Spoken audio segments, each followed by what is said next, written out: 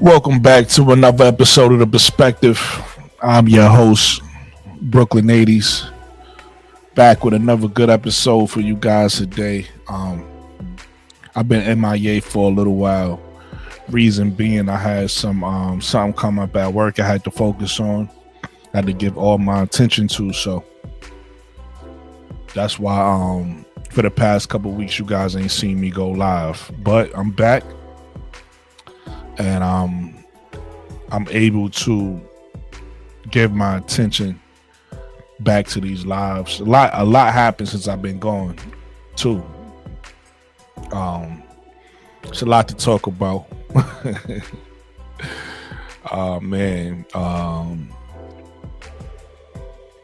It was drama, it was beef. I don't know why people like try to play tough on the internet. I don't know what people get out of that. But my name was in some narratives, some lies.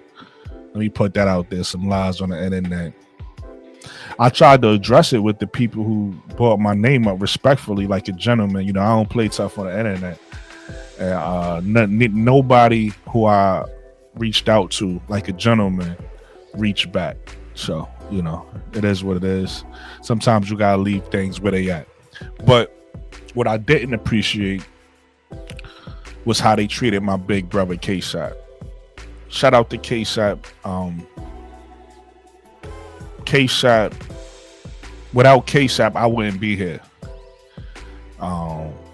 Without K-Sap, I wouldn't be able to do something that I didn't even know was like a dream of mine. Let me not say that. Podcasting is something I always wanted to get into, but I just didn't know when or how. And K-Sap kind of put that battery in my back. So I want to say shout out to my big bro K-Sap for showing me how to get started. You know what I'm saying? So I didn't appreciate how they spoke to K-Sap, because K-Sap is a gentleman. We all know. Stay fly. What's up, my brother? We all know K-Sap don't get on here talking tough with anybody or being aggressive with nobody. So I thought that was kind of corny that those guys decided to have that energy. And the funny thing about it, they acting all tough online, right?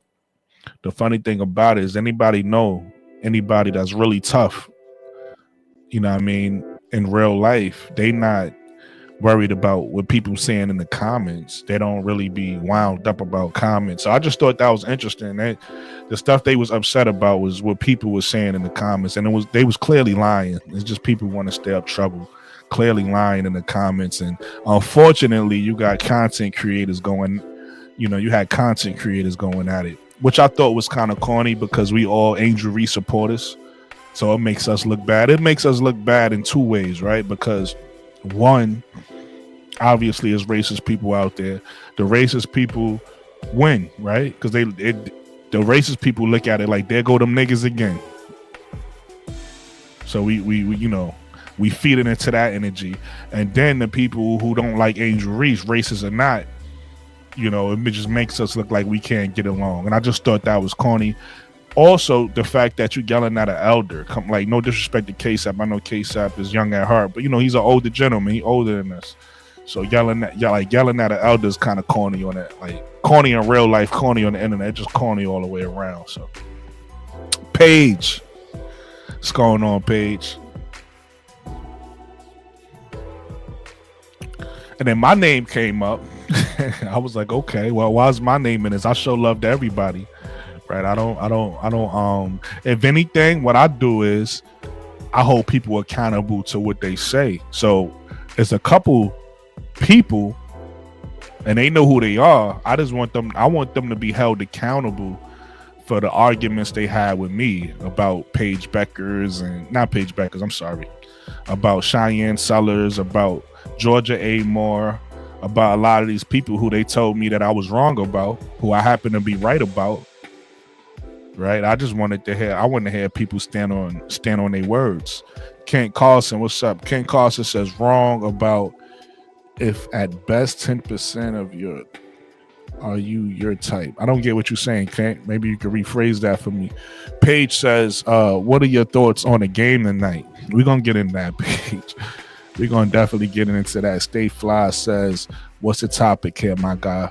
Right now it's going to be a few topics. Right now I'm just introing the show. I don't really like to get into a topic too early because people just tuning in. In fact, let me say this because I always try to say this at the beginning of every show. Listen, I talk women's basketball. In fact, I talk basketball in general. So if you're a fan of men's basketball, if you're a fan of women's basketball, make sure you hit the like button. Make sure you subscribe to the page. We creating a community over here of knowledgeable basketball people who love the sport, who enjoy talking the sport. I'm a new women's basketball fan. This is my second year, and I'm enjoying it. I'm loving what I'm seeing so far. I'm a Chicago Sky guy. I'm an Angel Reese guy, but I support all people. I support the Fever. I support Caitlin Clark. I support Asia Wilson, Paige Beckers. I support the Minnesota Lynx. All 13 teams in the W. I support. Stay Fly says, okay, bet, just subscribed. I'm a Fever fan. Shout out to you. Welcome, Stay Fly. Welcome. Lady J says Fever not contenders. Okay. I just said they looking like contenders. I ain't say they are contenders, but if you go toe to toe with the champs, that makes you a contender, Lady J. Listen, I take the emotion out of it. I just talk basketball. You get what I'm saying? And we take the emotion out of it and we see it for what it is. The way the Fever is playing right now, they looking like a contender. Regardless if you like it or not, that's just what it is. Kent Carson says, when are ones like you gonna hold yourselves accountable? As a white guy, you seem to think you above us. What did I say to make me think I'm above you, Kent? Like, I don't think I said any. First of all, that's telling me you don't know me. You don't watch my content and get to know me before you start to, you know what I mean? Don't do that. Go do that someplace else, brother. But if you want to have a conversation, I drop the link and we can see where it's at. I don't think I'm above anybody. I don't carry myself like that. You get what I'm saying? And also, Kent, you making yourself look bad, right? Because I don't view all white people as racist, but we all know there's some racist white people out there. So the fact that you can't be honest and say, oh yeah, I know who those guys are, I don't rock with them. The fact that you trying to defend racists make me look at you crazy. Like, what's wrong with you? Can't. But I don't think I'm above nobody. You know what I mean? And I rock with all people. I rock with all cultures, white, blacks, Hispanic, Asian, whatever. I don't think I'm above anybody, brother. Chicago Cheetah says, I'm not sure what's going on with the Sky. This is bad. I mean, we're gonna talk about it. Paige asked me what's my thoughts on the game tonight. So here's my thoughts on the game tonight. I think this is their best game they put together. I think they played well. I think the problem is they don't have the necessary pieces, or they play. So it's weird because they either gotta switch up their play style or they gotta get different players for their play style. Let me give you a perfect example of what I'm saying. Courtney Vandersloot is a great point guard. She's never been a scoring point guard. So right now with the way they playing through the 3-point line, right? In order for this team to be successful, they got to hit a lot of threes. Well, if Courtney is going to be one of your main 3-point shooters, you're going to lose. She's never been a volume shooter. She's never put up a lot of points in her career. She's an assist person, but she don't have the necessary people to pass to. And this office doesn't even allow her to do that, because if you want the best out of Vandersloot, then you have to play lockdown defense. Then you have to get out in transition, and then you have to run. They don't run.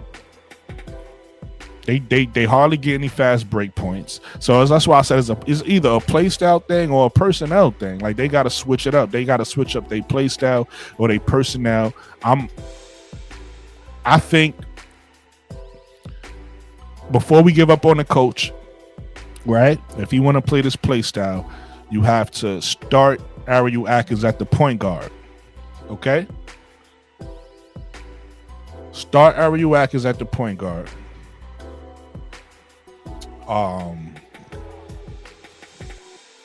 Start Ariel at the point guard.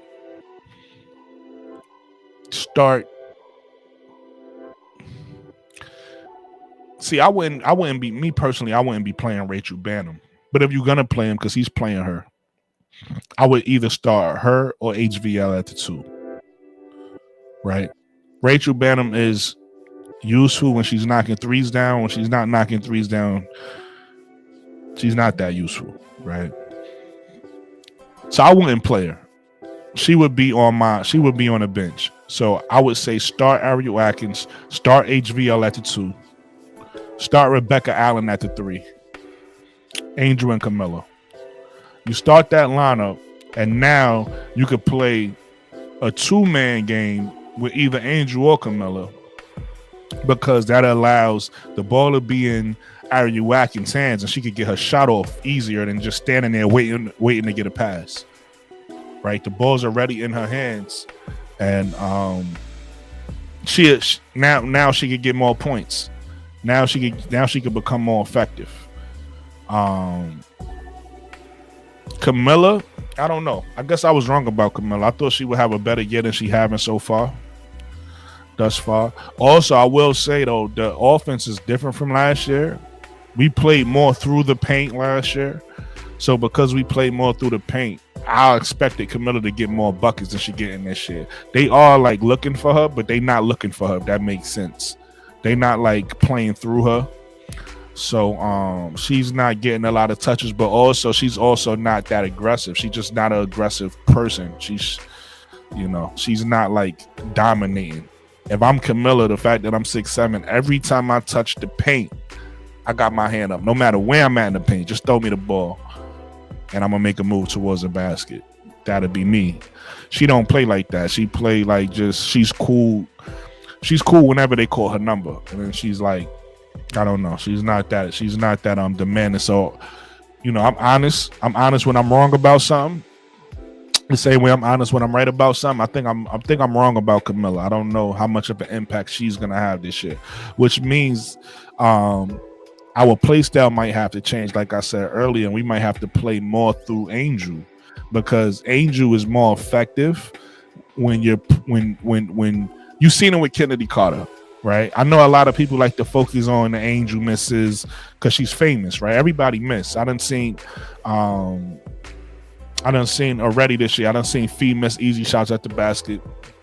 John Quell. I done seen a lot of these players that's better than Angel miss, and nobody cares.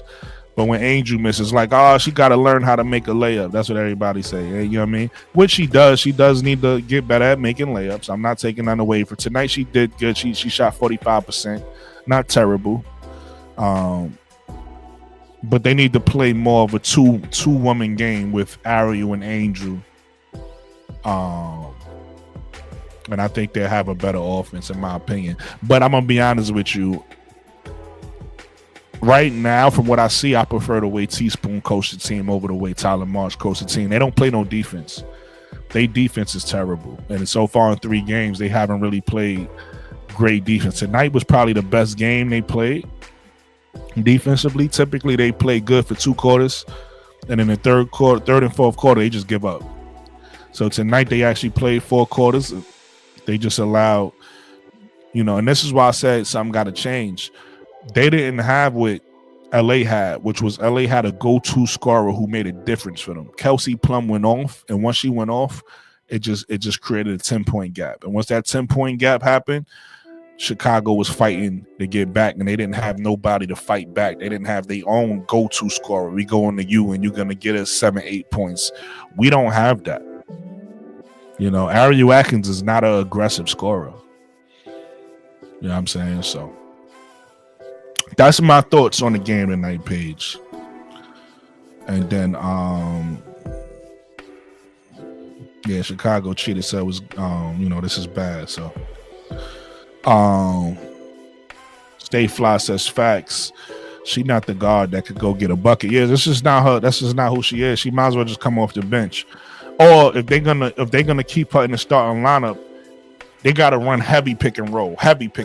Right now, we don't got a pick and roll offense. It's more of like a dribble handoff, pass, pick and roll. They trying to get threes up, and we don't have the lineup to get a bunch of threes up.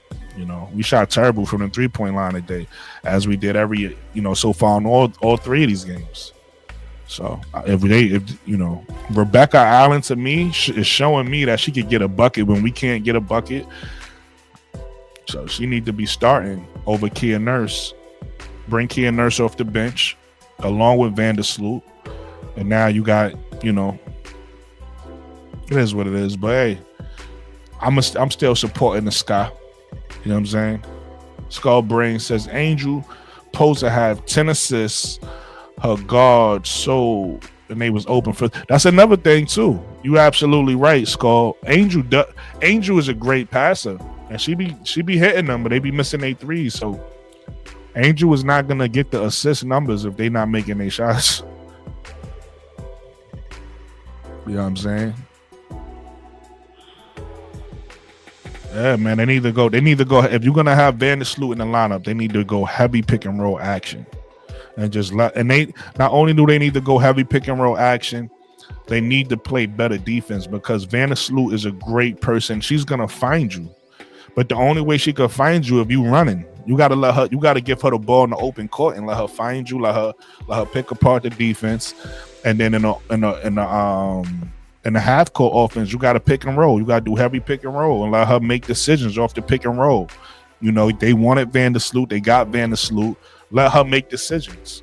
Right now, with the way this offense is it's kind of turning Vandersloot into a scorer. Because what happens is the ball go in the Angel hands. Angel drives. They collapse. Angel kick it to Vandersloot. She missed a three. Because now they turning Vandersloot into a scorer and not a passer. And it's not working. Yeah, fall from 20 from 3 is not good. But again, they don't have the personnel. In practice, everybody look good from 3. And then another thing, my criticism on Angel is the same criticism that I've been having on Angel last year. She just need to shoot the ball. If she shoots the ball, her offense, everything is gonna open up for her. And when she put her mind to it, she's a good shooter. She's a good enough shooter to shoot the ball, but she just get in her own head. I guess she still got Kim Mulkey in her head or something. Where she just feel like she got to get to the basket. And it's like sometimes getting to the basket is a lower percentage shot because you're going in there against bigger girls. You're not going in there with smaller girls or girls your size. You're going in there with bigger women. So it's a lower percentage shot than a wide open 3 they giving you. They sitting there staring at you like shoot it and you drive. It's like at some point she got to get confidence and shoot the ball.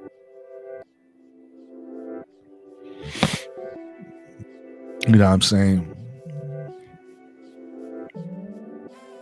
But yeah, let me wrap up what I was saying about my big bro K-Sap. I just wanted to give him credit because, like I said, the impact that he has on this community. I just wanted to make sure that I give him his flowers, right? Because I wouldn't be here without K-Sap. And K-Sap didn't have to help me out, and he didn't, and the other people who he helped out, he didn't have to do that. He did that out the kindness of his heart. So I just want to say shout out to K-Sap. I just didn't appreciate how he was talked to on his live because K-Sap is a gentleman. You feel me? K-Sap was a gentleman. So, and I didn't appreciate that. So I just wanted to say shout out to him because I appreciate him for giving me the battery to do what I'm doing what I'm doing now. And hopefully this grows into big and better things. I'm like the smallest person on the block, but I guess I'm ruffling feathers, right? I don't know.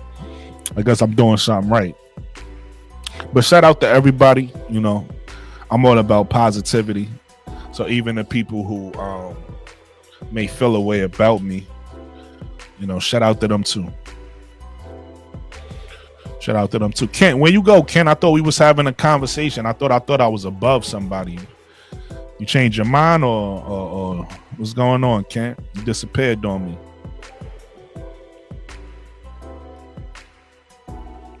But how's everybody day going, man? How's everybody day going? We got to talk some WNBA. I'm gonna talk about all the teams today. I'm not gonna just talk about the Sky. I'm not going to just talk about one team. We might talk about certain teams more than others because I know that's what people here for. So we might talk about the Sky a little bit more than other teams. We might talk about the Liberty a little more than other teams. We might talk about the Fever a little more than other teams. But we're going to try to talk. We're going to try to give everybody they love tonight. I've been paying attention. Why did the bigs have more assists than the guards? It's interesting. I think it's the play style. Like I said, they have a play style to get the ball out of the guard's hands. Right? They have a play style where the guards are supposed to catch and shoot. It's Tyler Marsh's play style, man. This is. Listen, Jeff P said that him and Tyler Marsh sat down and they saw the game the same way, and that's why Tyler Marsh got the job. This is what they foreseen. They foreseen more shooting, more, and I just think that they gave up on Teaspoon too quickly because, to me, if you take a look at what Teaspoon was doing, Teaspoon put the emphasis on the defensive end, right? And unfortunately, she didn't have the shooters. But I think you gave her another year and you gave her shooting with her play style, with her offense. I think we win some more games than 0-3, honestly. I think we win some, But hey, so far we haven't defended. If you go look at the numbers, we last in points generated, so in offense, and we last in points against, and so in defense. We the worst team in the league when it comes to stopping people, and we're the worst team in the league when it comes to scoring. So part of that is it's a new team that came together, right? A lot of new pieces and a new coaching staff. So part of that is a lot of learning, but the other part of it is just we just not that good. What they trying to do is not working. You know what I'm saying? So they're gonna have to figure that out. Mikachu, what's going on? What's up, bro? Ain't shit. I'm gonna say it again because many people probably didn't hear me in the beginning. I was away for a little while. I'm back now, so we're gonna get rocking.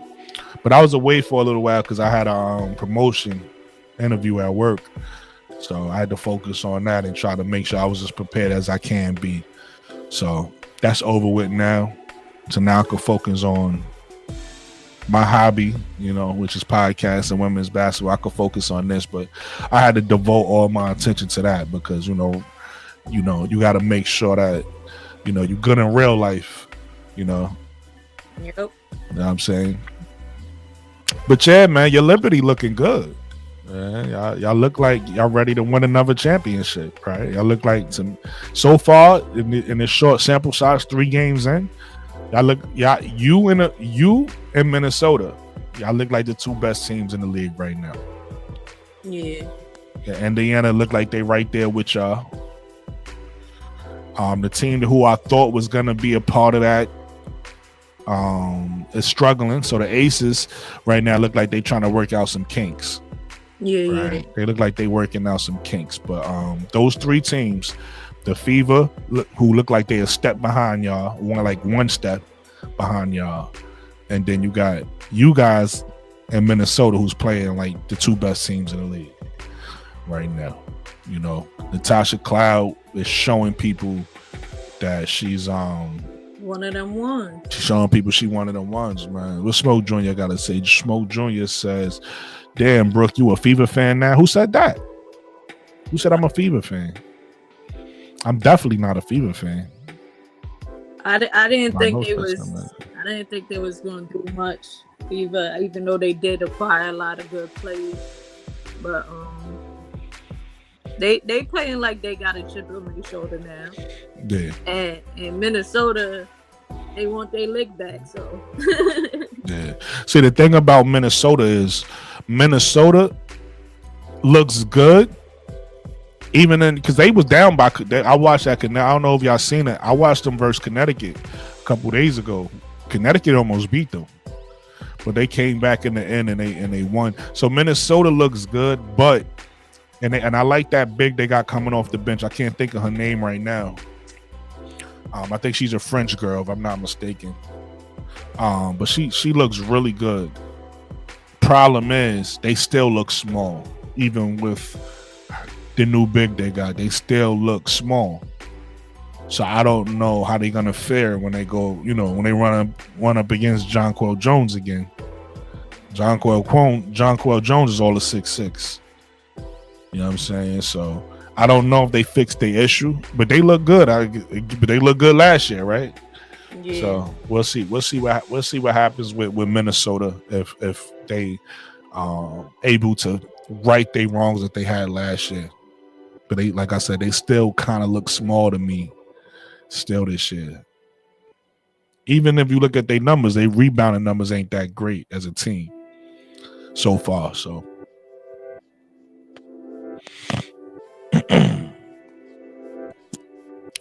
surprising me also, chat and Mikachu is Phoenix. I expected Phoenix to look worse than how they looking, but Phoenix is early, but they finding ways to win. Chicago Cheetah says, right now I have to go with the New York Liberty repeated champion. I mean, it looks like it. I mean, the playoffs is the playoffs, so we're not gonna know who's who and what's what till the playoffs happen. But right now, early reactions, the New York Liberty look like they on pace to repeat. That's just what it looks like, right? And then you got Minnesota and the Fever right there that's looking like we want to contend with you. And I believe the Aces will be there by the end of the season. But right now I could tell that they struggling. I think they lost tonight to the Storm. So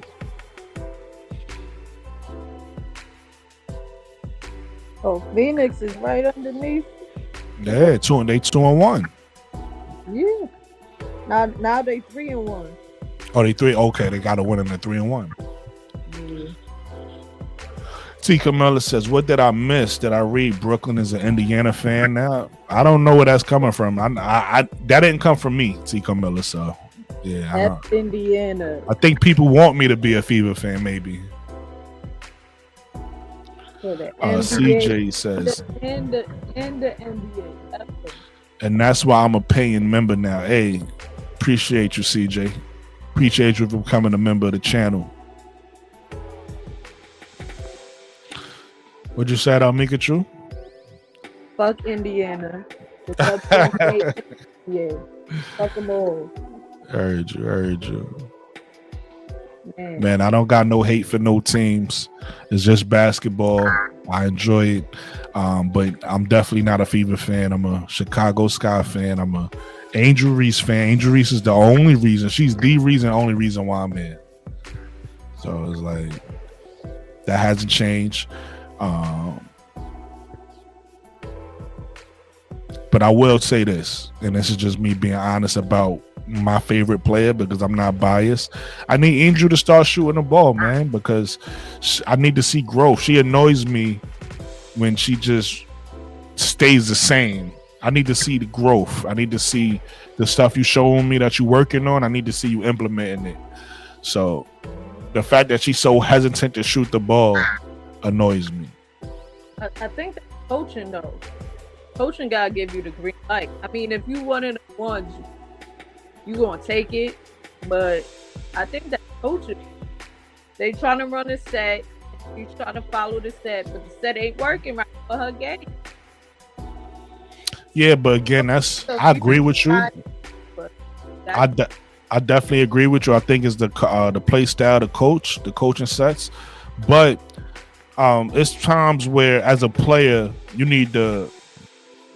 Sometimes Kobe manipulated the triangle, and what I mean by that is the triangle is an offense where depending on where you standing at, you got to pass the ball and then cut and move here and da da da.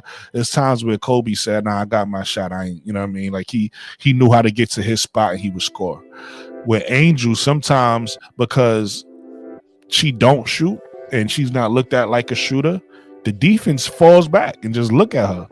And instead of her saying, okay, well, let me get comfortable and shoot this ball because I'm wide open, she still drives into the defense, or she's still a hold it and look for the pass. And it's like, Angel, in those times where you wide open, shoot the ball, right? And it's like, I understand the mindset is, hey, if I get closer to the basket, is a high percentage shot. But not necessarily, because once you get closer to the basket, you got a bigger defender on you that's taller than you, and now they blocking your shot or contesting your shot where you miss it anyway. Whereas that wide open shot, because nobody's around you, even though you're further away from the basket, is actually a higher percentage shot because nobody's guarding you. It's a wide open shot. You get what I'm saying? So in those times, I just wish he would shoot it more. CJ says, I want you to be a Fever fan.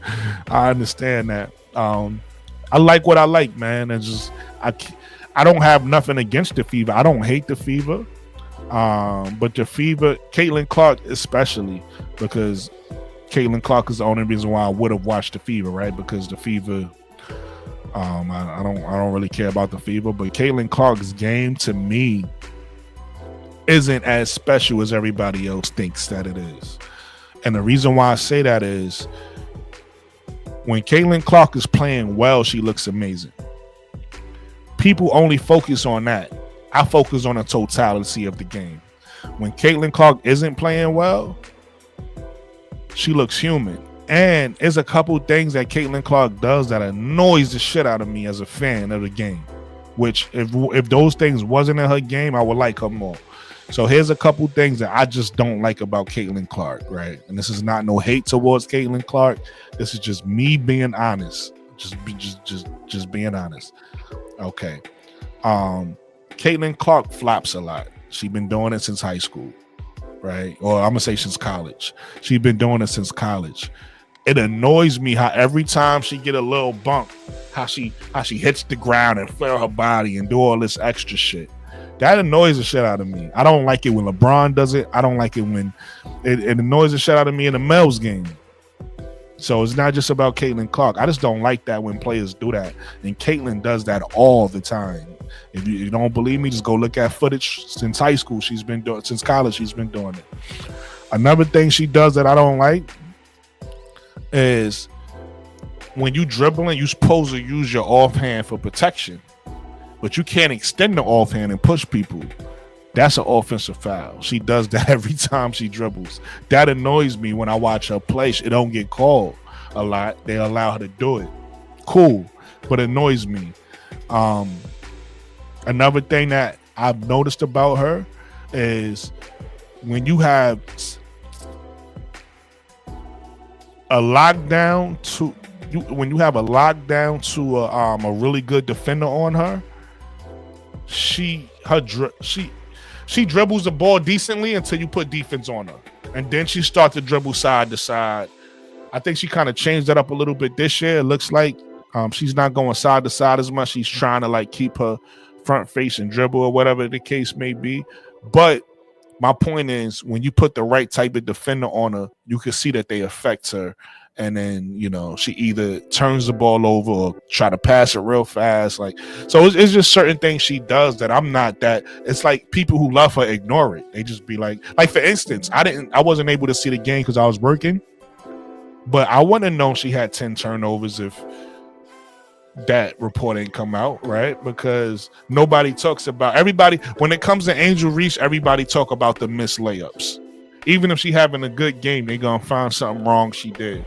When people talk about Caitlin Clark, they act like she does no wrong at all. And it's like, come on, dog. She's human just like everybody else. She's a basketball player just like everybody else. So for me, when I watched Caitlin Clark, she didn't make me want to watch the game. When I watched Angel Reese, she made me want to watch the game simply because of the energy she played with. I just like that. Like, I just like how she just played the game with her energy, and that's what made me say, "Oh shit, who's this girl? I like the way she playing out there." This is back in college. Now that she came into the pros, I haven't really seen that Angel Reese. I'm waiting for that Angel Reese to show itself. So I understand how a lot of y'all who probably don't care about college or didn't really watch the college game and only seeing Angel in the pros is like, how can you like Angel? Because I probably, in a lot of y'all opinions, she's probably not that good, and I understand that. But Angel does have a lot of skills that may translate or they may not. It's up to her to translate them skills. So far y'all have seen the rebounding, so far y'all have seen the defense, and now even the ball handling is coming through a little bit. But one thing that I think she need to adjust that she didn't do in college, that she needed to do in the pros, is shooting the ball, because in college she was able to go and bully people at the rim and make those layups that she's missing now. Now that she's in the pros and these girls are taller than her, she's missing a lot of those layups because, one, she's getting doubled and triple teamed. She's getting fouled. The refs is not calling the fouls when they body her up. And then she's going up and she's looking for the foul through the contact. And it's like, that's on her. She needs to adjust that. Stop trying to play through the foul. Stop trying to look for the foul and actually just shoot the ball. Either shoot the ball, fade away. She needs more finesse moves. And she's not really a finesse player. She never had to be in college because she would just bully girls and get her way. Well, you can't do that in the pros. And that's my issue with Angel. So that's my issue with Caitlin, right? Caitlin does a lot of things that I just don't like. When I watch her play, sometimes it annoys me how she flops all the time and do all this, that, and the third. And that's my issue with Angel. Angel, I need to just see her evolve her game to the pros now. She's trying to play the same way she played in college, and her game is not translating in how it was in college because these girls are bigger. So she needs to adjust and add more shooting, more floaters, more fadeaways to her bag. More when I watch Asia Wilson play, when Asia Wilson go up against taller players, she don't just go up and try to go over them like Angel doesn't get blocked. Angel Asia throws a lot of fake. She gonna pivot you, fake, and then go up. That freezes the defender because the defender don't want to foul. Angel don't do that. Angel don't freeze the defender. Angel just try to go up strong and get blocked. So that's what I need to see from Angel for her growth. And with Caitlin, I respect Caitlin's game, but Caitlin is not. There's a lot of things that's in Caitlin's game that annoys the shit out of me. But with that said, I respect Caitlin for what she does do and what she brings to the game when she does get hot and all that and all this. Hey, shout out to Caitlin. She's a heck of a player. I wouldn't be an Indiana fan because of that. But I do think that Indiana fan has a good team, and I like what Indiana did with their team. I just wish I wish for the rivalry that Angel's team got the same type of respect, and you got to give love to the GM. This is a GM thing, but I wish Angel's team got the same type of respect that Caitlin's team got, because I feel like if their teams is more even and you see them clash, it'll be much more of a matchup and it'll be much more fun to watch.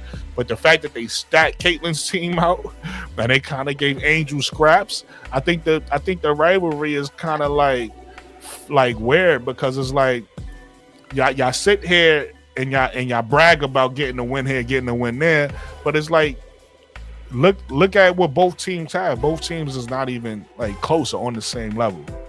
It's like when Caitlin went to Indiana, she went to Indiana in the last year of a rebuild, but when Angel went to the Fever, she went to the Fever in the first year of a rebuild.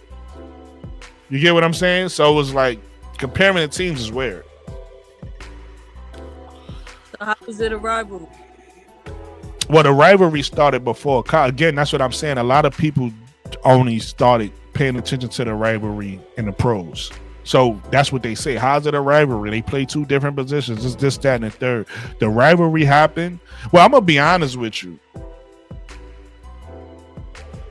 So I'm gonna tell you how the rivalry happened, and I'm gonna tell you the facts at the end. The rivalry happened because Angel beat Caitlin in the championship game. And that wasn't supposed to be a rivalry, because if you know anything about a rivalry is the way rivalry starts two ways, in my opinion. A rivalry can start because of regions. You from here, you from there, we just don't like each other. So New York and Boston is going to be a rivalry. You get what I'm saying? And that happens all over the world. We got a new team coming in Portland. Portland already established that Seattle is going to be their rival because of regions and locations, right? Y'all ain't putting no twerk. Nah, stop it. I can't stand that, bro. No, hold on. Listen to what I'm saying, because that makes sense, bro. But that's still bullshit. All right, you say it's bullshit, but I'm telling you why. You could disagree with it, but I'm gonna tell you why it makes sense to certain people, right? It's just like living in the DMV area, right? If you're in the DMV area, and you're Baltimore, you might have a rival with Virginia. You get what I'm? It's just regions. It makes sense. It is what it is. Certain people is gonna have rival based on when you live at. You get when you want. You don't have to agree with it. I'm saying you understand. Disagree, bro. We gonna disagree because okay, so you don't get about that. The New York Knicks and the Nets have a rivalry. No, y'all don't. Yes, they No, do. y'all don't. They do. Boston and the Knicks don't have a rivalry. Yes, they do. And the Yankees got a rivalry for good reason. But I'm saying, all right, and I'm not mad at you for feeling that way, but you're looking at it one-sided. So I'm assuming, and you tell me if I'm right, you're saying that because according to you, the only way you can have a rivalry is based off what happens on the court or the field or whatever, right? Yeah. Games being played. So you're right. So that's why I said it's two types of rivalries. That was the second type. Go ahead. No. That's why I said I feel you, but to me, that don't indicate a rivalry. And I'm not. You have to have some animosity towards each other, some versus hatred, like Celtics versus the Lakers. But it is animosity with regions. That's my point. That's why I said it's two ways to have a rivalry.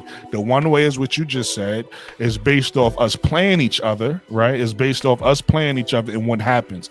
So let me explain that rivalry. The way this rivalry works, and it's the rivalry you're talking about, Mikachu, you can't just beat a team and have a rivalry. Both teams have to win. So let me give you an example of what I'm saying. If two teams meet each other in the playoffs 3 times, and one team win the matchup every time, it's not a rivalry. You just lost to that team. But if I meet you in the playoffs and you beat me this year, and I meet you again in the playoffs and I beat you next year, that's where the rivalry begins. Both teams have to get a win. That's how a rivalry starts. So that's on the court or the field. So I agree with you. That's the main way, or usually the way you would have a rivalry. So you absolutely right, and I agree with you. What I'm explaining to you, and you don't have to agree, is the other way to have a rivalry is based off regions. Some regions just hate other regions or competes with other regions. That's the second way to have a rivalry. So those usually how you're gonna have rivalries in sports, either based off region or based off what happened when we played each other, over time or whatever the case may be, right? So now, with all that said, now that we understand how rivalries start, there really was no rivalry between Caitlin Clark and Angel Reese because Angel Reese won every time they played each other. A lot of people don't know that. So even in that championship game, up into that championship game when Angel Reese won the ring, Caitlin never beat Angel. She never won. They played about 4 times up into that point, if I'm not mistaken. I think about 4. I think that was the 4th time they team played each other. That's going back to when Angel was in Maryland. Angel beat Iowa every time she played Iowa. So it shouldn't have been a rivalry. What happened was, again, when new fans come along, everybody expected Caitlin to win that game, right? Because she just beat South Carolina. So they was like, oh, she's going to beat LSU too. And she lost that game. And the way Angel did the whole, you can't see me, it set people off. It made them upset. And that's where the rivalry began. It didn't begin on the court. It began because a lot of new fans said, oh, we don't like Angel Reese. Look how she acts. She's not good for sports, and she's not this, and she's, she became a villain. And that's how the rivalry started, with Angel Reese just winning the championship. Now, what happened is the next year, they played each other in the Elite 8, and Caitlin won in the Elite 8. That's where the rivalry probably should have started at, but I still don't think it should have started there because the Elite 8 ain't a championship game. So who gives a fuck who won or lost in the Elite 8? Neither one of them got a ring for that. But that's Iowa feels better now. Iowa fans feel better because they like, look, we beat LSU. Okay. But the fact of the matter is, again, that's the only time Caitlin never beat Angel, was that one time. She never beat Angel before that. But that's where the rivalry started. It started when Angel won a championship game and everybody was like, we don't like this girl, whatever. So that's where it started at. So what happened was when they got in the pros, again, these two players is the highest rated. When these two players go at it, everybody tunes in, right? This is when the ratings go up. So what happens when they got in the pros? It was the same thing. When Indiana played Chicago, everybody was tuning in to see it.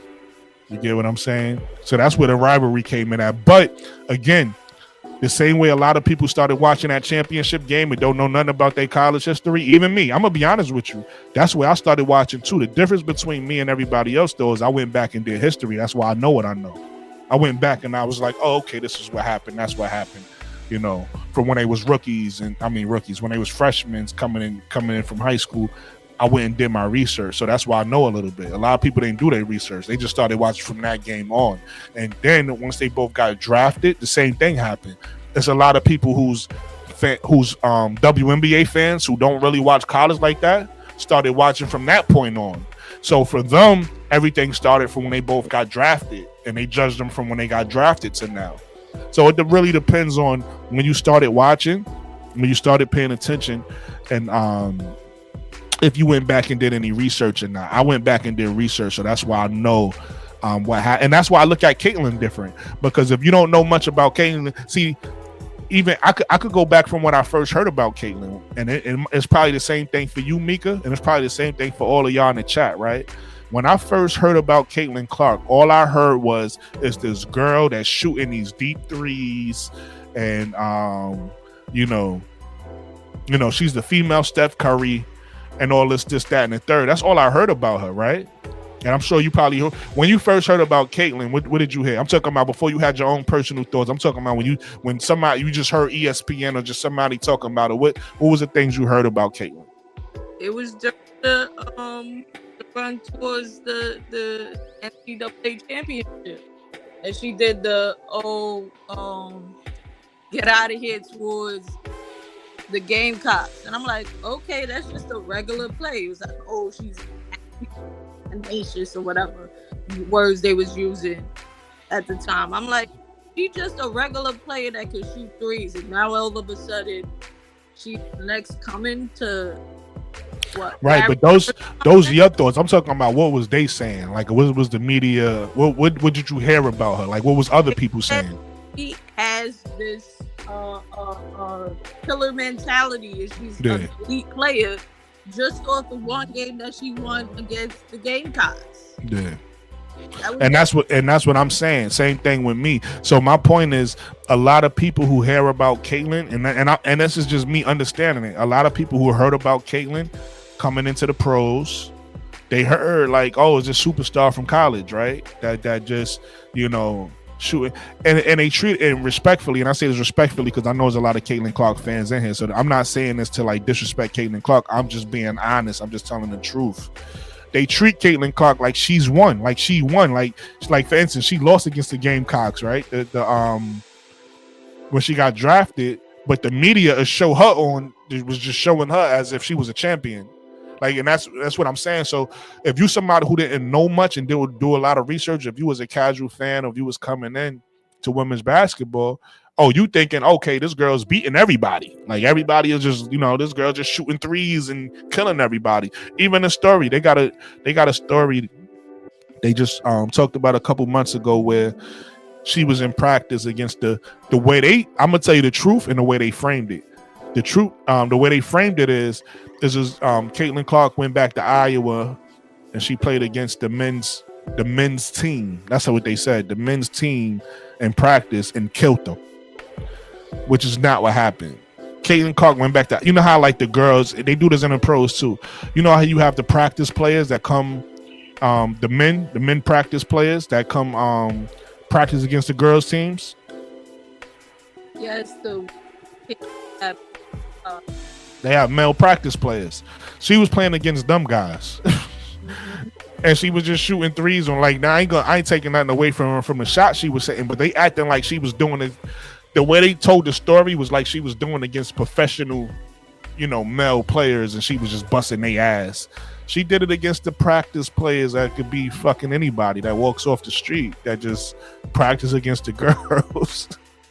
But my point is, these are the stories that people would tell you So if you don't know anything, you're thinking like, oh, this girl's amazing. And then you hearing she's coming into the league. And then you're hearing, oh, these girls is beating her up.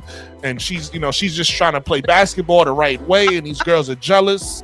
And I'm like, yo, none of that is true. Like, none of that's true. Like, that's all media narrative and lies.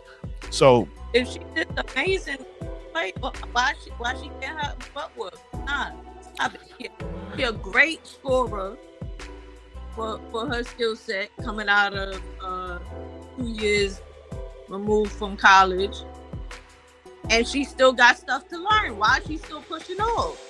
Like, you don't have to do that. I've seen Diana Taurasi push offs, and it don't look nothing like that. Like, when they was bigging up Sabrina Ionescu, and I actually physically saw her play, I'm like, she a good shooter, but she don't got no other intangibles about her. She a good scorer. Like, I played ball before, so I have a good keen eye on what's an actual player, because I played women's sports. She a good player. She still got some growth to go through. And it don't happen in year 1 or year 2. So CJ, you misunderstood what I said. I didn't say that if you beat a team, there's a rivalry. I said the way a rivalry happens is that if two teams meet each other in the playoffs, both teams have to get a win. So there's no way for Caitlin to have a rivalry with South Carolina because both teams didn't get a win.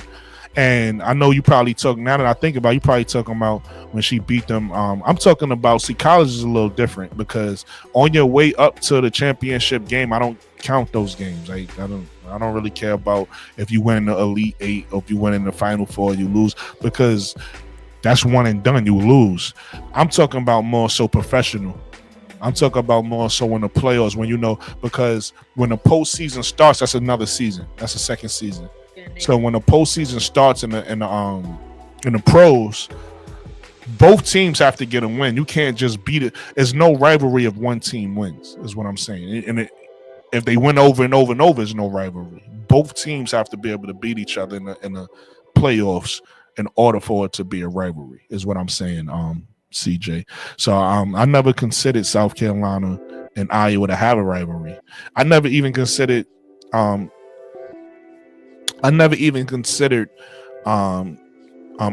and LSU to have a rivalry. Like I said, I didn't even consider what happens to be a rivalry because with Angel Reese and Caitlin Clark. What I said, how it became a rivalry, though, is because a lot of people started hating Angel after that game. That's where that rivalry came from. So for whatever reason, them two, regardless of people like it or not, Angel and Caitlin is connected because people love to see them play. It's almost like if you want to see one player lose. So like people, a lot of Caitlin Clark fans and a lot of people around the world probably tune into those games to watch Angel lose. That's outside of our control. That's a rivalry, regardless if you like it or not. People want to see that. People want to see them play. So it is what it is. That's why they got them playing 5 times this year. Because people want to see it. So,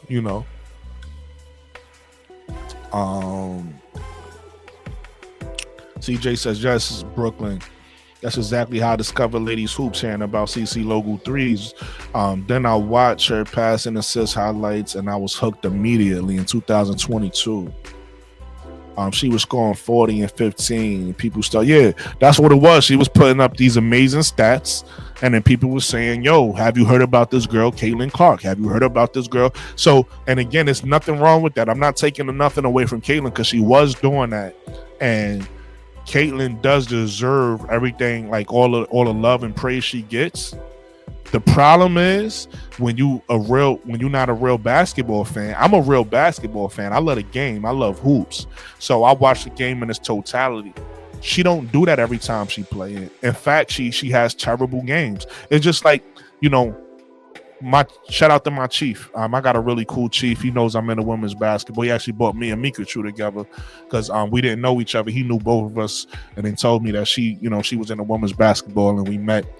But shout out to my chief because I'm using him as an example of somebody who's probably like I wouldn't even call him a casual watcher. I just think he knows about the game. Like, he just likes sports. But he just told me the other day, he was like, yo, Caitlin Clark, the best player in the game, right? I said, nah, it's Asia Wilson. And he said, ain't she coming out scoring like 20 points a game?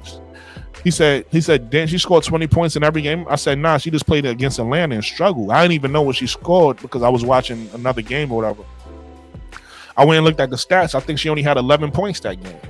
But my point is, the media narrative around Caitlin Clark is she don't do no wrong. They don't tell you when she don't. They only talk about her when she does the 40 and 15, when she has the 20 points a game. But they don't tell you about the 10 turnovers. They don't tell you about the 11 points per game. They don't tell you when she struggles. They don't, you know what I mean? None of that's highlighted. But somebody like myself who loves the game, will go back and watch the whole totality and say, okay, in the opener she had 20, 10, and 10. Right? She had 20, 10, and 10. But in this game, she had 10 turnovers against the Liberty, right? She had 20 points, but she had a triple-double with turnovers. Nobody gonna tell you that. They're not gonna tell you that in the media. But it's up to you to be a basketball fan. Just same way I did with my favorite player, Angel Reese. I just said what she needed to work on, right? I don't sit here and tell y'all Angel Reese is the best thing and she, she's just dominating and she better than everybody else. When I talk about Angel Reese, I say, hey, Angel Reese needs to start diversifying her game. She need to start shooting better. She need to start shooting more fadeaway. She need to do this. She need to do that. That's what I say about Angel because I care about the whole game. I'm not one of these people that can't tell the truth. My fault. I just got a super chat. I got a super chat. Shout out to B Will for the $5. B Will says, I could care less about Fever versus Sky games. There's no rivalry there. There's no rivalry between Angel Reese and Caitlin Clark. All right, so here's where I disagree with you, B Will. And I'm not mad at your take. But again, like I said, some things is outside of our control. We can't control what the people want to see. You get what I'm saying? So if you say, I get what you're saying, because if I break down their games, they don't play the same position. They don't have the same play style. They don't even guard each other on the court.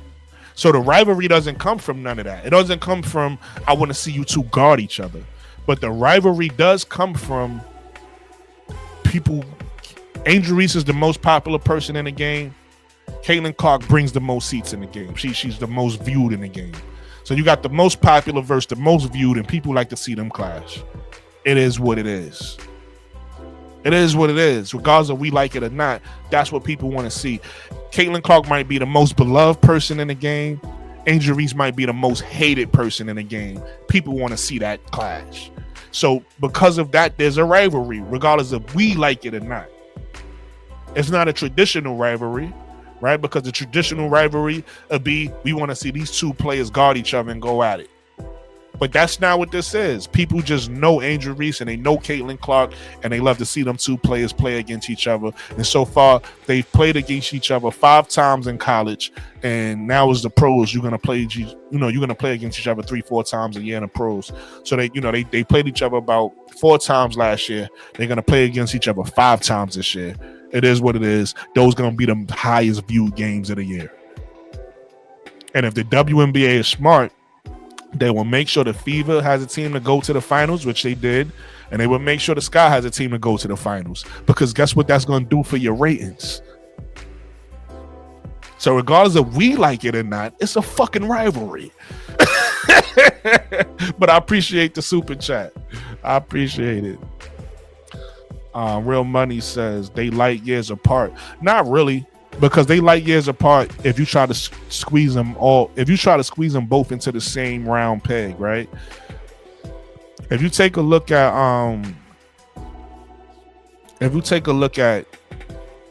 for instance, right, the Celtics and the Lakers, well, we already know about the historic rivalry. I'm not talking about the historic rivalry.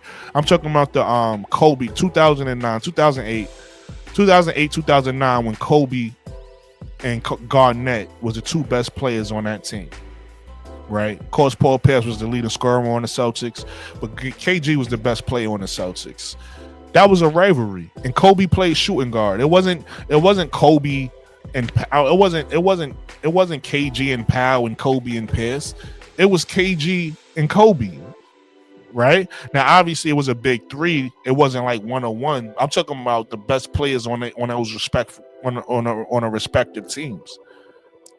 It's not always about having the same game. It's really about people just want to see y'all match up, right? And as long as you can match up, as long as you got 2 championship teams, that's all people care about. You know what I mean? Jordan played in the era. Jordan was the best shooting guard when he played. He was the best player when he played. But Jordan played in the era with centers. Jordan was dominating centers. He wasn't dominating other shooting guards. The only other shooting guard that could compete with Jordan was Clyde Drexler. He bust his ass. But the people that Jordan was competing with was Patrick Ewing and Shaq, Hakeem Olajuwon, David Robinson. These are the people he was dominating, or the teams that he was dominating. So it ain't always about, do we play the same position? Do we play the same way? No. It's not about that all the time. Sometimes it's about, I'm a champion in my own right, or I'm a championship type player. I have my own championship team. How do I make my team dominate your team, and you might play a different position than me? You get what I'm saying? Steph Curry was the best player on the Warriors, and LeBron James is the best player on the Cavs. That was a rivalry. You understand what I'm saying? So, again, sometimes it ain't the way we want it. That's all I'm saying. I get what y'all saying. Sometimes it's not the way you want it, but it still is. It's just not the way you want it to be. CJ says, you closed the loop with exactly what I was saying. Okay. I don't know what I closed or what you were saying, but I'm happy we on the same page. Real Money says, we got to stop going into basketball history trying to force points. I don't think going into basketball history is forcing points. I think going into basketball history is teaching points, right? Because, again, the problem is people don't want to go into history. And I'm not saying it's about you, Real Money, so don't take this personal. But the problem is people want to make, and I say this respectfully, people make dumb points sometimes and don't realize their points is dumb. So now you got to go and show them with history and be like, look, why you think they comparing Angel Reese and Caitlin Clark to Magic and Bird? They're not doing that for no reason. It's a lot of similarities there. Is Angel Magic? No. Is Caitlin Bird? No. But it's a lot of similarities there, and that come from history. You get what I'm saying? So, CJ says, unfortunately, you 100% correct. People, non-Sky fans tuning to watch them lose. I don't want to call it hate watching. There's nothing wrong with hate. See, here's the thing, though, CJ. There's nothing wrong with hate watching. Hate always been a part of sports. It's something wrong when people want to voice they hate the people. Right? If you somebody and you're gonna watch a game and hate somebody else by watching a game, there's nothing wrong with that. Knock yourself out. The problem is when you want to let people know how you feel. Keep your thoughts to yourself. Don't nobody give a fuck. But people been hating players since the beginning of time. Like that ain't nothing new. So ain't nothing wrong if you just want to tune into a game because you hate a player. Do your thing. CJ says, yeah, Brooke, my bad. I typed that in at the beginning. Yeah, I got you. Real Money says, Asia, dumb, just got scum, but you see what we were discussing. That's what makes them the faces. But that's my point, Real Money. They both the most popular. So that's kind of what make them a rival, too, because they're the people that people care about the most. Them, too, are the top faces view players, so people care about them the most, and people want to see one beat the other one, regardless of you a fan, whoever you're a fan of. You know what I mean? B Will says, I get what you're saying, Brooklyn, but that's not a rivalry. That's a box office moneymaker, but not a rivalry. I think it's both. I think, again, we could disagree to disagree. If people gonna tune in to watch these two players play, okay, well, I feel what you say. I feel what you're saying, though. We just got to disagree on that one. Real Money said they light years apart. They are different players. Chris Strong says, in fairness, I don't see them talking bad about the Angel game she had with 2 points, or Asia only putting up 15 versus Storm and getting blown out. The national TV usually tries to promote positive. I don't know about that.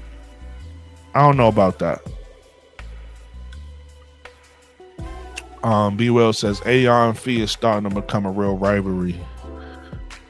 Again, maybe we'll see. I feel like it's something there, but you got to do it when it count, right? You got to do it when it counts. So right now, Fee is Fee. She at the top of the mountain. But if Angel wants to be at the top of the mountain, she do got to contend with the Fees and the Asians and the all of them of the worlds too. But Angel still got to, like I said, round her game out. Her game is not rounded out yet. Real Money says, what player in the world never has a few games off? No, absolutely. Again, that's why I said I always see people, and that's what happens, Real Money. When you critique Caitlyn, this is what happens.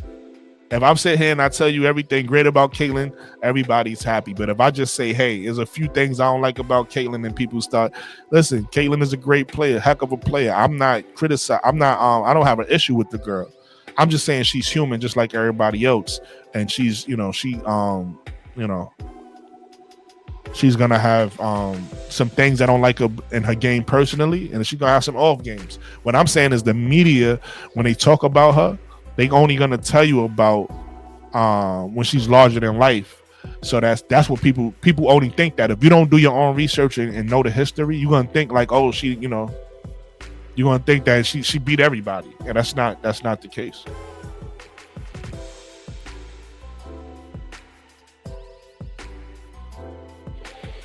We will agree with you on one of your points. I don't know what it was. I got lost. We got lost in the comments, Mikachu. But B Will says facts, Mikachu. Real Money says, nah, that's why she was in college. I'm trying to catch up on some of these comments I missed. That's when everybody started paying attention. It's good enough. Yeah, it's good enough. Let's go back. Real Money says color is all. This been happening. We just in the era where you could blast it out, and yeah, this is they've been doing that since the beginning of the time, and it's good for basketball. Be honest with you, for ratings. That's why I think the commissioner tried to make light of it last year, but she just did it wrong. You know what I mean? When it's this visible, you gotta kind of like be vocal about it. But there's a lot of people who. There's a lot of hatred when it comes to sports in general. Whether you talk about any sport, and people hate watch, people tune in and see the players. Look at what happened with Kansas City and the Eagles. A lot of people didn't want to see Kansas City win. Apparently, I'm not a football guy, so I ain't give a fuck. But a lot of people tune in because they tired of Kansas City. They was hate watching, and a lot of them was happy when they lost. When the Eagles won, there was a lot of people who's not Eagles fans that was happy. It is what it is. I watched because my nephew a Kansas City Chiefs fan, and yeah, they want to do. You breaking up a little bit. Say it again. I watched because my nephew's a Kansas City Chiefs fan. Yeah. He likes Patrick Mahomes, but a part of me did want to see them lose. But I was tight. It was the Eagles. That's all. Listen, a lot of people hate watch. It is what it is. Chris Strong says a lot of games where I hope Michael Jordan will lose. Come on, especially when it was against my Knicks. Mm-hmm. Chris Strong says that's easy. They taught Magic and Bird to bring up ratings. Companies don't care about race relations. It's a white versus black. Going back to Iowa versus LSU, I think they really talk about Magic versus Bird because of history, right? If you know, again, this is why I say people got to know the history. Magic beat Bird in the championship game in college, the same way Angel Reese beat Caitlin Clark in the championship game in college. Yeah. Then Magic and Bird then went to the pros, and they kept meeting each other in the finals. Mm-hmm. And then one beat the other one, and the other one beat the other one, and they went back and forth.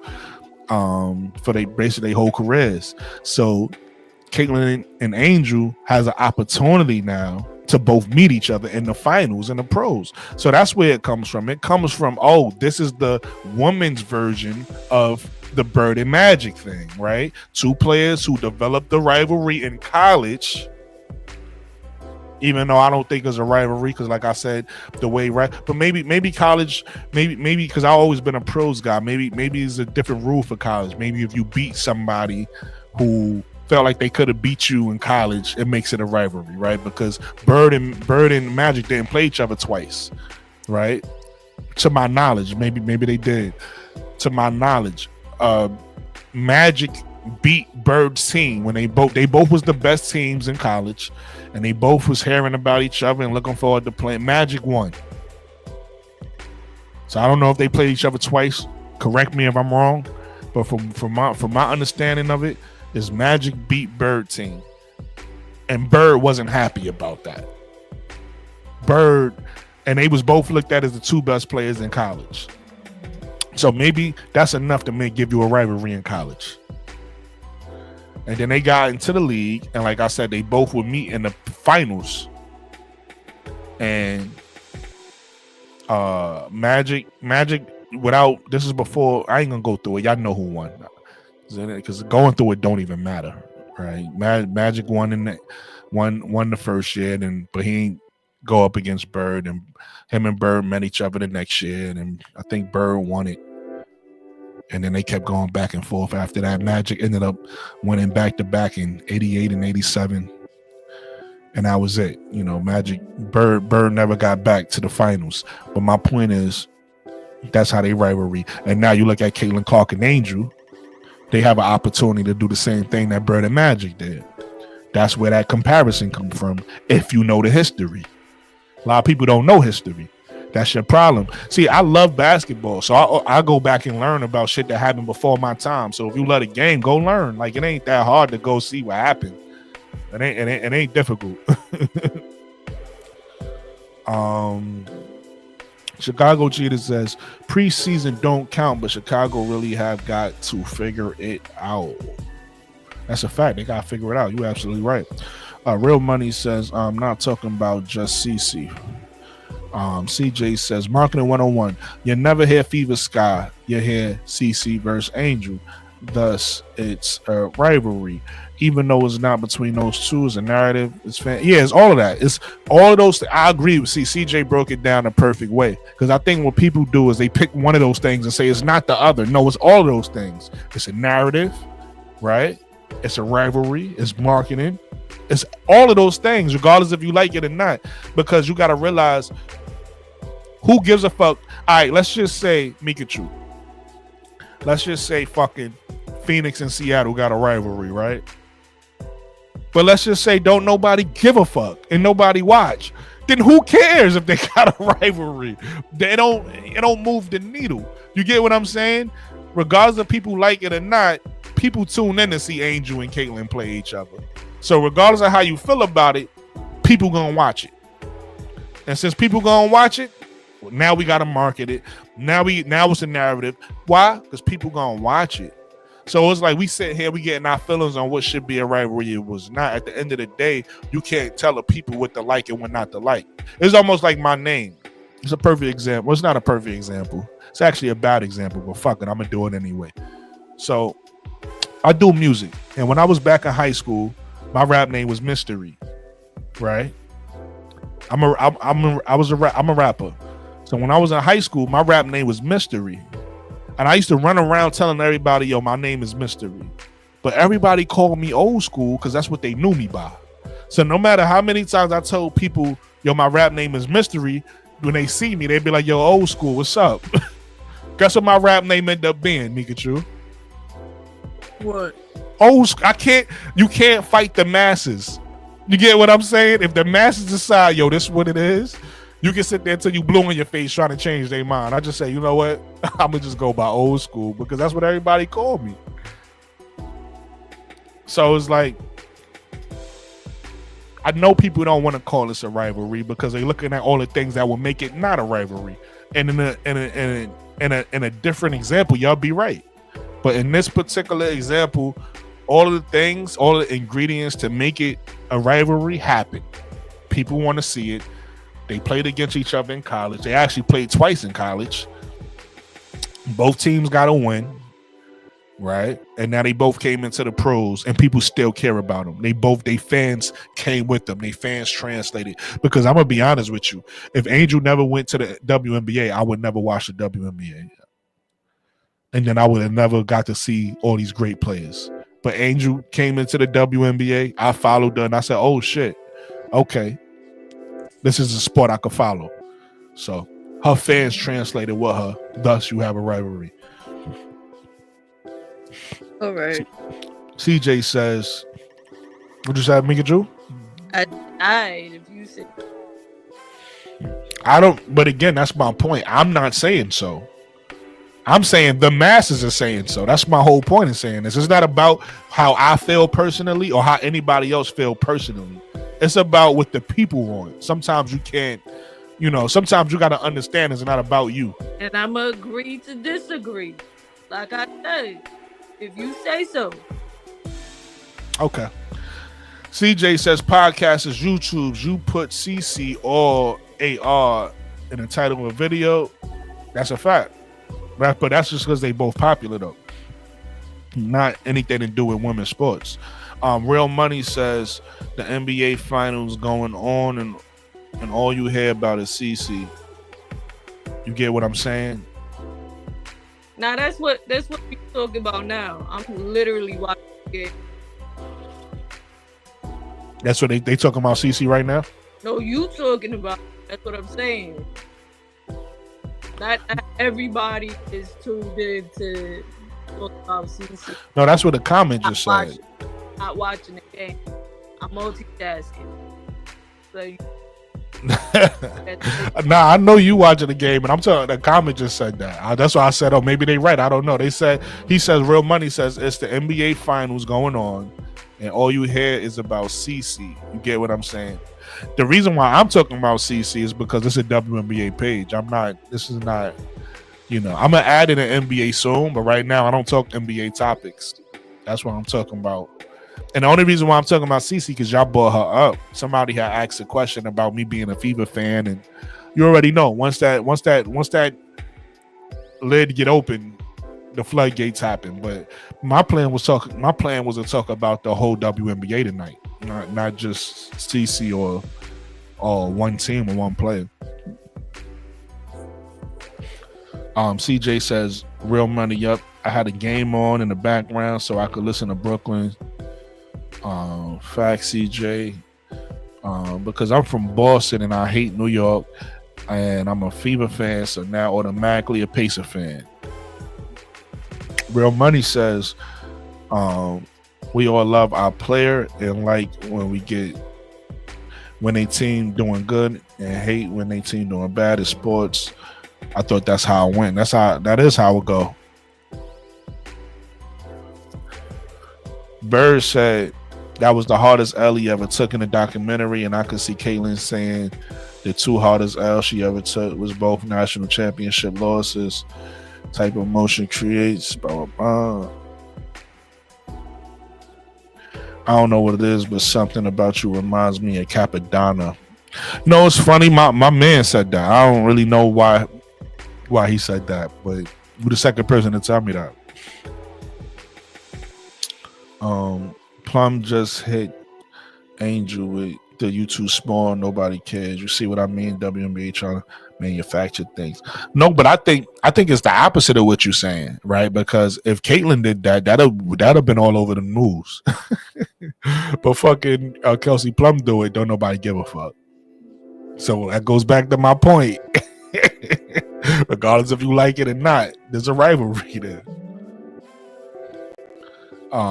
B Well says, okay, Brooklyn, I see now you actually put a criteria together. I got you. Yeah. But yeah, so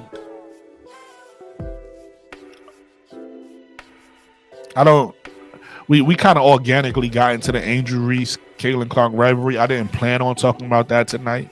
But hey, fuck it. We got into it, and It is what it is. But I'm gonna run down these teams real quick, and as I run down these teams, we got a discussion about them. If y'all want to talk about something in depth, Mikachu, people in the chat, you know, just pose y'all questions, and we get into it. CJ says, so what is wrong with the sky? I watch a lot of YouTube. There's plenty of blame going around. All right, we're gonna talk about that in a second. Minnesota. I'm gonna just start from the top of the league, and we're gonna go down. Minnesota, like I said earlier, Mikachu, Minnesota looks like they hitting the ground running. Like I said, the only time I seen them look kind of like they let go of the rope is against Connecticut. Connecticut almost beat them the other day, but Connecticut dropped the ball in it at the end, and Minnesota ended up getting that win. But they look strong. They look like they ready to contend for a championship. But I don't know if they fixed the rebounding issue. I feel like they still kind of small, so we'll see what happens with that. New York Liberty looks like they ready to contend. I like the addition of Natasha Cloud. Natasha Cloud has put her imprint on every game they played thus far this season. The defense that she adds, the energy that she adds, looks like it's really making a difference. It's giving the Liberty what they need. Brian Allen Hahn says Chicago traded the number 3 pick for Atkins, and she's taking about 6 shots a game. Some drastic changes have to be made to the team. That's a fact. Definitely a fact.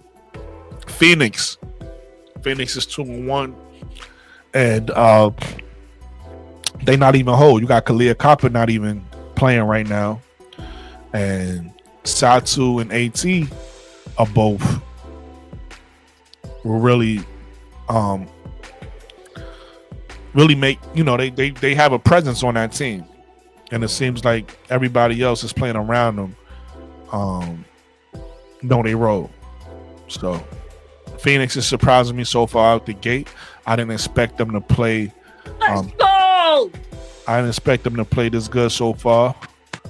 So what's the score? I ain't saying it. I want to drink some. All right, just tell us when the game over. Great ass play. That's all I'm trying to say. Heard you.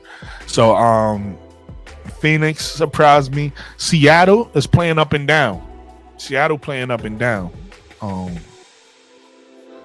Smoke Jr. says, Brooke, you should play your song. Do your thing with Janelle. That shit fire. I got you. I'll play that shit.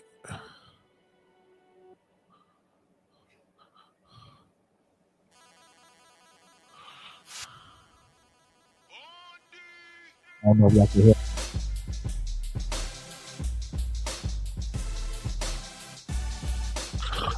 CJ says, unbelievable. Knicks were down 26. That was a 1-point game.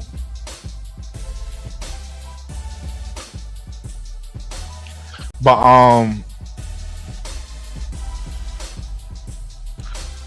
Golden State, to me, shout out to them. They got a home win. But I think Golden State is gonna have a drop off soon. I think Golden State started off the season hot. You know what I'm saying? Like I said about Las Vegas. Las Vegas look like Las Vegas to me has the tools to be a contender again, but they struggling right now. TJ says, my 2 biggest surprises in the W. Seattle is legit and the Aces ain't shit. It's some growing pains right now. That's what that they lost is that was consistent. Plum, like her haters, she was always what you expected to get out of her. But then her score was off, she was gonna get you hard defense. When her score was on point, she was still gonna get you hard defense. So they lost that. And the other girl that went to Seattle, she was also a consistent scorer, whether she was shooting threes or dropping middies. She would always play solid defense. Now they lost those two pieces. They losing a little bit of their essence. That's all. They need to get more production from other players that would be a two-way player. Right now, you have hard defense, but they're not scoring. So they still gotta try to figure out themselves. But I'm also an Aces fan too, even though they pushing me out the door with their antics coming at New York. Minnesota, I like their coach. I don't like them. But who else? I respect all WNBA teams. Some of their players, their personality rubs me the wrong way. I respect their game, but their personality is what kicks it off where I don't rock with them. Like CC, she a good ass player. Tired of talking about her. I'm tired of hearing about her. She a good ass player. Is she gonna be the main factor of the Indiana Fever winners? Possibly. But I think they're a couple of pieces away from that right now. Because CC still got a chip on her shoulder for some damn reason. Which probably is, warranted, but I don't understand it. To your point, though, with CC, and again, this brings back to what I was saying earlier. It's one thing when she's playing well. When she's playing well, she looks like us. All right, so let me say how the people who like her fans would say, right? This is how her fans would say when she's playing well, she's like the best player in the W, right? This is how her fans would say it. The problem is, this is what her fans is missing. When she don't play like that every game, and when she's not playing well, she's doing a lot to hurt her team. So one, she don't play defense. Two, she turn the ball over too much. Three, she get too emotional and she want the refs to bail her out. She always looking at I do not understand how the Fever don't get more technicals with the way they every time she falls, she look at the ref and scream at the ref. You get what I'm saying? So my point is all of that's true too. It's not just about when she plays well and she has a good game and she done shot the logo 3 and she's hyping up the crowd and she's doing all this. That's Caitlyn. But it's also Caitlyn, to your point, Mika, is the one that's going to push you off and then go to the rim and then hit the ground when nobody touched her and look at the ref and be like, well, they fouled me. So, both things is true with Caitlyn. It's just that it depends on what do you want to see. Do you want to see the whole game or do you just look at the good or the bad? I look at the whole game.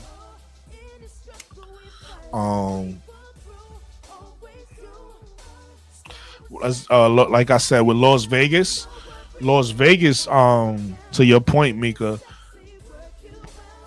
they have all the tools they need. They got 4 people who are veterans and able to play in the system and get their points. But to be well said, they didn't address the issue, which was help for Asia. I think they did. I just think it's going to take time because sometimes a lot of people write off the young players. So you got Elizabeth Kitley there. Obviously, Cheyenne was supposed to take, supposed to be better. Listen, Mika, I'm going to give you a player another shot. Kia Nurse got to step up this year. You know what I mean? So, not Kia Nurse. I'm talking about Kia Stokes. Yeah. Kia Stokes got to step up. So if Kia Stokes step up along with Elizabeth Kitley, that'd be all right. But I'm not. It's early in the season. The same way I'm not jumping out the window with the Sky yet, even though they look bad. The Sky looks bad. It's still early in the season, so the Aces just might need time to figure it out. We're not gonna know. Listen, it's 44. The way I look at it is like this: it's 44 games in a season. It's 44 games in the season. I'm not gonna have my final judgment on who these teams are until game 22. Until game 22. That's half the season. So right now we on our way to game to the way I'm looking at it, we on our way to game 11. That's one quarter of the season. So game 11 for all of these teams, I'm gonna give my judgment, but it's not gonna be my final judgment. But game 11 is gonna once game 11. That's why I'm not really jumping out the window on the Sky yet. Game 11 is gonna tell me who the Sky are this season. I'm gonna be like, okay, because they're gonna by game 11 they're gonna have some bad games. They're gonna have some good games, and it's gonna be able to tell me this is my team. So right now, in 3 games, the Sky to me is either the worst. I'm gonna say they're the worst team in the league, and the reason why is they're competing with Connecticut and Dallas. Those are only teams who didn't get a win yet. Chicago, Connecticut, and Dallas, right? The difference with Connecticut and Dallas is I've seen them play competitive games and lose. Chicago got blown out about two out of the 3 games already.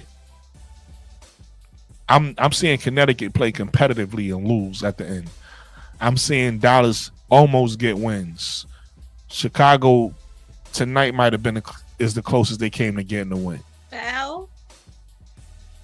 So I think Chicago right now is the worst team in the league, and I wouldn't have said that before they played a regular season game. But in 3 games, they the worst team in the league right now, and that's with the Valkyrie. To me, they should be better than the Valkyrie. They should be better than some of these teams. But again, you got to understand. You got to understand it's a new system. It's a new system, and players is playing in different positions, and because they playing in different positions, they uncomfortable, and because of that, they the worst team in the league. But I'm gonna come back to the Sky too and give you even more in depth. I want to give the Washington Wizards some credit because they young players, in particular Kiki Ariafin and Sonia Cintron, is showing why they deserve to be pros. I'm gonna give Kiki a lot of credit because Kiki took a lot of people's wrath in college, and now look at what she's doing in the pros. Same thing with Sonya. A lot of people criticize her ball handling. They said she need to dribble better. What else they said about her? I don't know. But all I know is I didn't agree with none of that. I felt like Sonya was ready. And right now she's showing she's ready, I would have loved her on the Sky because we could have grabbed her at 3. But I think she's in a perfect place in Washington because the way they're using her in Washington, we wouldn't have used her on the Sky, right? She's more of a focal point, even though she's not the go-to scorer. Brittany Sykes is the go-to scorer in Washington.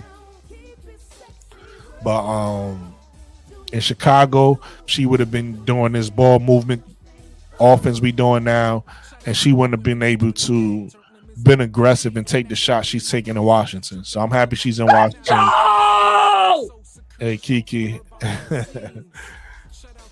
I'm not even gonna ask what happened till the game is over. I wanna wait till the game over. Hopefully it's good news. So yeah, I'm excited. I think T. Carmella said earlier that she was a fan of somebody. Let me see if I can scroll back and find that comment. But I'm a fan of I like to watch Washington play.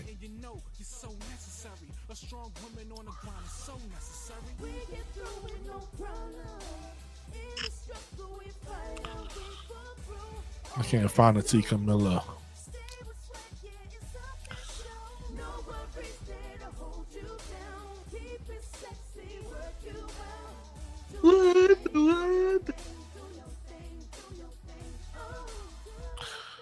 think I just almost found it. Boom, boom, boom, boom.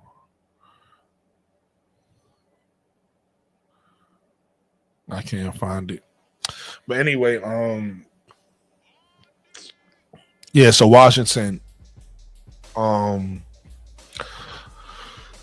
been a fun team to watch. Also Connecticut, because I like to see Sinai Rivers play. So those are the two young teams I'm watching. But we're gonna get back to Connecticut. Indiana. Like I said, Indiana came out. They annihilated us, killed us. Caitlin had her triple double. Then they played Atlanta back to back. Lost to Atlanta the first game, beat Atlanta the second game, and then they lost to the Liberty. So I believe they 2-2 right now in the season. But from what I've seen, Caitlin is looking like Caitlin of old. Caitlin is looking like Caitlin of college. That's what I didn't like about Caitlin last year. You know what I mean? All this passing, she wasn't doing that in college. She was passing, but not like she did in the pro. She was overpassing. Now she's passing, and she looked like she's trying to get her scoring number. She's pulling up for those threes, which I like. And that team, the concern that I had about Indiana was I thought it was too many players that was going to need the ball. But it seemed like the big three of Caitlin, Kelsey Mitchell, and Aaliyah Boston are getting theirs, and everybody else are role players around that. So, listen, man, there's things that Stephanie White has a good game plan for them. They've coached well. They look like they're gonna contend. They look like they contenders, and they don't look like they hitting on all cylinders yet neither. So that's gonna be scary. Like I said, by game 22, midway through the season, to see how the Indiana Fever look. Right now, it seems like they still working out some kinks. So we're gonna see. We're gonna see, man. The Atlanta Dream. The Atlanta Dream surprised me. They've been surprising me this year. I didn't realize the Brittany Griner, Brianna Jones move didn't really move me that much. I didn't really care about those acquisitions that much. You know what I'm saying? Brian Allen says, on my sheet after 10 games, I have the Sky being 3-7.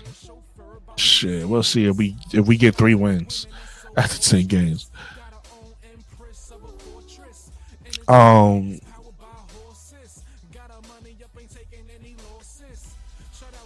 But yeah, Atlanta, unfortunately, they lost their point guard. They lost Jordan Canada. They just lost Tahina Pow as well. She got hit in the face. But hey man, Atlanta is looking. They don't look like contenders, but they do look like they could be the contender. If that makes sense. CJ says Kiki and Sonya are ballers. Very pleasantly surprised. I watched all their games last season in college, and tonight they were fine, not great. And now they're representing Rookie of the Year. Gonna be fun. That's a fact. I think Paige gonna win Rookie of the Year. I think it's too early. I think when Paige get the paging, she got Rookie of the Year. But I hear a lot of people saying that.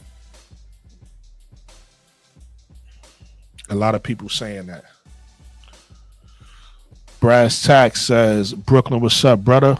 Hey, what's up, brother? Not much here talking basketball, man. Talking a little WNBA, man. But yeah, Georgia Amore as well. I think Georgia Amore, had she not got hurt, she'll be having a good season along with Sonya and Kiki. So we'll see when she comes back. what she looks like added to that fold. But also shout out to Lucy Olsen. You know, she comes off the bench for them, so she doesn't get a lot of praise. But Lucy Olsen also on that Washington Mystics team. CJ says, B, you were looking for this comment I made an hour ago. What? To the past 2 weeks watching those rookies from Washington. I'm a Mystics fan now. Oh, I didn't even know you said something. I was talking about Tika Miller. She had said something about some team she a fan of. Is when people were saying I was a Fever fan. She had said something after that, said she was a fan of somebody. But nah, listen, man, I ain't mad at you. The Mystics definitely it's fun to watch. Yo, Kiki been balling. Kiki definitely been balling brass tacks, and so Sonya. And listen, don't sleep on, like I said, she ain't putting up the stats just yet, but she look good. Sanaya Rivers look good in Connecticut. She look good. Anissa Americano look lost on the floor a little bit when they bring her in off the bench. But Sanaya been balling. She's starting in Connecticut. You know what I'm saying? All right, who's next? The Los Angeles Sparks. The Los Angeles Sparks don't look that good to me. They've been having they've been losing and having like tough games with the Valkyrie.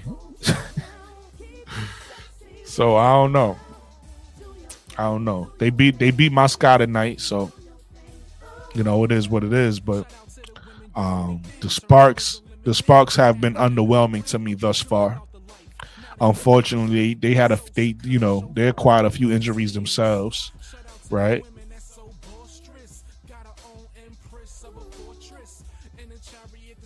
But yeah, they're not looking that good to me. And then Connecticut. Like I just said, Connecticut is a team that hasn't got a win this year, but if you watch their games, they've been very competitive.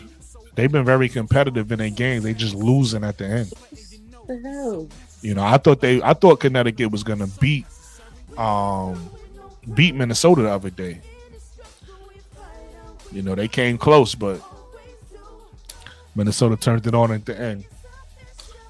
And then the Dallas Wings. The Dallas Wings is another one who's ever since Enrique passed, I want to say 2 games or even 1 game, she started playing better. She started shooting better.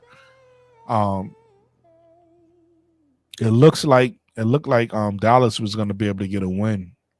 But same thing, they dropped the ball. They let go of the rope at the end of these games, and they can't get Paige her first win. So I know Dallas and Chicago is gonna meet soon. I don't know if it's the next game or what, but it said the 29th and the 31st or something like that. I'll take a look. Is the next game between the Wings and the Sky? They play 2 games. Yeah, and I think, like you saying, I think the next time we play, we both gonna be 0-0. So one of us gonna win. And then the Wings gonna get A1. So it's gonna be like, oh no, Chicago next game. I thought it was the next game. Chicago next game is versus Phoenix. And that's going to be tough because, like I said, Phoenix is playing well. Dallas next game is versus Connecticut. So one of them is going to get a win.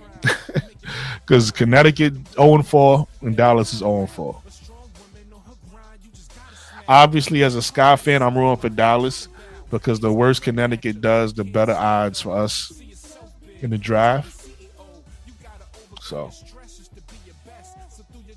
these last couple.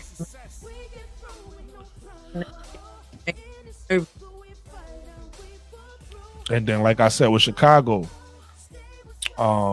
Chicago hasn't been competitive. Chicago played in the first 2 games. Chicago played well in the first 2 quarters, and then didn't play at all in the second half. This game against the Sparks, I guess I could kind of say the same thing because that's when they really got beat. They got beat in that third quarter. In the third quarter, Kelsey Plum went off, and the Sky just couldn't recover from that.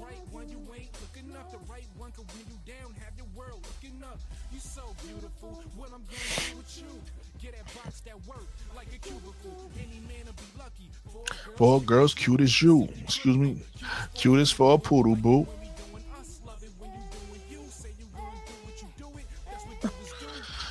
Oh yeah, so I want let me get my perspective. I'm gonna get my perspective really quickly on the Caitlin Clark, Angel Reese foul. So everybody's calling it a touch foul, right? Or take foul, excuse me. Everybody calling it a take foul. Yeah. What a take foul is, let's be clear on what you know when we use these definitions, what they are. What a take foul is at the end of the game, I want you to shoot free throws.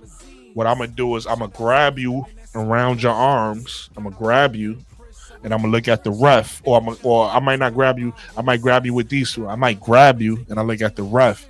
I'm taking his foul. Look, ref, I'm fouling him. Ref, I'm fouling him. It's a take foul. That's not what Caitlin Clark did. Now, what's the difference between a common foul and a flagrant foul? Let's talk about it. A common foul is any foul that you commit going for the ball. It's that simple. Right? A flagrant foul is any foul you commit and not going for the ball. So now I foul you, but I'm not even trying to go for the ball. I'm just trying to stop you from scoring. I'm trying to hit you in some type of way. I'm not trying to hit the ball.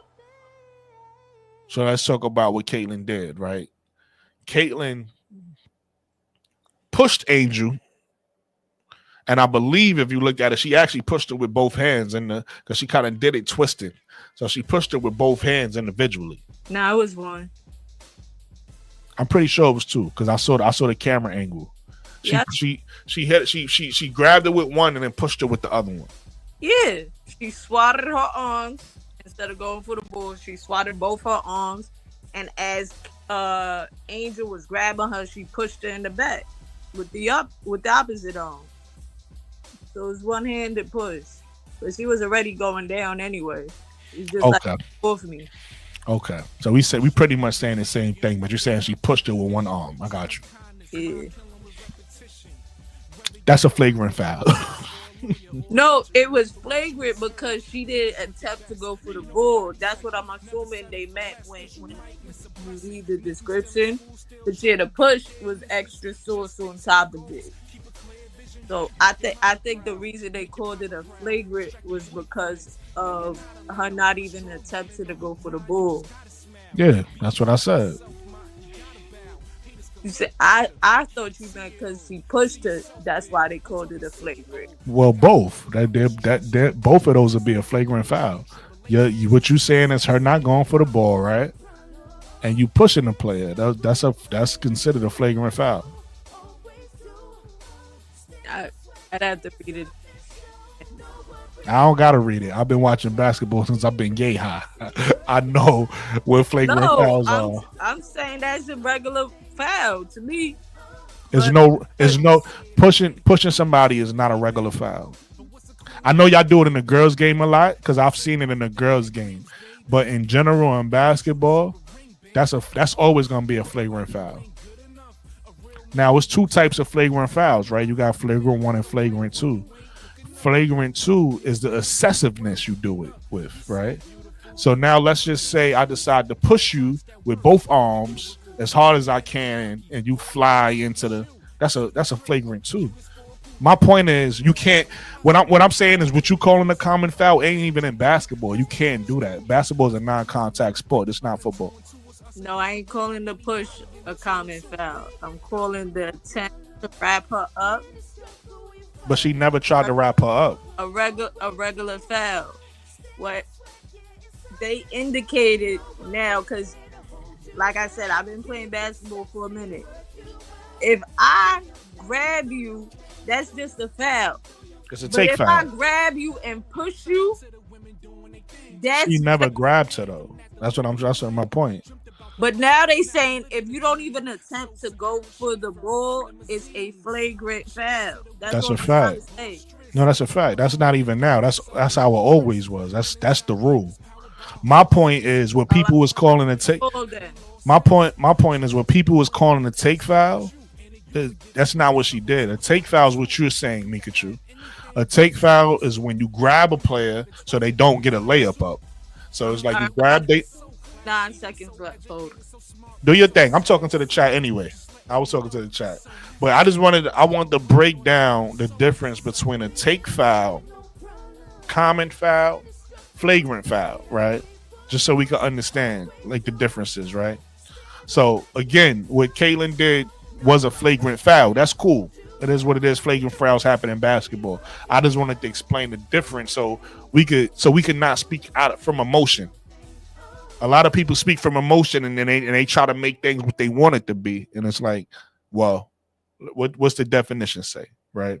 So that's one. I wanted to specify why it's a flagrant foul.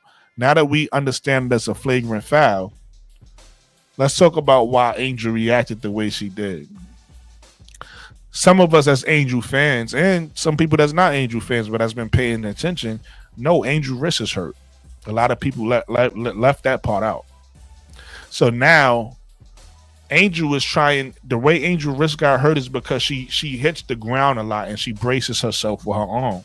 So she's trying to change that. She's trying to change the wrist that she got surgery on, right? To stop falling on it because it's hurting. If you pay attention to Angel, even in these 3 games so far, you've seen her do this. And if you haven't paid attention, because she's done this like her wrist is sore. Caitlin pushed her down where she could fall on that wrist because Angel didn't even know she was about to get pushed. It happened from her back, right? So when Angel fell, 2 things went through her mind, right? And I'm assuming because obviously I'm not in her mind, but it's damn, here I go falling again, almost hurting my wrist. And the second thing is you pushing me, right, to Caitlin, because you got to realize, again, this is something that happens in sports, right? It's a player named Charles Oakley that a lot of Knicks fans know because he was an enforcer. Imagine somebody who's not a quote-unquote enforcer pushing Charles Oakley, how Charles Oakley going to react. Caitlin Clark ain't no enforcer. Caitlin Clark has a player by the name of Sophie Cunningham on her team now who thinks she's an enforcer. And with Caitlin Clark, if y'all pay attention to Caitlin Clark, she's a quick learner. She pays attention. How do I know that? Let's go back to last season. Y'all remember when Caitlin Clark and Dejanay got into the little thing, not the eyeball thing before that, where Dejanay was guarding Caitlin Clark, and then Caitlin Clark was doing her flap thing. So then Dejanay started mimicking her. Dejanay was like this. Y'all remember that? Well, guess what happened? Just a week later, Caitlin Clark was playing against Julie Vanloo, and Julie Vanloo was guarding Caitlin Clark. And then Caitlin Clark started mimicking Julie Vanloo doing this. Same thing Dejanay did to her. She did to Dejanay Vanloo. The reason why I say that is because Caitlin Clark is a quick learner. She learns like this on the fly. She learns if she sees something that she likes or she thinks that's work, she's gonna implement it. Caitlin Clark seen Sophie Cunningham being an enforcer on her team, so she got all these vets around her. She's learning. So now she tried to do the same thing to Angel, and Angel know that's not their relationship. Number one, they've been playing against each other since high school, and then number two, Angel is a physical player. That's how she played. She just pushed Caitlin's teammate. Just before that, she just pushed Natasha Howard in the back. Right? She pushed Natasha Howard, but her and Natasha Howard bangs. Right? They both physical players. That's what they do. Caitlin ain't that. So when Caitlin came behind her and pushed her in the back, it pissed Angel off. I say all that to say because people acting like Angel did that because of her animosity for Caitlin. Nah, it ain't none of that. Angel don't give a fuck about Caitlin.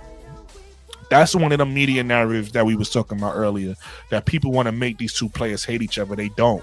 They're competitive and they want to beat each other. They don't like each other on the court, right? Because they're both threats to each other on the court, but they don't really hate each other. If anything, they hate what the media do, right?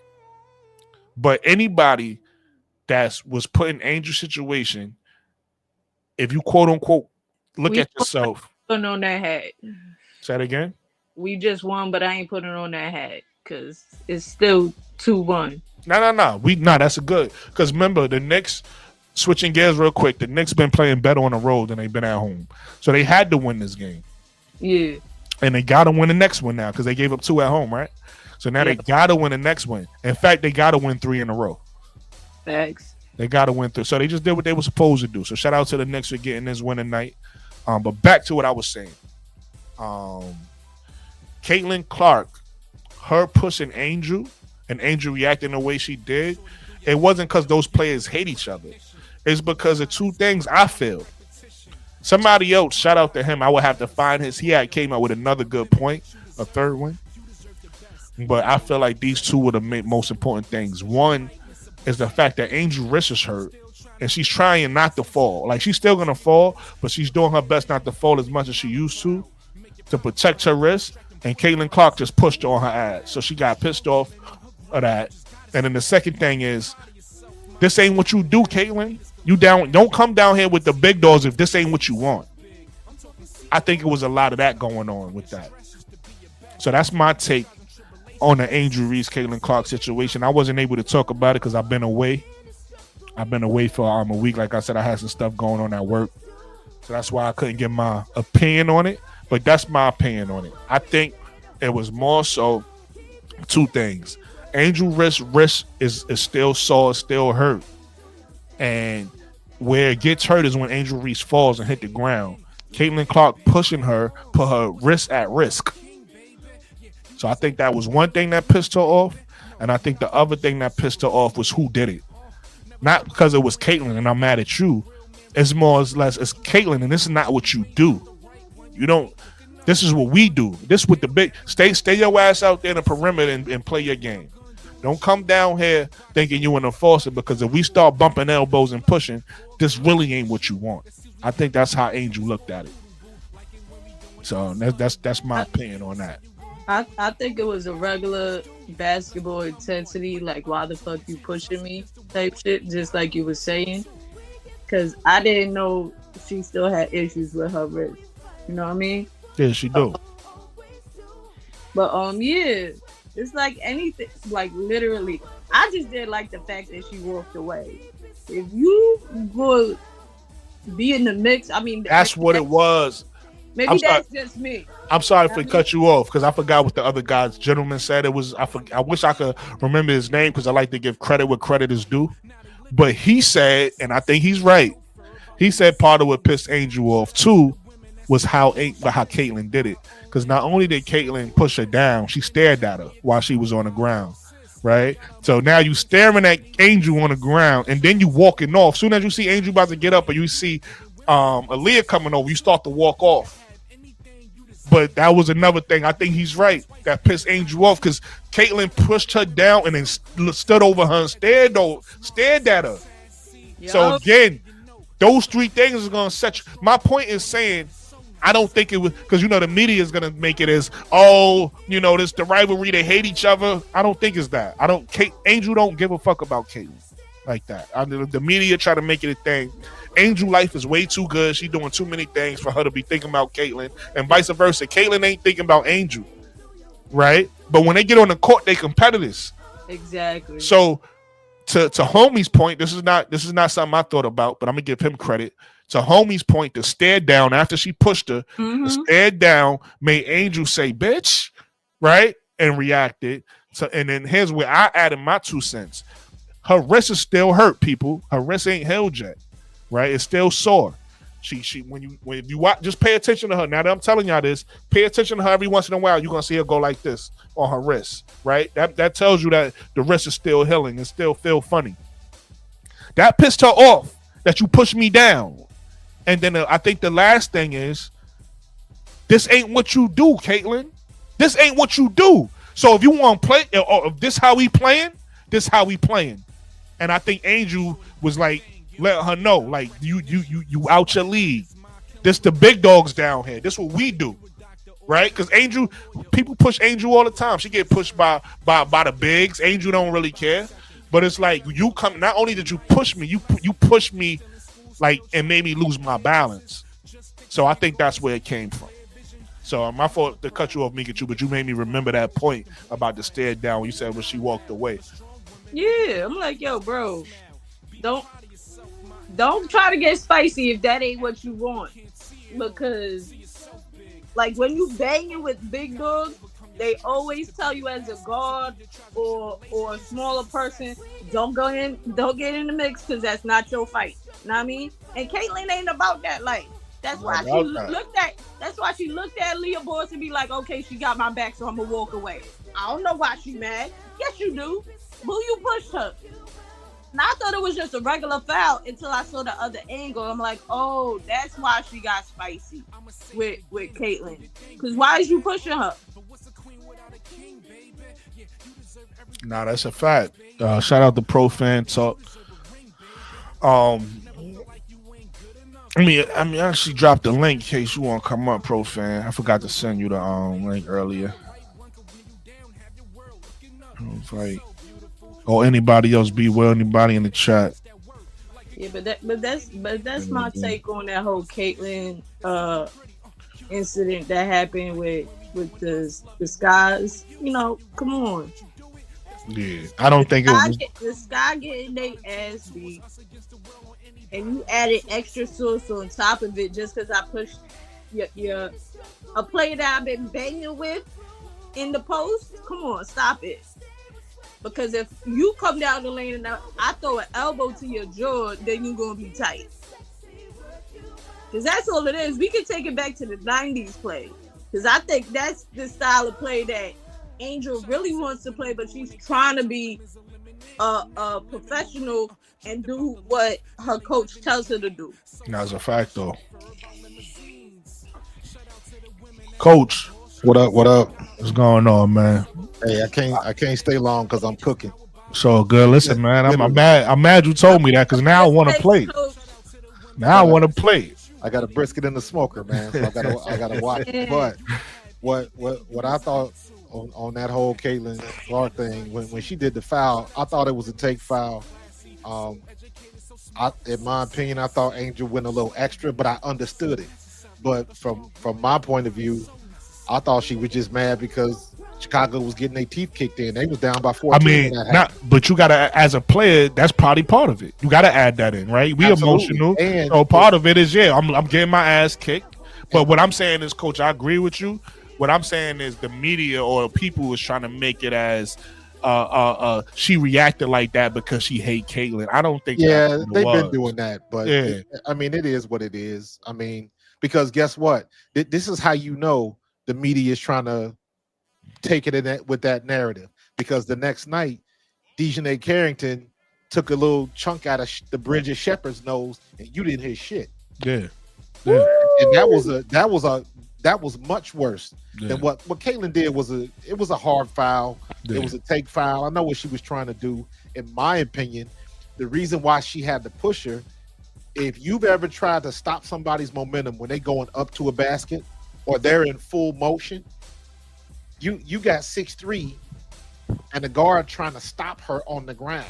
Yeah. So when Angel went to the floor, she was out of control. And Caitlyn pretty much had to let her go. That's where that little push came from. But let's be clear. Caitlyn didn't want that smoke. Not whatsoever. She wasn't trying to. I'm gonna tell you. Opinion, she wasn't trying to set that off. That's why she walked away. No, she definitely wasn't. But I'm gonna tell you why I disagree with you. Here's a couple things, right? And maybe Caitlyn didn't do it because she was afraid. But I don't believe that to be the case. I'm saying maybe that could be an issue, but I don't believe that to be the case. She's not a fighter, man. Hold on. Here's why I say that.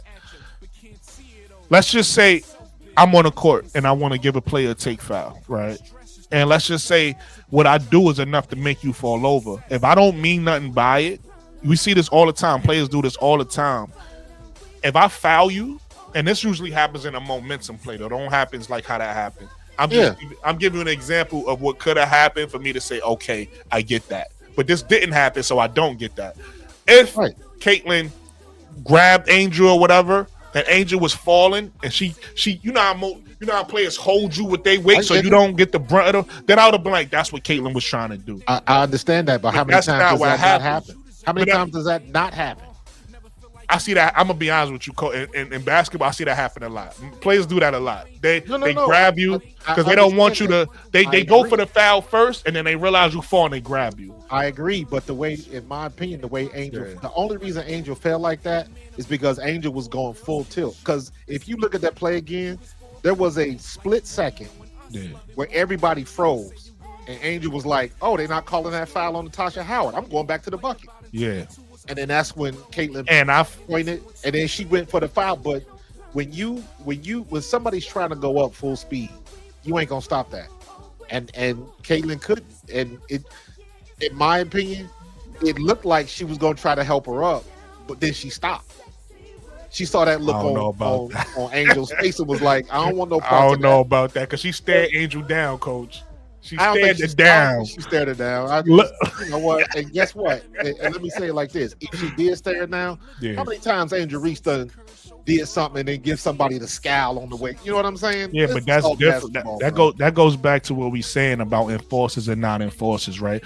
So you got certain people in basketball where this is what they do. Like I said, case in point, Sophie Cunningham. Sophie Cunningham looks at herself like an enforcer, and if you watch her play, the times where she got hurt, but the times when she's playing, and you're gonna see it again, coaches. That's your team, so you're gonna see it a lot this year. Absolutely, Sophie Cunningham is gonna put herself. She about that life, right? And I think that rubbed off on Caitlyn, right? Because I think Caitlyn seen that because Caitlyn, I never seen. I'm a coach. I've been watching Caitlyn for a long time. She never did this before. No, this is new. Stepped to somebody one time.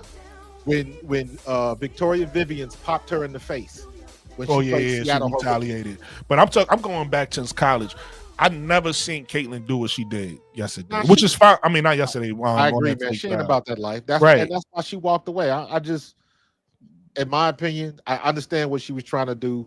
I thought Angel, her initial reaction was fine, but when she was with the coach pulling off her shirt, I was like, all right, it's over. Let's keep it moving. And then, and this is Brooklyn. Yeah. Pikachu, y'all look around and verify what I'm saying. All these content creators, it's easy to tell who ain't watching games. Of course. Yeah. It's easy to tell who ain't watching games. Most of them. Most of them. I'm like, man, I'm so tired of this. I'm so tired of this. I just want to establish this again, right? Because I said this earlier. I don't know if you was watching the broadcast. This is what a take foul is, and that's why it annoys me that people keep saying it was a take foul.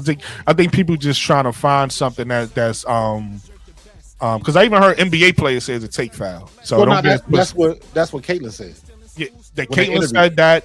I saw Kenyon Martin say it on Gil's Arena.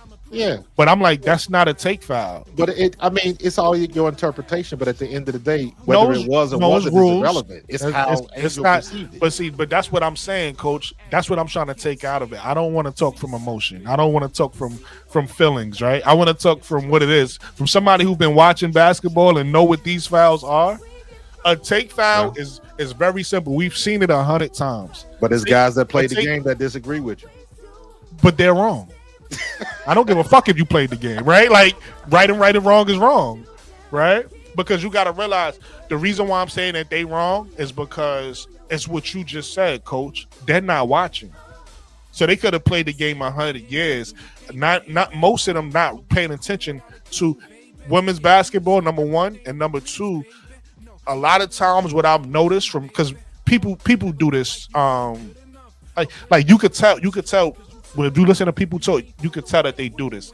People take what they know from the men's game, and then they'll watch, and then they'll see a clip from a girl's game and be like, "Oh yeah," because they know what they're doing in their game. But it's two different games. Yeah, they want to project it. It's two different games, right? I've been watching men's basketball all my life, and a lot of things that I say about the girls' game, it's a different critique in the men's game. It's two different critiques. I can't squeeze them all into one. And the reason why these guys try to squeeze them into one is because they only watching one.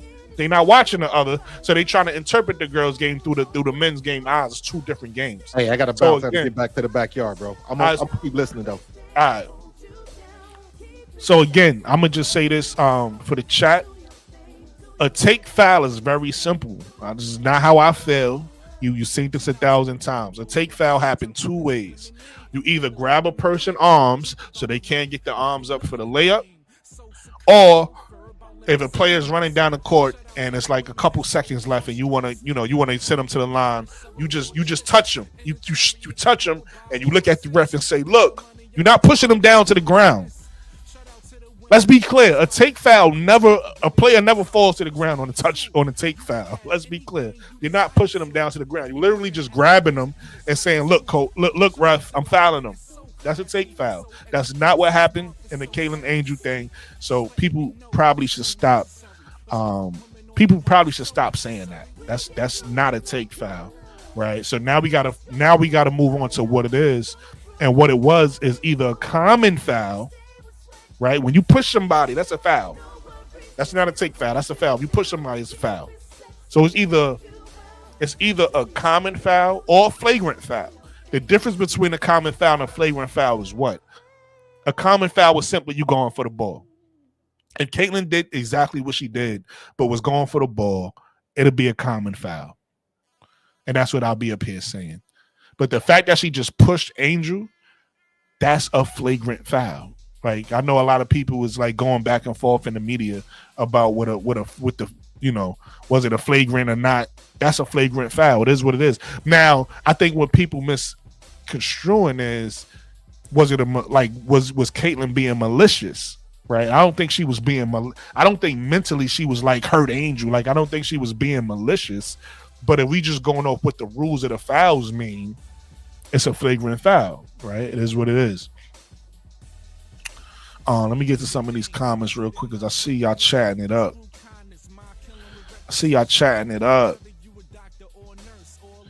Carmela says, "I agree. OMG. Exactly, Brooklyn. Gaslighting at its finest." Reddit Milky Way says, "It didn't look like that. Be real. It didn't look like that. Be real." Exactly, Brooklyn. What I said. Reddit Milky Way says, "Why you bringing out what Angel has done? Cece stared her down and wasn't about to help her up." That's a fact, Reddit. I didn't see it about to help her up and none of that. You know what I mean? But again, to Coach Marcus's defense, I do understand how people want to see the good in Cece. So if you want to see the gut in her, your thoughts is, well, this is what she was probably going to do. I'm going off of the actions of what I saw. I didn't see her about to help Angel up. I see her push Angel and then stare her down and walk away. That's what I saw. Sophie says, Tika Mella, Sophie won't try Kiki. She won't try Kiki again, will she? Tika Mella. And let's be clear, everybody not an enforcer. Sophie's not an enforcer. Sophie's a wannabe enforcer. That's why I said I think Caitlin I think Sophie is rubbing off on Caitlin, but she's the wrong one because you wanna rub off on somebody who's like is gonna do what you do. You don't want to rub off. You don't want to be the rub off on you because we all see when Sophie get in a real smoke with players. It don't work out too well for Sophie. So at least with Angel can stand up to anybody in the league. Like, it is what it is. You know what I'm saying? So I don't know. I don't think Sophie should play the enforcer role, and I don't think that Caitlin should like want to be like Sophie. But it is what it is. Reddit Milky Way says T. Carmella, she doesn't want to get launched again. Chicago Cheetah says Kiki Airfin is something else. That's a fact. And I'm happy that Kiki is getting all his love because, like I said, Kiki, she was getting dragged a little bit in her senior season. So I'm happy that she's translating and people was giving her love. For real. Tika Miller says, had to get that Kiki jersey because she did the Uno reverse on Sophie. That was Sophie. Welcome to the W by Kiki and yo, y'all stupid. CJ says Kiki got a technical today. She didn't back down to anyone. Yeah, Kiki, I ain't gonna front. She didn't even show this in college. So I like this Kiki. I like what Kiki's showing. Henry T. Hurley says also they worry about losing subscribers. Who's worried about losing subscribers, Henry? T. Camilla says, I'm glad dude heard the timer going off at his brisket. He's so full of it. Yo, coach is cool, man. But listen, man, everybody got their own opinions. Everybody different. Coach is a Caitlin Clark fan. So he's gonna defend her. I ain't mad at him. There's gonna be times where we disagree on certain things, there'll be times where we agree. But I will say coach is one of the most level-headed Caitlin Clark fans I've met, so we can have a discussion, and that's what I'll be trying to tell the rest of y'all Caitlin Clark fans. Don't be afraid to like have a discussion, because as long as you talking with facts, and as long as you got some sense about what you're saying, we could disagree. We could agree to disagree, but I'm never gonna entertain anybody nasty, disrespectful, or trolls. I'm gonna just bury you. CJ says AT is my number one chick to win any MMA match between W players. I think AT is a fake tough guy, so I don't agree with that. Henry T. Hurley says you could tell they didn't watch the game because most of the major podcasts and networks, they thought Angel pushed Aaliyah Boston instead of Natasha Howard. Yeah, they always say some shit where you could tell they not watching. Profan Talk says, will Kiki and Centron cancel each other out for Rookie of the Year? I don't know if one cancel each other out, but I think one will eventually take the lead. And I think it's hard to say who, because I think the best scorer on that team is Sonya Citron. But I think Kiki does more things that they need. So, we'll see, but I think Paige wins Rookie of the Year though. Henry T. Curley says CC be trying to get her get back. Yeah, that's what it is.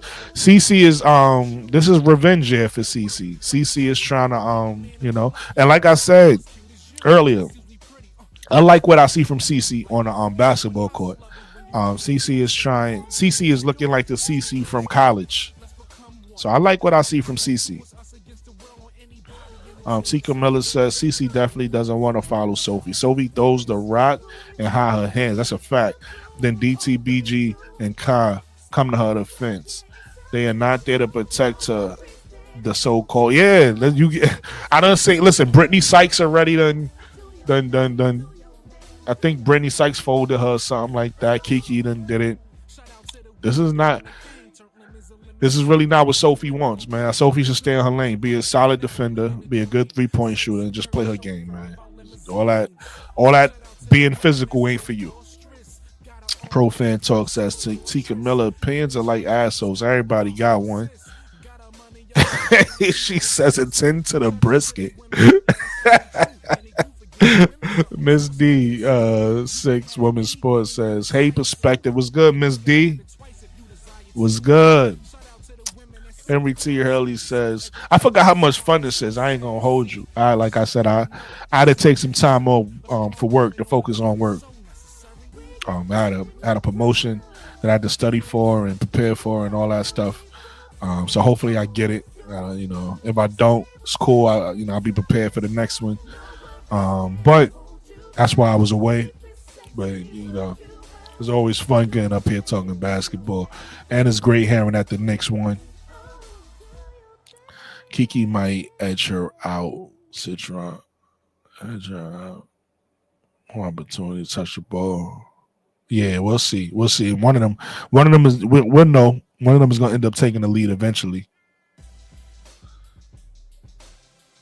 But again, I think Paige would get it. Henry says Sophie to enforce the stuff in college. Let's just see how her running. I'll be praying that you get the promotion, Brooklyn. Hey, I appreciate that. Thank you, man. I listen, all the love I get.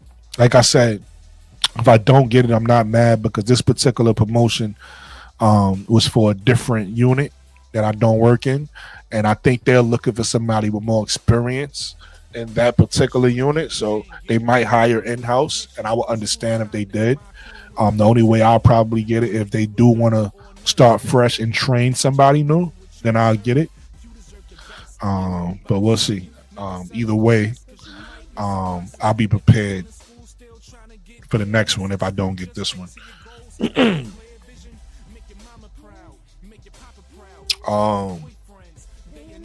Another thing I want to mention is Angel Reese needs a sidekick. That sidekick is supposed to be Ariel Atkins.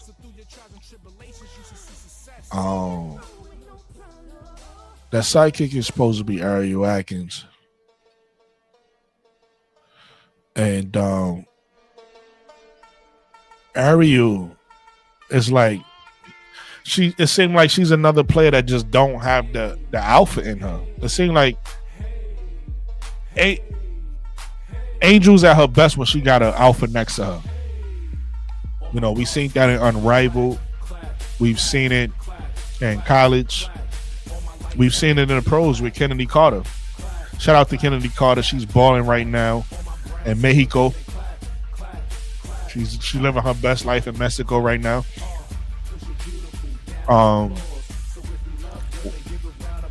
Shout out to CJ. CJ for the $10 super chat says, this is in case you don't get that promotion. But listening to you for a while now, I'm sure you deserve it and great things will come. I appreciate that. Thank you. Listen, man. B Will sent the super chat. CJ sent the super chat, man. My super chat is open, man. If y'all want to send me a donation, I appreciate it. But yeah, I appreciate you for that, CJ. Like I said, more will come. You know, more will come. So I'm not really, I'm not down if I don't get it. Let me say that. But I am looking forward to it if I do get it. I am looking forward to it. But if I don't get it, I'm looking forward to the next one too. You know what I'm saying? Here's what it is. Ms. D6 says women's sports. Atkins and Sloot the wrong vets. Ariel too passive. Sloot looking too old. I wish they would have went after Cloud. Yeah, I agree with that. That's a good point. I'll say this. This is Jeff P. fault though, right? Because Jeff P. sold this to us. Jeff P. said, we not bringing back Kennedy, which the fan base disagree with. We all disagree with it.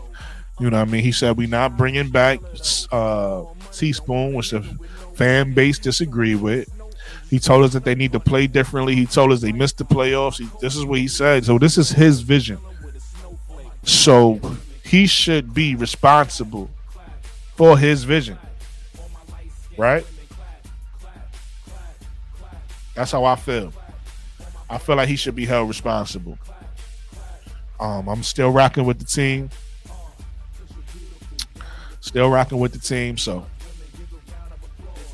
but this is not the lineup I wanted. If it was up to me, we would have Kennedy Carter. We would have Sonya Citron. Right? And we would have Kennedy Carter, Sonya Citron. And then we would have still had the 10th pick or the 11th pick. I would have got HVL. I would have still got HVL.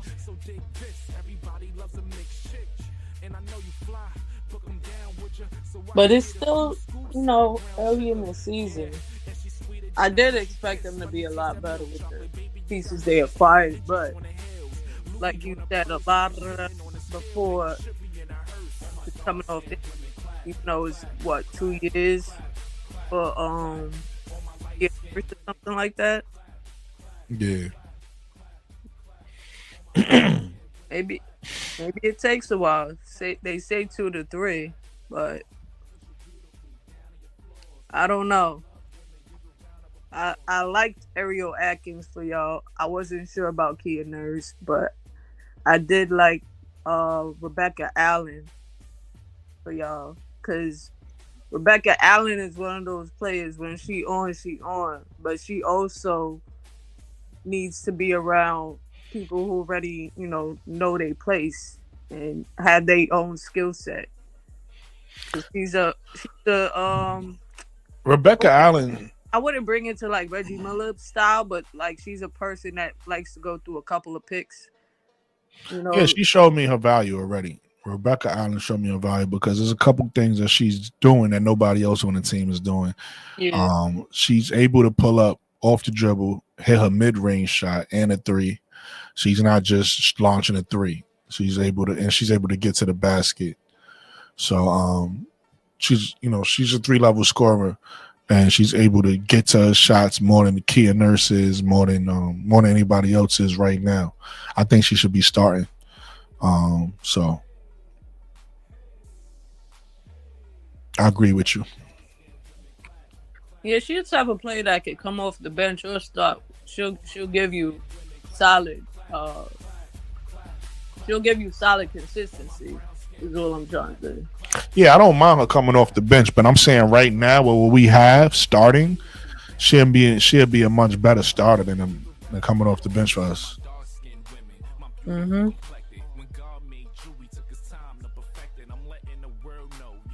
But I think maybe either, I don't know if this is what's happening because I haven't watched all Chicago, the Sky games, but I think either Angel, I know she probably won't, but like either Angel or Camilla got come off the bench.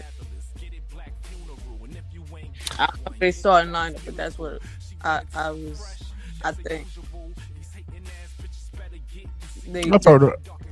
I've heard some people say that, but I disagree with that.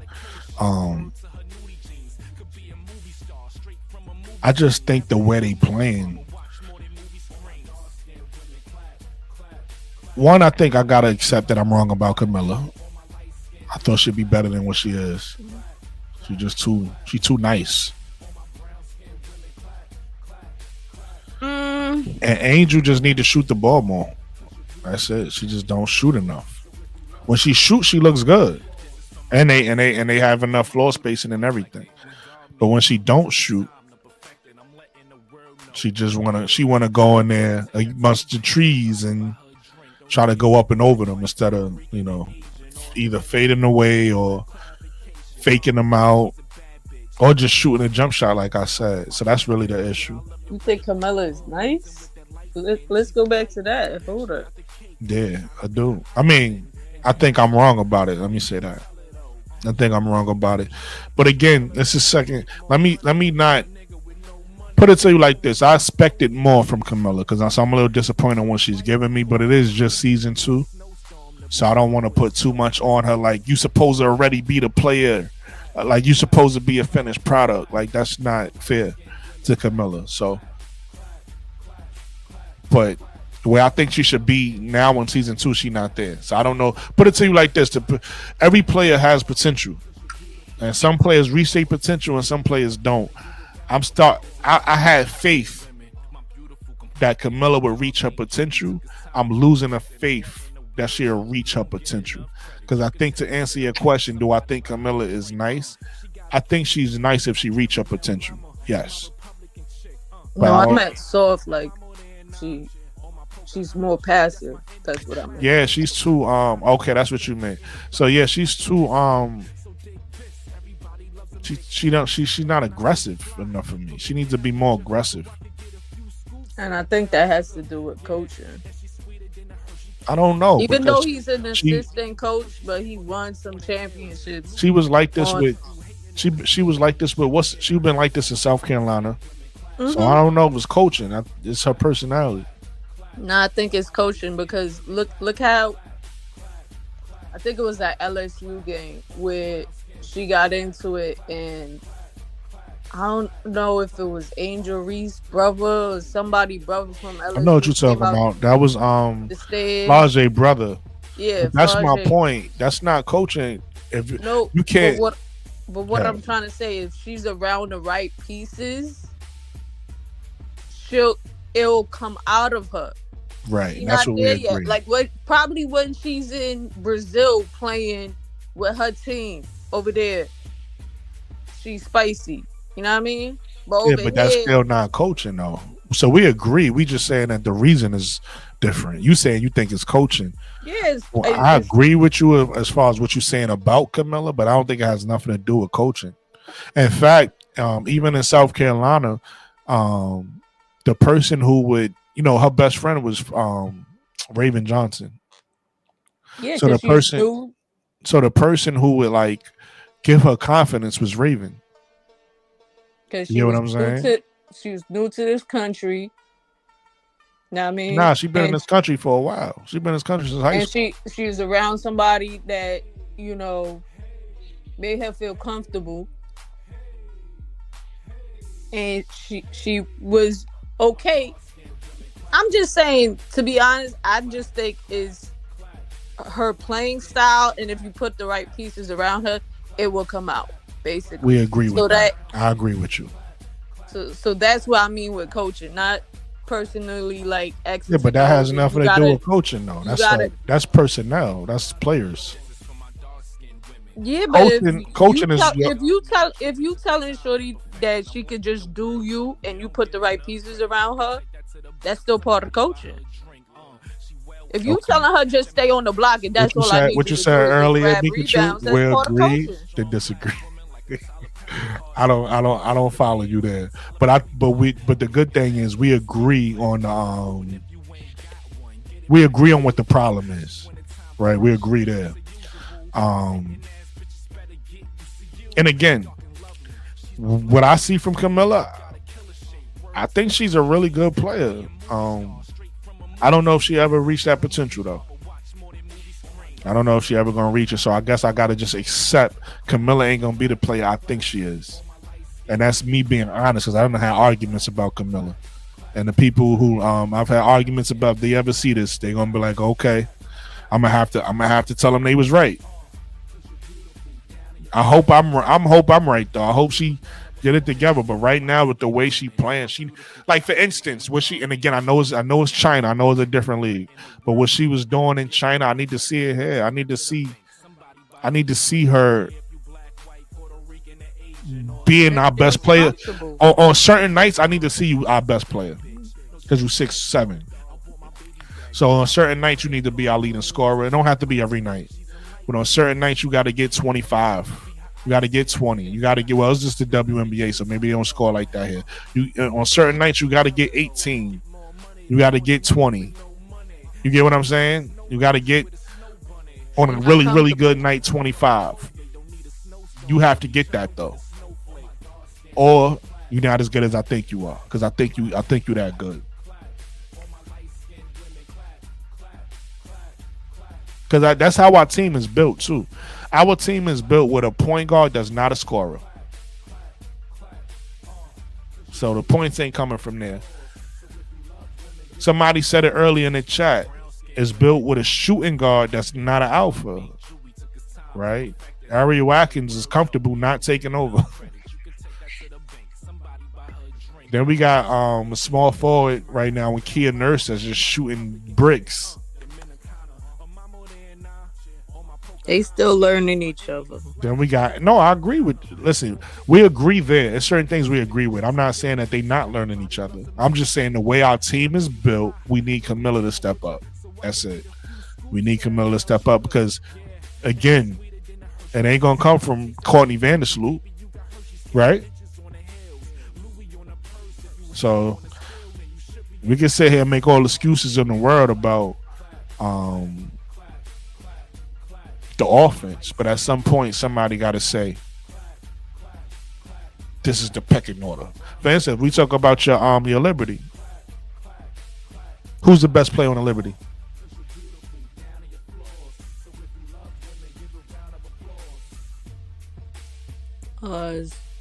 It's either between Stewie and Sabrina. Oh, pick one. Stewie. Okay, so that's your pecking order. That's your go-to player. That's who you expect on most nights or every night to come out and get buckets, right?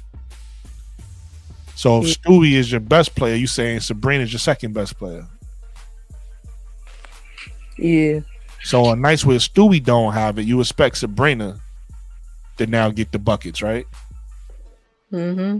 And I'm assuming your third best player is JJ.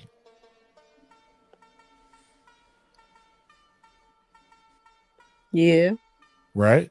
So JJ, that's your big three. And between those three, you assuming one of them to step up, either Sabrina or Stewie, to be our go-to player, one of them to support that player, and then JJ to get hers. That's my point. Y'all have a order of who's who. Right now, when I look at the sky, Courtney Vandersloot ain't gonna be the go-to player offensively, so it can't be her. Ariel Atkins should be the go-to player, but she's that's my point. She's passive. She's not playing like, get me the ball, I'm gonna lead us.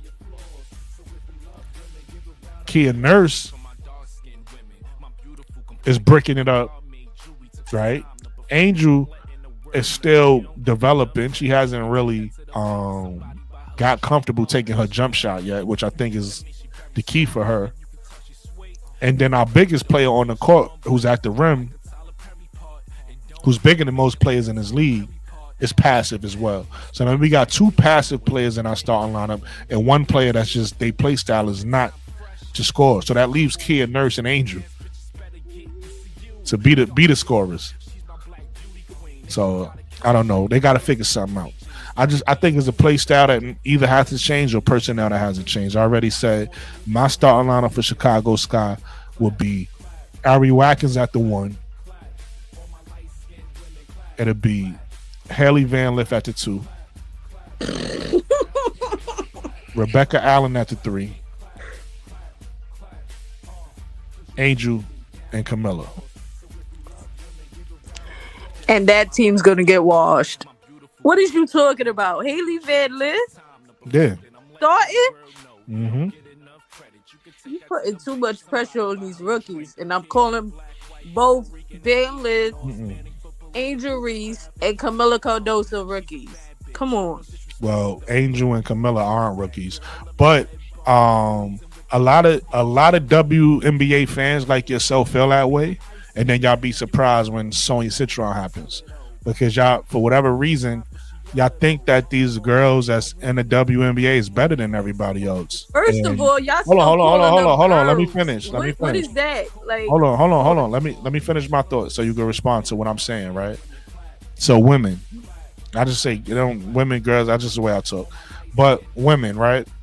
You ain't the only one that call them girls. So that's why I said y'all. No, but I'm saying even women, like if we talking about the street, like that's just the way people talk.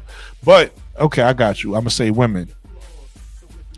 A lot of people that's WNBA fans, for whatever reason, they think that all the women in the WNBA is better than everybody else, and they're not.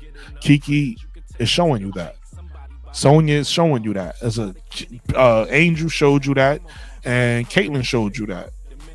Hey, I'm better than you, even though you're a vet.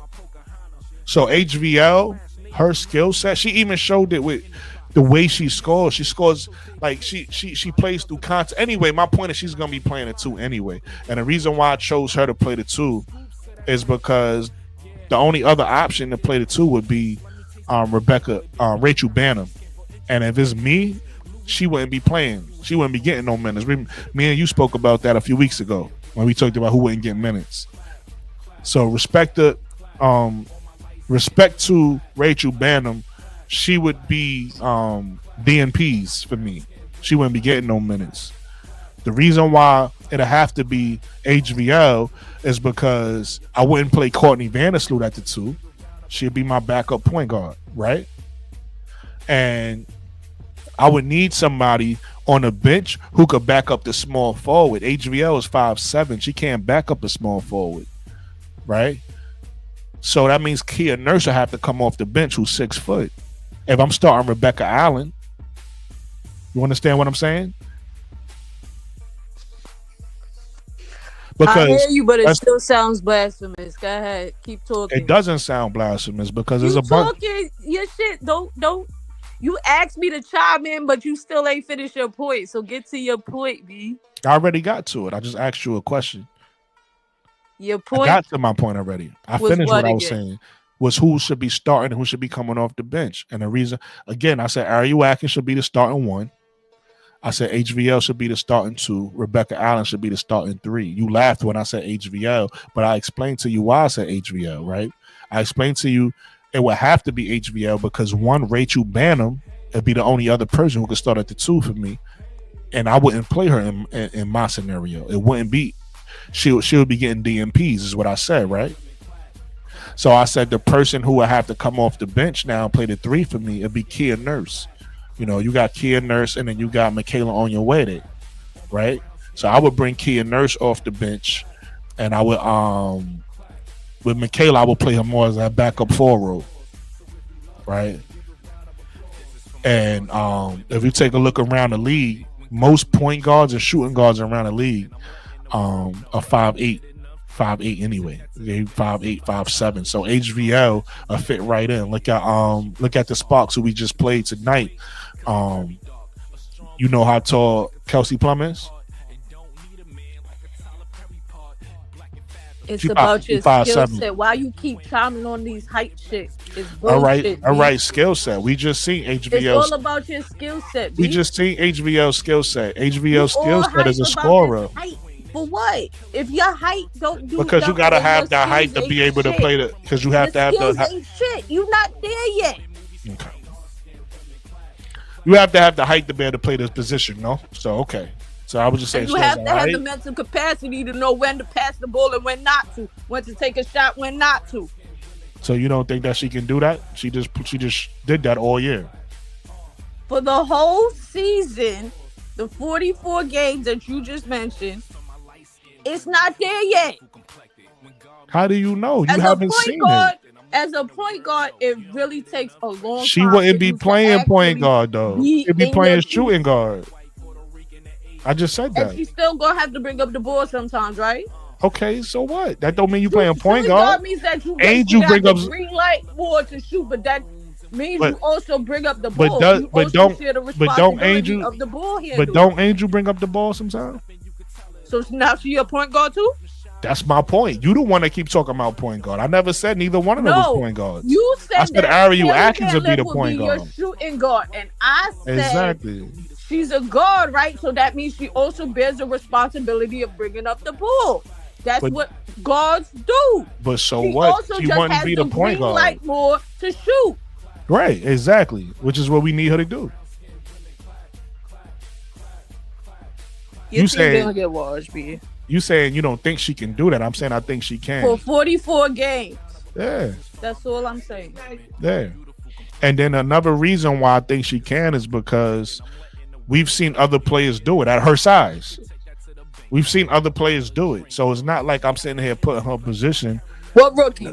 Name the rookie. That's my point. You saying what I'm saying. You saying what I just said. Y'all WNBA fans think that rookies can't play for whatever reason. So the rookie I'm gonna name is HVL because that's who I'm expecting her to play like. HVL. The WNBA has a system that I think doesn't work. I think it's broken, and they're gonna continue to have issues until they fix it. And The rookie's gonna fix that? yes, that's the problem. The problem is God. that's the issue I'm talking about. The problem is that y'all put too much onus on vets. And you put too Not much on pressure them. on rookies. They have to learn first. Okay. And usually it takes a couple more games for them to get their feet fully So planted in the game. why is Because it's a Sonya different skill set. Because they played college ball Why and is- it's a different physicality versus actual professional basketball players that been Gotcha. playing for years. got you? So So why we is, have to have at least a couple more games before you put that pressure on them. Sonya and Kiki playing so well? They're point guards? Who's the point guard? I'm asking you a question. Are they point guards? That don't even make sense of what we talking about though, because nobody's a point guard in this conversation. Sonia Citron. HVL wouldn't be playing point guard. Sonia Citron don't play point guard, and She's a guard. And Kiki She's don't play point guard. She's a guard. That's my point. They all be playing the same. Sonia Citron, I asked you a question, but you can't answer that, B. Citron. I'm trying to figure out the relevance of your question because we was talking about guards. Yeah, Sonya plays shooting guard. I asked you why you putting so much pressure on this rookie. She hasn't even played a full 10 games yet. I'm not putting no pressure on her. You the one that's saying I'm putting pressure on her, but the point is you saying that you don't think rookies could play. No, I did not say rookies can't play. I just named a bunch of rookies that's doing well. Paige is busting ass. I did not say exactly. So I did not say rookies why can't is it play. no pressure on I just said that you can't expect them to play at that professional level and win, because look at what's happening to the Dallas Wings. Have they won a game yet? That has nothing to do with Paige. Becky's been busting ass. Have they won a game yet? They was losing last year. The fuck that got to do with Paige? Dallas Wings last year. Yo, y'all arguing. You keep changing the subject, B. No, I'm not. You keep trying to. You're putting the blame on the rookies, saying that they not good enough. I'm showing you that has nothing to do with the rookies. I did not say all rookies. I don't know. When you say rookies, I gotta assume you mean all rookies. I can't read your mind. I'm gonna be more specific for you. I can't read your mind. All right, not all rookies. So don't put words in my mouth. I'm not putting words in your mouth. I'm going off of what you're saying. And I mentioned point guards. She played point guard though. Power forwards, centers, and I think small forwards might have a better chance because it's different physicalities involved. But point guards, you have to have a very keen mind and have the ability to go for 40 games. But I'm not asking her to play point guard. So that's not why we pushing them off rip. You see them in the point guard. Post. I said Ariel Atkins would be the point guard. You see them in the preseason play a couple of games, and then you see how it goes, and then you give them a burst of energy in the regular season to see if they can withstand it. But not all point guards. Why you keep saying point guard? Nobody. I'm not talking about point guard. Shooting guards, whatever. Oh, now see, look, you expect me to read your mind. You said don't put words in your mouth. Now it's point guard, shooting guards, whatever. I was mentioning point guards, but you said I never said point guards. I never shooting guard. Yeah, I never said point guard. That's what I mentioned. That point guards and shooting guards are not the same. Also bring up the ball, so they also bear the responsibility of handling the rock. But there's two different positions, though, Mikachu. You know that. Point guards and shooting guards bring up the ball majority of the time. Okay, I got you. I feel you. We just agree to disagree. But anyway, my point is saying that I feel like Wings won how many games the first season? Because we keep switching up topics, bro. I never you switching up. I kept I did my not. topic been You one thing. Paige Beckers and no, I didn't. You brought up Paige Beckers. You brought up Paige. No, I did not. Yes, you did. Paige no, Beckers. I did not. Let me tell you how she came up. She came up because I said that I said, why is there so many rookies doing well? You said Paige Beckers is playing point guard. And I said, I know. No. And you was like, then yes, that's what happened. No, that was not the topic. You got it, bro. You got. I'm not gonna argue with you on a broadcast. You can rewind and listen to yourself bring her up. You know what I'm saying? You can rewind this and listen to yourself bring her up whenever you. But anyway, that's neither here nor there. I appreciate you. Listen, this is not even an argument for me because I appreciate your opinion. I just disagree with it, but I appreciate your opinion. I appreciate I appreciate how you feel. My point still stands, though. I think that if Ariel Atkins was our one, listen to me, chat. Tell me what you think it is. Just hear me. You don't have to agree with me. Just hear me out. If Ariel Atkins played the point guard, right? I'm saying HVL. It could be somebody else, right? Let's just say, you know what? Let me go with. in my example, HVL starts, but I'm gonna change it for Mikachu. Let's just say in Don't change it for Mikachu's. me. Say what you want to say, bro. I'm You about said to. I'm she's about to say what starting. I want to say. I'm about to say what I want to say. Right. Don't change it for me. I'm gonna change it for right now. Right. Instead of saying HVL, let's just say HVL sits on the bench and she learns. Right. Like Mikachu wants her to do. So I'm gonna put Ariel Atkins at the 1. I'm gonna put let's go with Kia Nurse. I'm gonna put Kia Nurse at the 2. Right.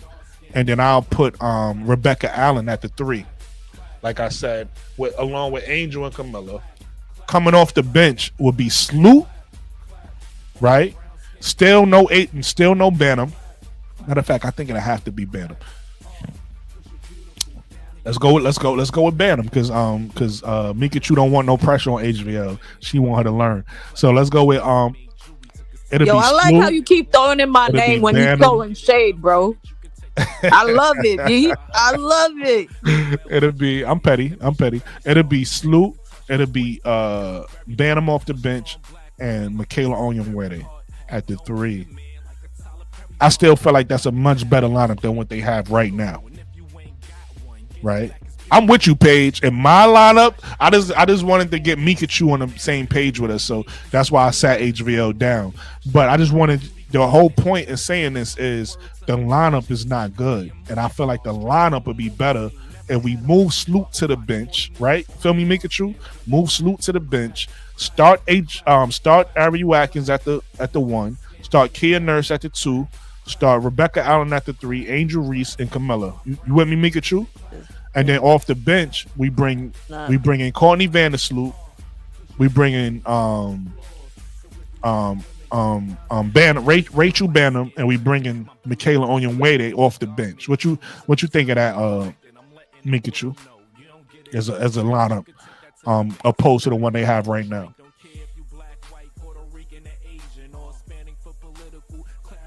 I still like Courtney Vandersloot, maybe Kia Nurse or Ariel Atkins. Then so basically you like the lineup they got right now. Then you have either Angel. I don't know about Rebecca Allen. Come on, why is this thing moving so slow? But chat, y'all already know. Like I said, Ariel Atkins. I don't even know Rachel Bantam. HVL. Like that. Rebecca Allen. And Angel and Camilla. That'll be my starting 5.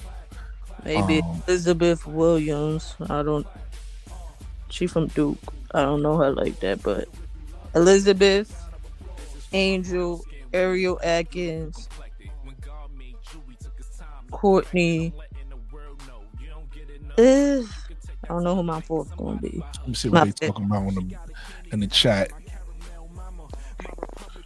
Listen, man, if you like my lineup, man, send me some super chats, man. If you like me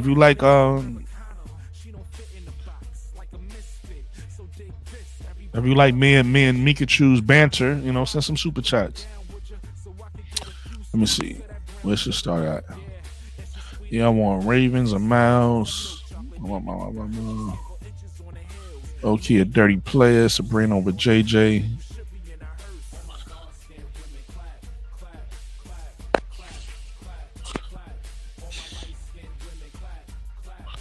Thank you, because it's not game 2 for her. All right, let's start here. Miss Goody Two Shoes says, is HVL taller than Vandersloot? They the same height. They both 5'7". Well, one say 5'9", the other one say 5'8". Yeah, they say 5'9", but she's 5'7". I don't know until I see her 5'9". They added some inches to her. She was 5'7". Before that 5'9" shit, she's 5'7" still to me. Courtney still look 5'8", but I haven't.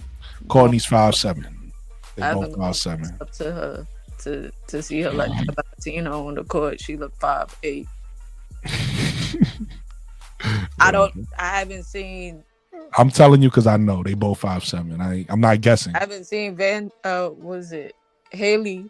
So I don't know her height. They both 5'7". HVL has Olympic experience. She'll be fine. I agree with you, Miss Goody Two Shoes. If HVL becomes a starter, if I was an opposing team, I'm picking her up 94 feet. Real Money's laughing. Danielle Williams says HVL had more assists than Sloot the last time she played.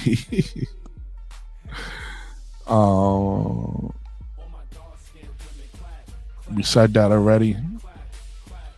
Jackie Young struggled her first 2 or 3 years in a W at the point guard position. Sakaya Muhammad.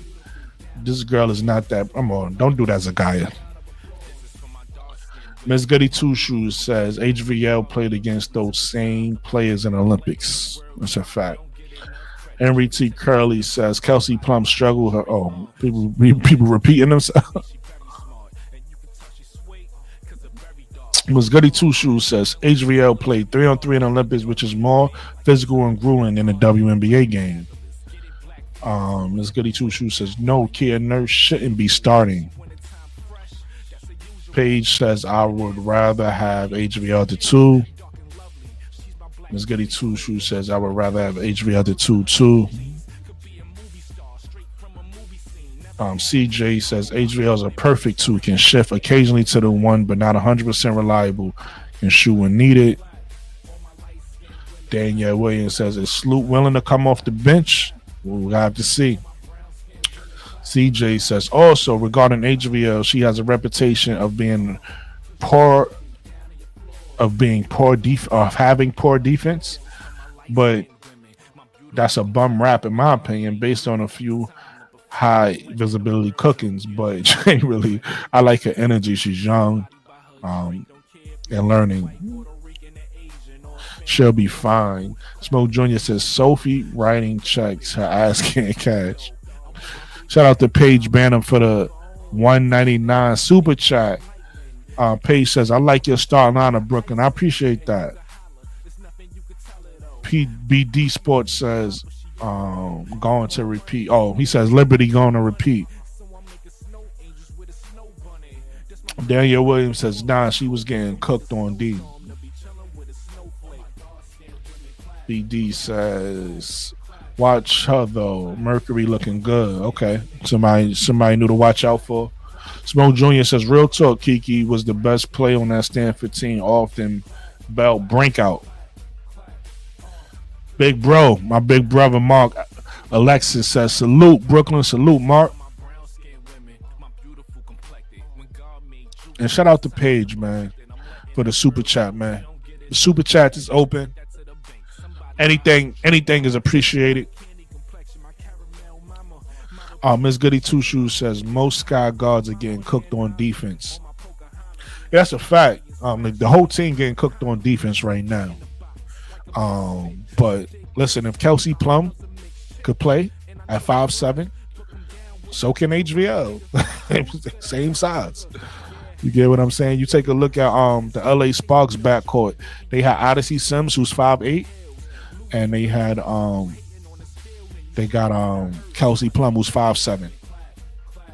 So I don't see why HVL wouldn't be able to start. Smoke Jr. says facts.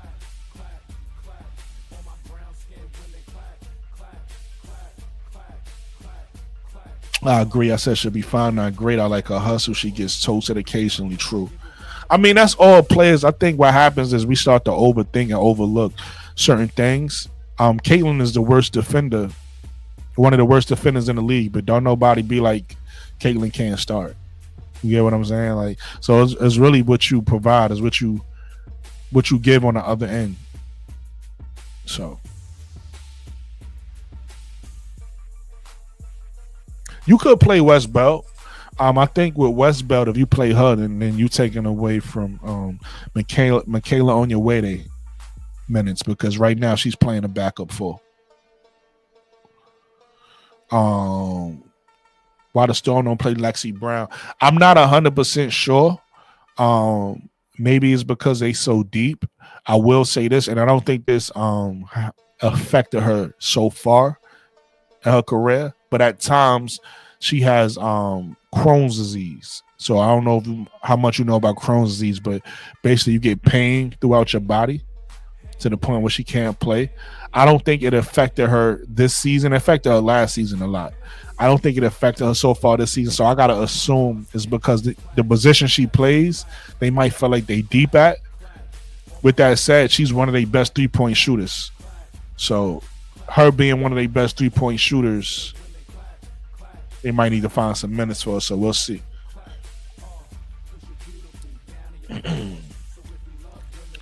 CJ says, I think everyone can agree that this is a lost Sky season while putting Westbell. I wouldn't say that. It's too early to decide that. It's too early. The Sky roster is not technically a bad roster. They just haven't gelled yet. To Mika's true point earlier, you know, they still new, they still gelling. So it's too early to say it's a lost season. If they continue playing like this, it's a lost season. But it's too early to say that. Ms. Goody Two Shoes says HVL has also made some clutch threes. Facts. I hope they do find some minutes. Yeah, that's a fact. Definitely. But Lexi, I dropped the link if anybody want to pull up. You might want to talk about your Knicks, Mark. You know what I'm saying? Wnba. Let me see if any of my guys want to talk about the Knicks. They might all be asleep by now.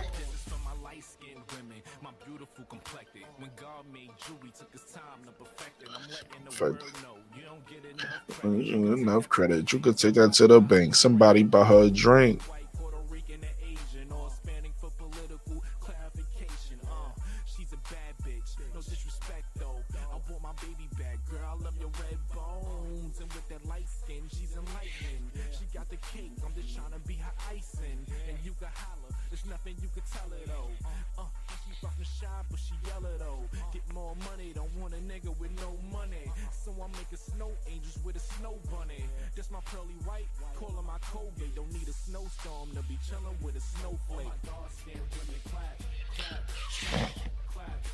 All right, I put out the link for the Knicks fans. I put it out over here too.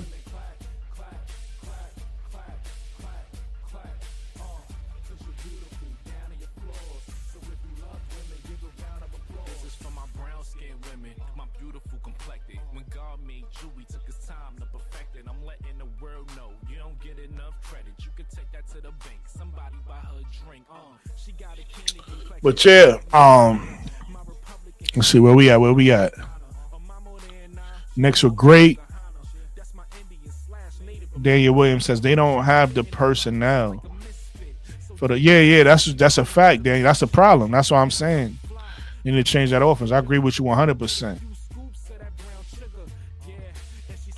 CJ says lost, meaning the only team they need to beat is Connecticut since they get their draft pick. This current team is not making the playoffs. We'll see. Like I said, it's still too early to say that. Nah, no talking. We barely won. Listen, the win is a win, though. Like I was telling Mika too earlier, though. The Knicks do play better on the road. So they did what they were supposed to do. They won this game. Now they got to win the next game. And all honesty, they got to win 3 in a row, right? They got to go back home. So they got to win both of these games on the road and go back home and get a win. So niggas broke my heart tonight. He was rooting for the Pacers, right? BD says Cat was killing them 20 points in the fourth. Cat got to step up. You know, one thing I've noticed about this Knicks team, this is a Jalen Brunson Cat team, meaning both of them, everybody else could get 15, 16, you know, anywhere from 16 to 20.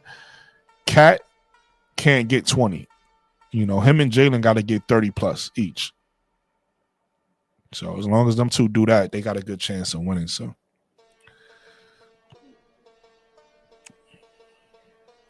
Mark Alexis says our pick and roll defense needs some adjustments. I mean, yeah, that's gonna always be the case too with the way the pick and roll is in the men's game. You got to pick your poison with the pick and roll, especially when you got like. I know they went with two bigs this game. It's gonna be difficult to get to them threes.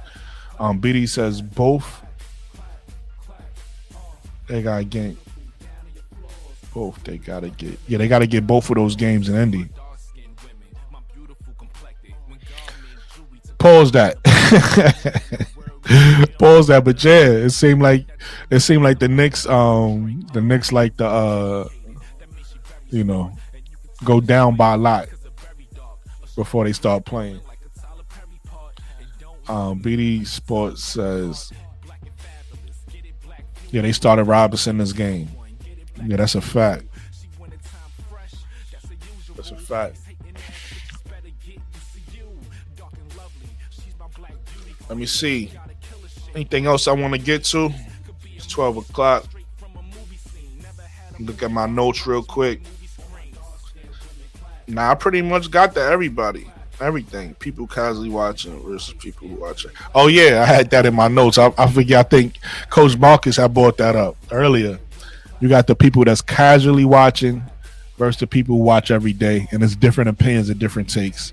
I'm probably going to do a video because Joe Button is somebody who I watch his podcast a lot. I'm a huge fan of, but he pissed me off with his take, and it's just like I could tell he don't watch.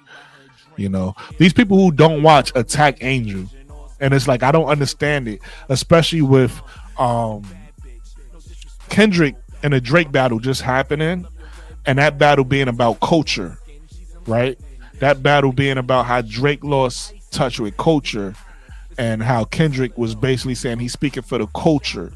And when you take a look at Angel, she's the culture, but people who don't watch attack Angel, and it's not, and they feel like, again, this goes back to that rivalry because they feel like Angel and Caitlyn got something going on, which on the basketball court to an extent they do, but that's it. When it comes to the hate and vitriol Angel Reese receives, it's from these racist ass people off the court that just hate Angel for being an outspoken black woman, right? They don't like that. They don't like the fact that Angel was unapologetic and she speaks her mind and she does what she wants. And it's like a lot of black men also kick her for that. So now she got to deal with the racists kicking her down for being unapologetic. And then a lot of black men saying, oh, Angel just be doing too much. I'm tired of Angel. Da-da-da-da. And it's like she gets it from all sides. And it's like, come on, dog. Like, y'all got to understand that at some point you got to hold down your sister, right? Because if this was like your mom or your sister or your daughter going through it, you wouldn't appreciate all the hate and vitriol that they receive. And that's what Angel is going through. It's not about Caitlin Clark. Caitlin Clark is a whole nother thing. And on the court, if they're going to have their rivalry, cool. And that's where it stays. But off the court, Angel deals with unnecessary racism. And I would think that people who understand that and people who come from the culture will want to protect it because we don't stand for that. Right? We take a look at hip hop and the things we stand for in hip hop. We take a look at the Trayvon Martins and the Zimmermans and I forget the name. I forget the name of the people, but y'all probably heard the story about the young black kids that was blasting the music at the gas station and the white man couldn't handle it, so he shot him up. Right? He didn't like the fact that they was blasting music or whatever at the gas station, so he killed them. Shit like that. That's why I was saying earlier, I forgot who brought it up about the racism or the hatred from the viewership. Listen, if you want to watch, that's fine. If you want to hate from your TV screen, that's fine. The problem is when you start hating in real life and that's what Angel Reese deal with. And I would think that people will want to protect her from that. Again, that has nothing to do with Caitlin Clark. Shout out to Caitlin Clark. That's two different things. I'm not saying people should hate Caitlin Clark because Caitlin Clark has nothing to do with what her fans do. These are her fans acting like this. And I think it's retarded. I think it's crazy. It is what it is. We already know it's hatred in this world, but to spew that, I think you deserve. And listen, this shows how real I am. And when I gotta go back and I gotta correct something I said, I'll correct it. Kanye West is a piece of shit, right? I wasn't aware of everything Kanye West was doing and saying, but I did a live maybe like 2 or 3 months ago where I was defending Kanye and Kyrie of saying, I don't know if they're, I said at the time, I don't know if they're anti-Semitic, right? I said they might have said something wrong, or they might have did something that was you know, we all make mistakes, but I said I don't look at Kanye as a person who hate the Jewish people. But now that I have more information of things that he came out and said, now that he's basically romanticizing Hitler and you know, all those things that he's saying that's disrespectful towards the Jewish people, I think Kanye West is a piece of shit. I think he's wrong for that. So my point in saying that is I keep the same energy around the board when it comes to hatred and racism. Right? If you spewing hatred and racism, you're a piece of shit and you're wrong. So the people that spewing hatred and racism towards Angel Reese is a piece of shits. And the same thing I think of Kanye and anybody else who take Kanye's stance and the things that he's saying about Jewish people, I think is absolutely wrong.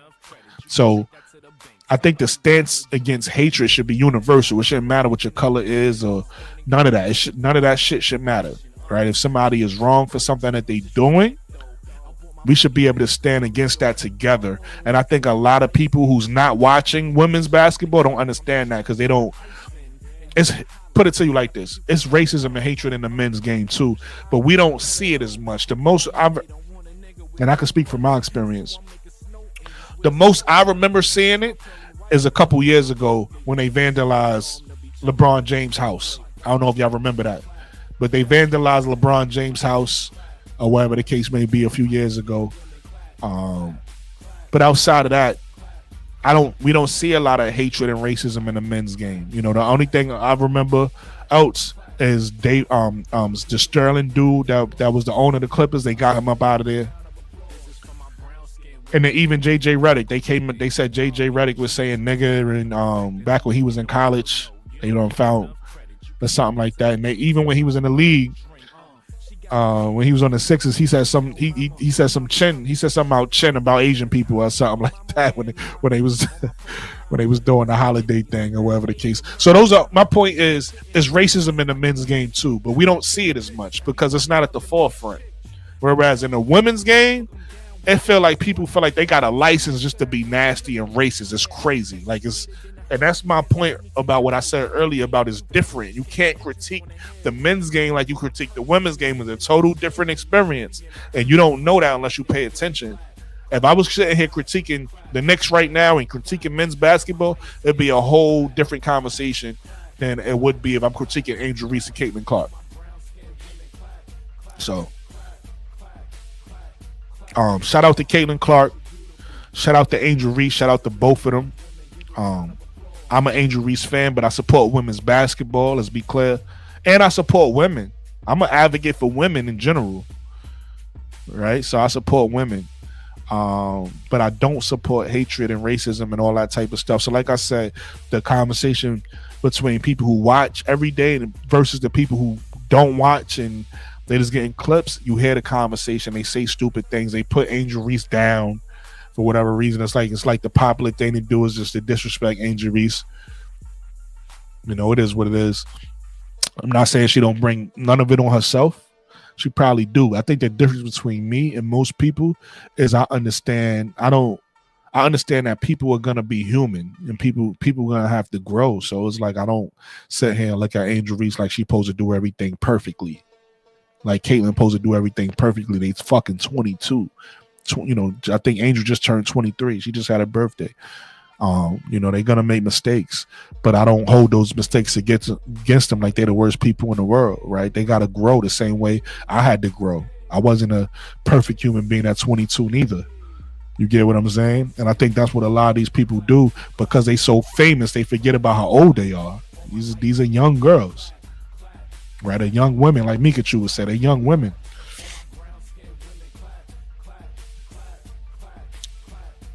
Henry Hurley says Mad Max, when he played for the Rockets, went into the stands and punched someone over some racist shit. Yeah, it's racist. It's racist shit in the males game too, and it's not as in the forefront like it was in the '80s, right? When if you had or the '60s, you had Bill Russell tell stories about playing on the Celtics. You would hear you hear stories about what it was like for Magic. We talked about that rivalry for Magic and Bird to go against each other. It was real prevalent back then, right? It's not so much now. Now you hear about it you hear it in the Utah Jazz Stadium. In certain stadiums we know. Utah Jazz Stadium, they're a little racist over there. You know what I mean? heard in Boston, Bill Russell house was broken into, and they just won a national championship for Boston. Yeah. And somebody defecated on his bed. Yeah. Crazy stories. So it's right to your point, Mikachu. It's racism in both games, but because the men's game, been around a little bit longer, it's more advanced right now. Certain things you don't hear about or see so much that you seeing right now in a women's game. Whereas, DJ with just last year, I forgot what it was, but it was something egregious. Like they said she should die or some shit like that, right? With the Caitlin Clark shit, I forgot what they said. Somebody said so. Anytime somebody came at Caitlin Clark last season, they had to get extra security. So even like with your girl Kennedy Carter, they was coming at her. They was like, coming at her going to a game. Yeah, people were actually coming into their hotel rooms and shit like that. So. Fact. So it's always been a heightened sense of like this type of like back and forth. Like men project what they do onto how a woman's game, and women just be like, nah, that's not how we play. You know what I mean? Now it could be just a low level of like misogyny, sexism, but I don't think it's like that. I just think it's all these new people coming into to watching the WNBA and assuming because they seen the product in the NBA, this is how it is, or this is how it's supposed to be. No, it's different over here. That's all. Nah, you absolutely right. And people just gotta try to keep it respectful. That's it. Facts. Listen, from a male, right? From a male watching a women's game, and from a new viewer watching a women's game, I agree with you 1000%. Because had I not watched the way I watch, I would be one of those ignorant people that you're speaking about, right? I would have been one of those ignorant people, not really paying attention and just trying to think that because I know basketball so well, I don't have to watch and I could critique. And that's what happens. But once you actually watch, you realize like, so here's a couple things you realize to your point, Mikachu. One, you realize like, okay, the game it's a dope game, right? I never would have thought that because I'm comparing it to the men's game, and the games are totally different, right? So the women's game is a dope game. Two, you realize not only is it a dope game, it's totally different from the men's game. It's different. It's a different game. Now, it's parallels. Like, I could look at the women's game and say, oh, that reminds me of Tim Duncan. That reminds me of Carmelo Anthony. That reminds me of this. That reminds me of Reggie Miller, right? So it's parallels, but it's still a different game. And then, like to your point, making sure you just got to respect the game. You got to and understand that these women is going to play it their way. They're not going to play it the way we men think women should play. They're going to play it their way. And once you understand those things and appreciate those things, you can appreciate the game. And then just like any other game, what I try to tell people who because I was talking to my man the other day. He was telling me, oh, I don't think I could get into the women's game. I said, well, that's because you don't know. I said, what you need to do is just find a player you like. Because that's what's going to bring you in. Once you find that player that reminds you like, oh shit, shorty, nice, she get busy. She reminds me of AI. oh, this one is nice. She reminds me of Kobe, or this one reminds me. Once you find that player that you like, then you can start to get into the women's game and start to see how everybody play. Okay, Asia Wilson. Okay, this is Fee. Then you can start, but you got to at least find that player and that team that you want to follow first. And if you can find that, you can get into the women's game. But if you can't find that, it might be difficult because, again, like I just said, the women's game and the men's game is totally different. So if you come into the women's game comparing it to the men's game, there's going to be things missing. As for instance, I could tell you that is a player that reminds me of Kyrie Irving in the women's game. Her name is Enrique. But I could tell you, don't no player in the women's game remind me of Ant-Man, because Ant-Man plays so physical going to the rim. He's trying to catch bodies. No woman plays like that. So again, if you comparing a women's game to certain things you see in a men's game, it's not gonna be there. But if you could appreciate the game for what the women's game provide, you'll fall in love with the game. You could be like, because if you love basketball, it's basketball, and I love, like I said, basketball trumps everything for me. I gotta love the game, so that's why I could fall in love with the women's game now, because I don't compare it. I hate people that do that. I don't compare it. I might find parallels and be like, okay, this reminds me. But I keep the two games separate. As it should be. I mean, back in the 90s, we tried to compare each other, you know what I mean?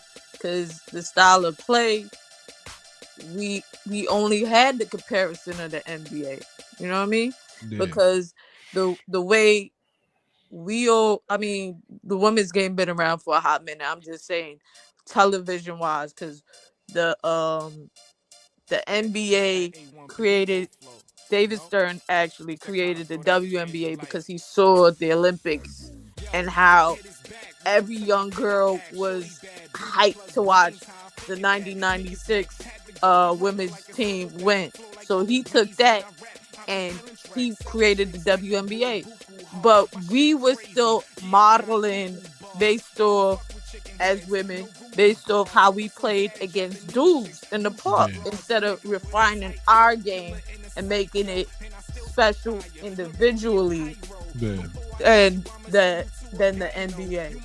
But nobody's telling you that you can't take it and compare the two.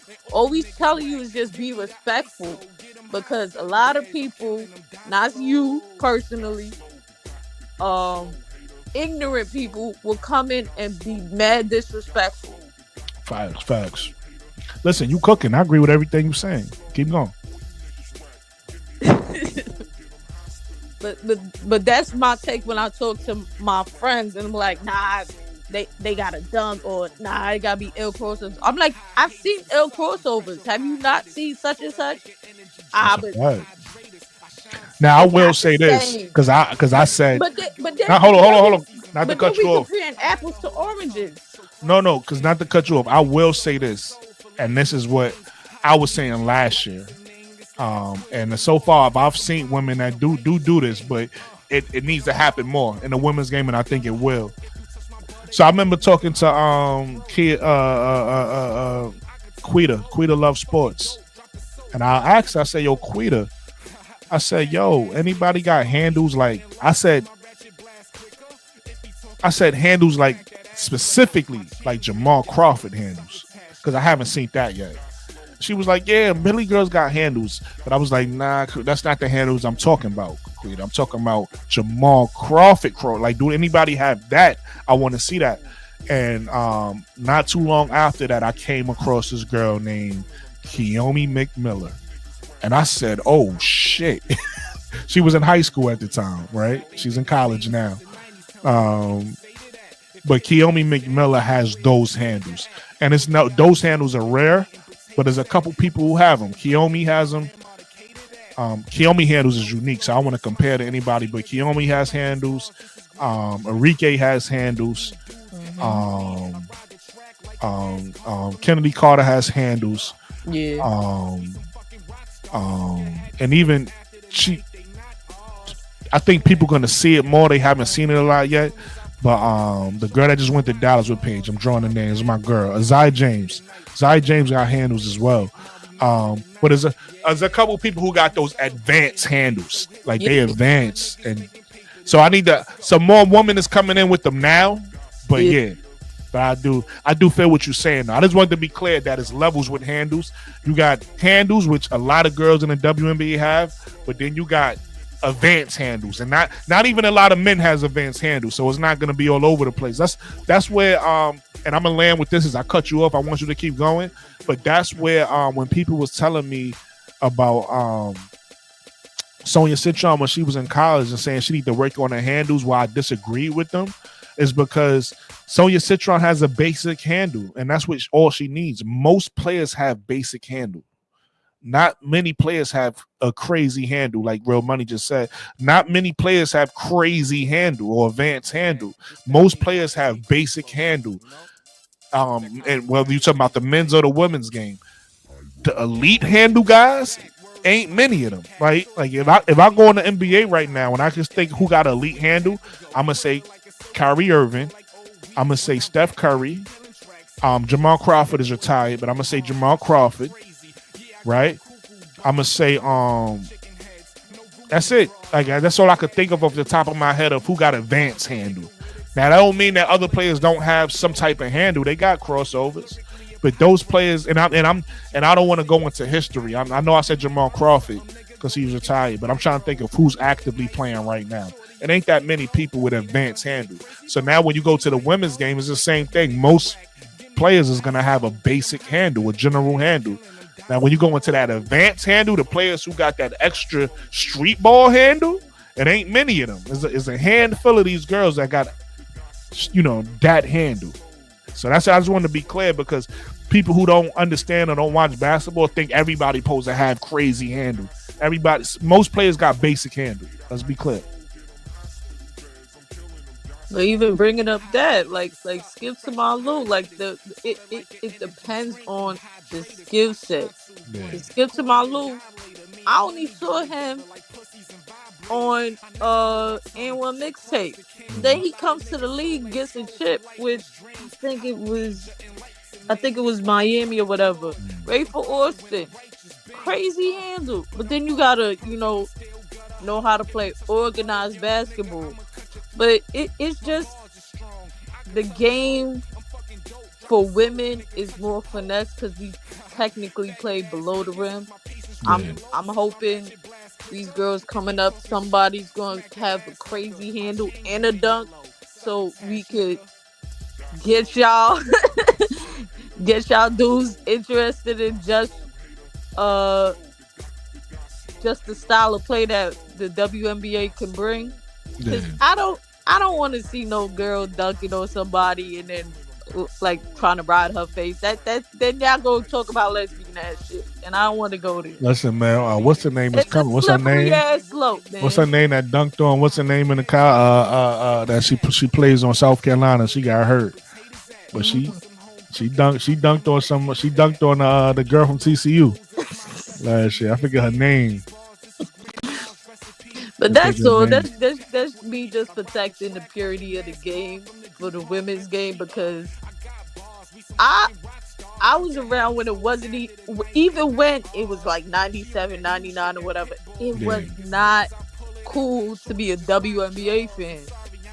My brothers dead ass to my face used to call it the Whack Ass Basketball Association. Ashland, it's not Ashley. National Basketball Association. Yeah, Ashlyn Watkins. Yeah, she coming soon. Ashlyn Watkins coming soon. You got Dominique Malonga already in the league. You know what I'm saying? So it's gonna be some people dunking soon. She got something. I haven't seen much of the Storm, but I'm hearing she's not getting that much playing time. I mean, she's not that her body. She still got to put on some meat, so she's not that she's not that bulky. So, but she's gonna get her. Like you said, she's gonna get her time, and she's gonna dunk on somebody at some point. And what I was trying to get to before we got spicy is it's a difference between players who come from the college game as rookies that could translate into the WNBA because they have intangibles. But that game, like once you get down to physicality part, a couple games into it, you gotta build up that muscle. But you only had what, maybe a couple of weeks from college to go to the pros, and now you banging with somebody that's been, as Sue Burns was saying, lifting for 20 years. Like lifting heavy, you just started lifting. Like, come on. And we playing at a high level too. Not saying that your skill set isn't there. It's just physicality wise, it's going to take you a little minute. And my point to you is saying that I believe the top women in the WNBA, the top ones, have an advantage over these girls in college. But I'm saying that I don't feel like every single woman in the WNBA is better than every single girl in college. I feel like some of these girls coming out of college is better than some of these pros. Yes, I don't feel like every single pro is better than every single girl in college. Now again, the top ones, I give you that. I feel like the top ones have an advantage. There's a skill gap there, and you need to learn. But a lot of these role players, oh, of course, some of them, and that's my point. I ain't trying to disrespect them that much. No, because the way when you was like the rookies, they can't. I'm like, yo, some of these rookies is better than some of these pros. I'm trying to tell you that. I ain't trying to disrespect them that much, but yeah. Skull Brain Nation says, yo, the Sky got to make a decision between Angel and Camilla. Angel should go back to her old position. She looks good there today, and if it's Angel they trade, I hope she goes to Dallas where Paige is. Henry T. Hurley says Simone Augustus had the coldest crossover in WA history. Shout out to Simone Augustus. CJ says she had 12 minutes a day, 8 points, 5 boards. Lord, let her get up to the 30-minute a game by the end of the season. Who they talking about? Angel? Got 12 minutes a day. Who had 12 minutes? Paige is a college national championship winner. That should automatically translate into W wins. It will. Like I said, people got to realize Paige went to Dallas. Oh, you talking about Malanga? I got you. Paige went to Dallas. It's gonna take Dallas some time to like win. They got a new coach too, right? Like you got to realize the WNBA is hard to win. A league that's hard to win, and for the simple fact they don't have a lot of teams. So because you don't have a lot of teams, I mean more good players are on one team. So you can't just expect a rookie to come in who's a really good rookie and just start beating everybody. She gonna need some time, and she will. She's a rookie. She still got to grow and learn where she's comfortable at herself. But her team also is gonna have to gel, and they getting better. One thing I don't know if y'all been watching every team. I got the league pass. I've been trying to watch as many teams as I can. Dallas has been in these games. They just haven't been able to close them, right? And it's not Paige's fault. They need help because the girl, I'm gonna be honest with you, from what I've seen when I watch, Maisha Allen Hines has been playing well. Enrique was missing. They best player, they leader. She was I don't know. She was in her own head. She wasn't playing well the first game or two, but then she started playing better. I think she played better in the last game that they played, and then they also need better floor spacing. I think the girl Maddie Seagrass should start because she actually hit threes for Paige. Paige be setting up a lot of plays for her to hit threes, whereas Nalissa Smith don't hit those threes, right? You got Enrique struggling. Last game she played well, so okay, she hitting her three. You got Paige out there facilitating, scoring when she can, and then you got Dejanay Carrington, who's streaky from three. She's hitting the three sometimes she's not. Paige need another scorer out there because Maisha Allen Hines is getting to the rim. She's playing well, and it's funny because when I look at her height, they got her listed at 6'1", but she playing big. She playing big out there. So shout out to Maisha Allen Hines. But they need more 3-point shooting in that lineup to help Dallas get a win. Daniel Williams says the couple has to come out. The couple. The couple got to come out the starting lineup. That's funny. Real Money says she has to develop. Yeah, it is what it is. She got to develop. And that's not only does she got to develop, that team is a young team, is a new team. They got to develop together. New coach, new GM. Daniel Williams says Maddie and Ty need to start for Dallas. I like that. I don't think Ty, I agree with you. I think if Ty starts, it'll make Paige's job easier. But if Ty starts, they got to trade Enrique. So, but I agree with that. I think Maddie and Ty need to start, but definitely Maddie right now. Maddie, they need to figure out, maybe it's time for Melissa to come off the bench. And if Melissa not hitting a 3, Melissa doing a good job for them rebounding. I give her that. She's rebounding the ball for them. But they need more offensively.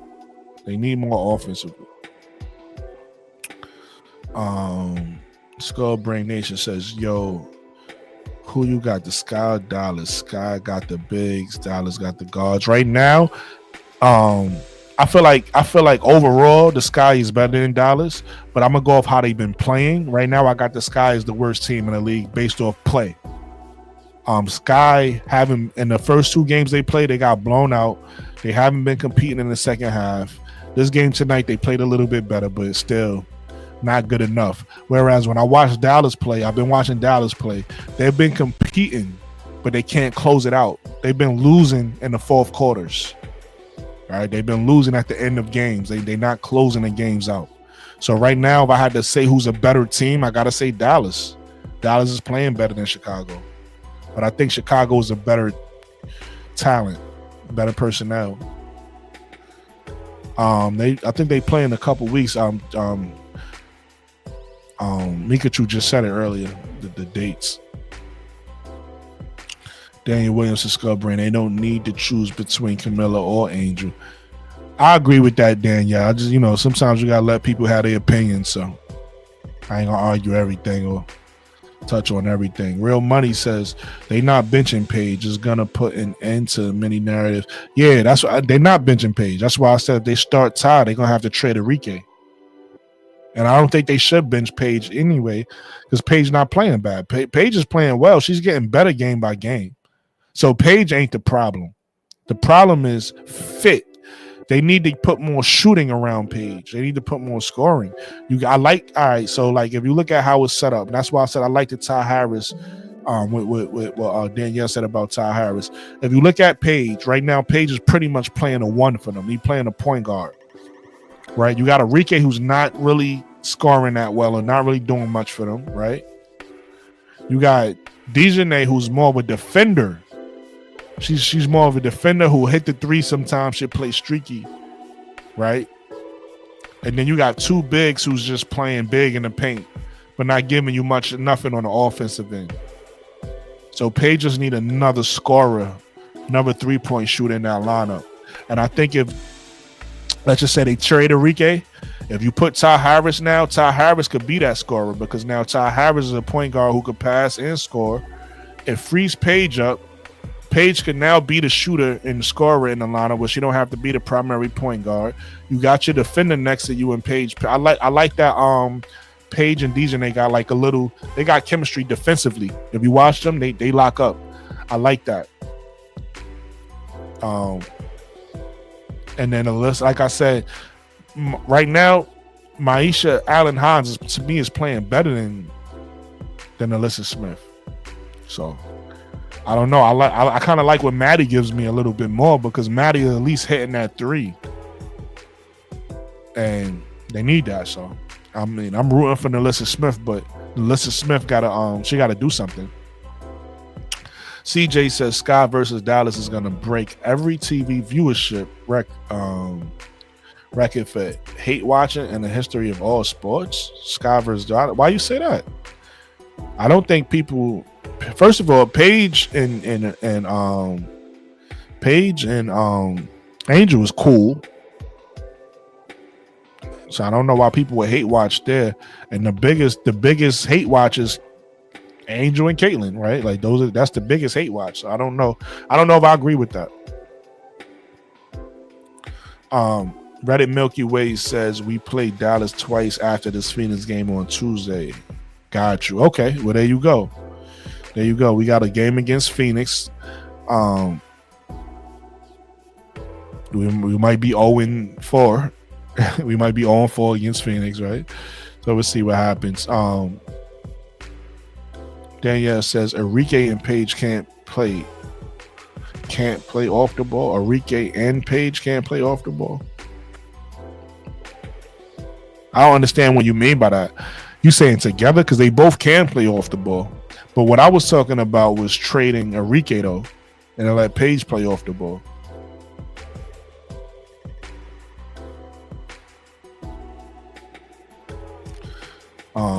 Daniel Williams says, "Oh, is it too small to have both Enrique and Ty?" Yeah, it'll be too small because Ty Harris, I believe is I'll look her height up. She might be like 5'9". Enrique is 5'8". Paige is 6 foot. Nah, so actually could work. Actually could work. Maybe you're right. Hey, listen, I never thought about that lineup. You might be on to something, Danielle. I'm not gonna write that lineup off. You might be right. Real Money says Dallas became unexciting when they made all the trades. Should have held on to Satu Sabri. I disagree. I think Paige is exciting. So I think Paige coming in makes them exciting still. So I don't know if I agree with that. Paige Banham says, I wish Angel and Paige. Yeah, man. I mean, that would have been a perfect marriage if we would have drafted Paige. That'd have been perfect. But hey, it is what it is. It didn't happen. So now we gotta move on. But yeah, that would have been exactly what Chicago needed as a Paige Beckers. But gotta focus on next year. Next year we have Connecticut's pick. And next year we can end up with either what's Paige's teammate name? Drawing a blank right now.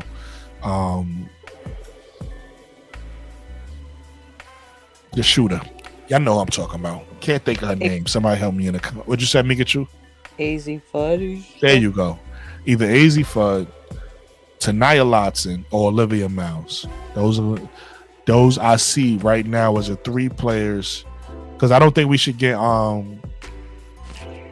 because the other player that's available is Angel old teammate, the rapper. I know I'm talking about. It's probably thank you, Flage. I'm drawing a blank. I'm drawing blanks right now, so thank you. I don't think we should go out and get Flage, but that's gonna be the big 4 of who we need. Because the center, who's the center on UCLA? I don't know her last name. The big girl. We don't need her, right? Because she's gonna be there. But between Flage, Tanaya Lotson, AZ Fudd, and Olivia Miles, Betts. Thank you, Lauren Betts. Those is gonna be the players that we can get. That's gonna help us next year. So, you think they getting AZ? You need drug testing right now. Why you say that? Why you say that? Real Money. It's possible. AZ. You don't think AZ played well enough to put the injuries behind? But like I said, AZ is just one name. AZ could play the 3 for us because they got her listed at 5'11", but you can easily say 6 foot. She's 6 foot. She kid nurse size. So and you let people tell her from college, AZ Fudd is a better shooter than Sonya Citron. Better shot, quicker shot. Right? So, like I said, either AZ Fudd, Tanaya Lotson as a guard. She could play the 1 or the 2, 5'8", scoring guard, or Olivia Miles. We already know what Olivia Miles do. I don't got to sell that to y'all. So, Olivia Miles coming to be the point guard. Or Flage, but I don't think we should get Flage. Then again, Flage 5'10", should come in and be a shooting guard for us. So either way, those 4 players, there you go. Those 4 players is who can help this guy next year since we didn't get Paige this year. Either Flage Johnson, AZ Fudd, Tanaya Lotson, or Olivia Miles. let's see what the chat is saying because we got a bunch of names. We got a bunch of names.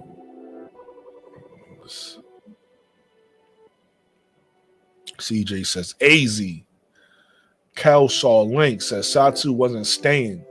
She wanted somewhere with good facilities. That's a fact. That's a fact. Yo, listen, if you new, because this is my first time seeing your name, Kelso. If you're new, please subscribe to the channel. Subscribe to the channel. We talk all things women basketball here. And then if people didn't hit the like yet, hit the like button, man. That lets YouTube know I'm doing good things over here. So hit the like. Everybody, please stop what you're doing right now. Hit the like button. Daniel Williams says AZ. Reddit Milky Way says FUD. Paige says AZ FUD. Reddit Milky Way says big fault. Daniel Williams says bets. Real Money says you think they getting AZ. You need drug testing right now. Reddit Milky Way says Lauren bets.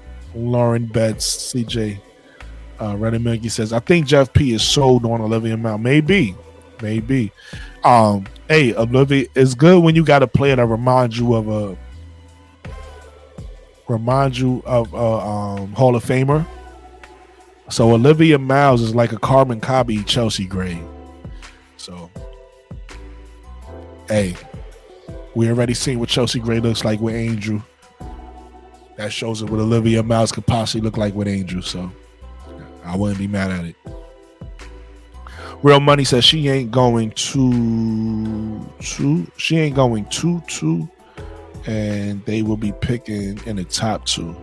Oh, well, I'm not really thinking about that, Real Money, about who's going where. I'm just saying what we need as a team. That's what I'm saying. Regardless of where our pick is, if we get one of those 4 players, we're good. So that's really my point. I'm not necessarily saying, and we don't know if the Chicago Sky is picking 2 because it's a lottery. You got to realize we could fall out the worst case scenario. We could fall out the lottery. It's a lottery. We could get the number 1 pick. We could get the number. We don't know. So we'll see after the lottery when it falls. But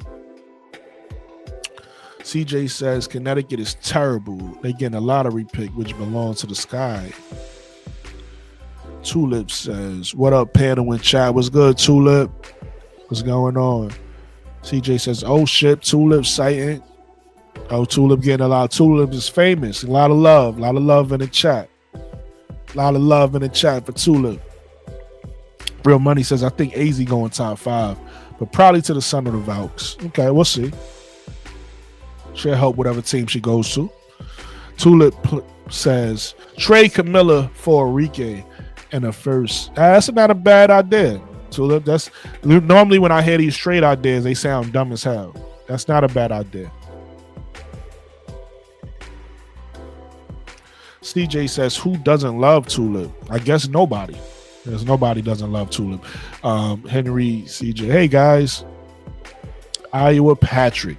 The Chicago Sky do not have a first-round pick in 2026 WNBA draft. They traded their 2026 first-round pick to Minnesota Lynx in exchange for the number 11 overall pick. They do, Iowa Patrick, have a 21st round. So you're absolutely right. So what they did was they traded their first-round pick to the Minnesota Lynx. But in the trade that they did with Marina Mabry last year, they acquired the first-round pick between Phoenix and Connecticut. So, in other words, whoever has the higher pick between those two teams, we could swap with them. We could do a pick swap. So, right now, it's looking like Connecticut. Phoenix is playing pretty well. It's looking like we're going to take Connecticut's pick. So, Connecticut should have a lottery pick based off how they're playing, and we'll take that pick, Patrick. Real Money says, everybody love Tulip. CJ says, Tulip always in everybody's favorite streams. She's everywhere every day. Tulip says, Sun had 30 wins last year, so they won't be as good pick as people think. Yeah, that is true because in a good point, Tulip. See, this is why people love Tulip because she knows what she's talking about. And the WNBA is based off your last 2 seasons and not your last 1 season. So because they had a really good season a year ago, and based off this season, the percentages is gonna basically determine what pick they have. Real Money says, so another big gonna fit with Angel.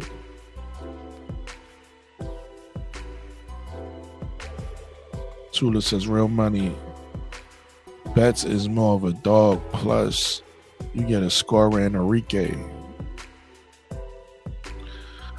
Tulip says 2-year aggregation for the draft. Yes, that's a fact. CJ says, oh shit, light bulb moment. That pick that Connecticut giving up, it probably won't be a lottery pick. Isn't it based off the last 2 seasons? Yeah, it probably will still be a lottery pick.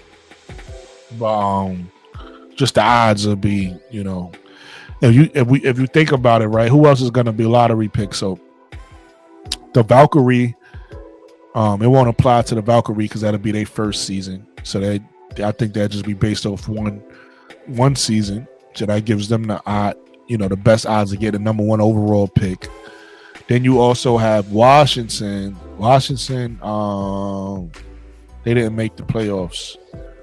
So Washington also has pretty good odds, depending on this season. They have pretty good odds to get a high pick. Who else is going to be down there? Connecticut, obviously, we just said.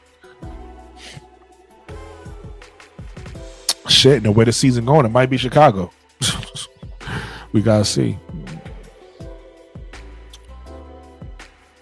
Real Money says, that's a big ad for Jeff P. If you think he that. I think he was trying to say incompetent. CJ says, oh snap, Brooks said that as I was typing it. Great minds think alike, CJ. Tulip says, Atkins trade may have ruined the Sky's future. You missed out on Centron for rookie contract. Atkins will probably leave offseason, give us future 2nd round pick swap. Misses. Sky assumed they would. Listen, Jeff P is on a clock, man. Jeff P is responsible for this team. This is not the team I wanted. This is the team that Jeff P's tried to sell us on, which we all disagree with. Most of us, if not all of us, disagree with getting rid of Kennedy Carter. And then we disagree with giving up the 3rd pick. You know, this is what Jeff P tried to sell us on. Vandersloot as the point guard. And he sold us on the firing. Well, he didn't sell us, but he tried to sell us on the firing of Teaspoon for Coach Ma. So this is all Jeff P. So regardless of how this does, Jeff P's responsible for this shit. They are last in the league. I want to see if he gonna let homeboy go. Yeah, see if he give him more or less grace than Teaspoon, right? Yeah. Tulip says finish above Mystics.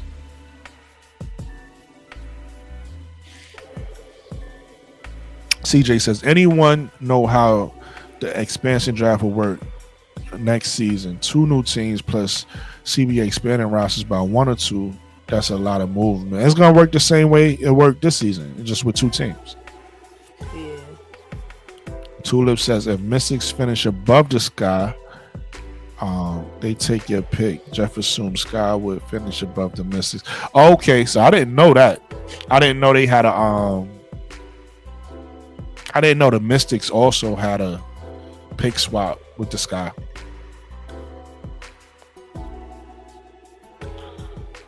Arrogant and potentially foolish Jeff. Jeff P's Ponzi scheme.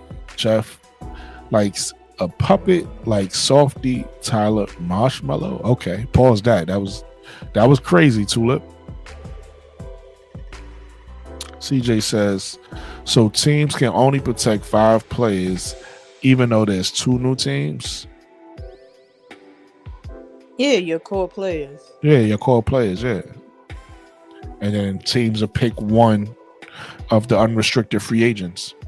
Yeah. Both teams will pick one. Real Money says y'all ain't gonna have the seat because if they finish under the message, FP gone. They going together, right? They gonna fire them together. Hey, listen. Tulip says that was part of Atkins' trade to pick swap, which means the trade even worse. Yeah, that's terrible. I was, hey, whatever. It was Jeff P. Jeff P. responsible for that.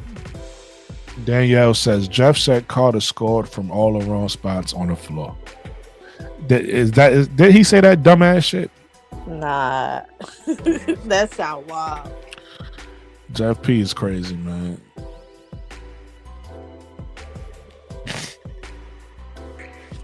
Yo, so listen, I'm gonna wrap it up because I want to get to The Last of Us. I don't know if y'all been watching The Last of Us, but that's my show. I believe the season finale came out tonight. I'm back, man. I was gone for a little while because, like I said, work come first, real life come first. I had an interview that came up at work, so I had to focus on that, put everything else to the side, make sure I was prepared. So I had a really good interview. Hopefully I get it. I don't think that I will, though, not because of anything other than the interview I went for. I think they want somebody with more experience in that particular field, and I'm not mad at them for that. So it is what it is, but that's why I was gone. Like I said, a lot of things happened when I was gone. I tried to touch on it. I touched on the shout out to my big bro K-Shot. I touched on the internet gangsters. You was gone, Mikachu. There's a lot.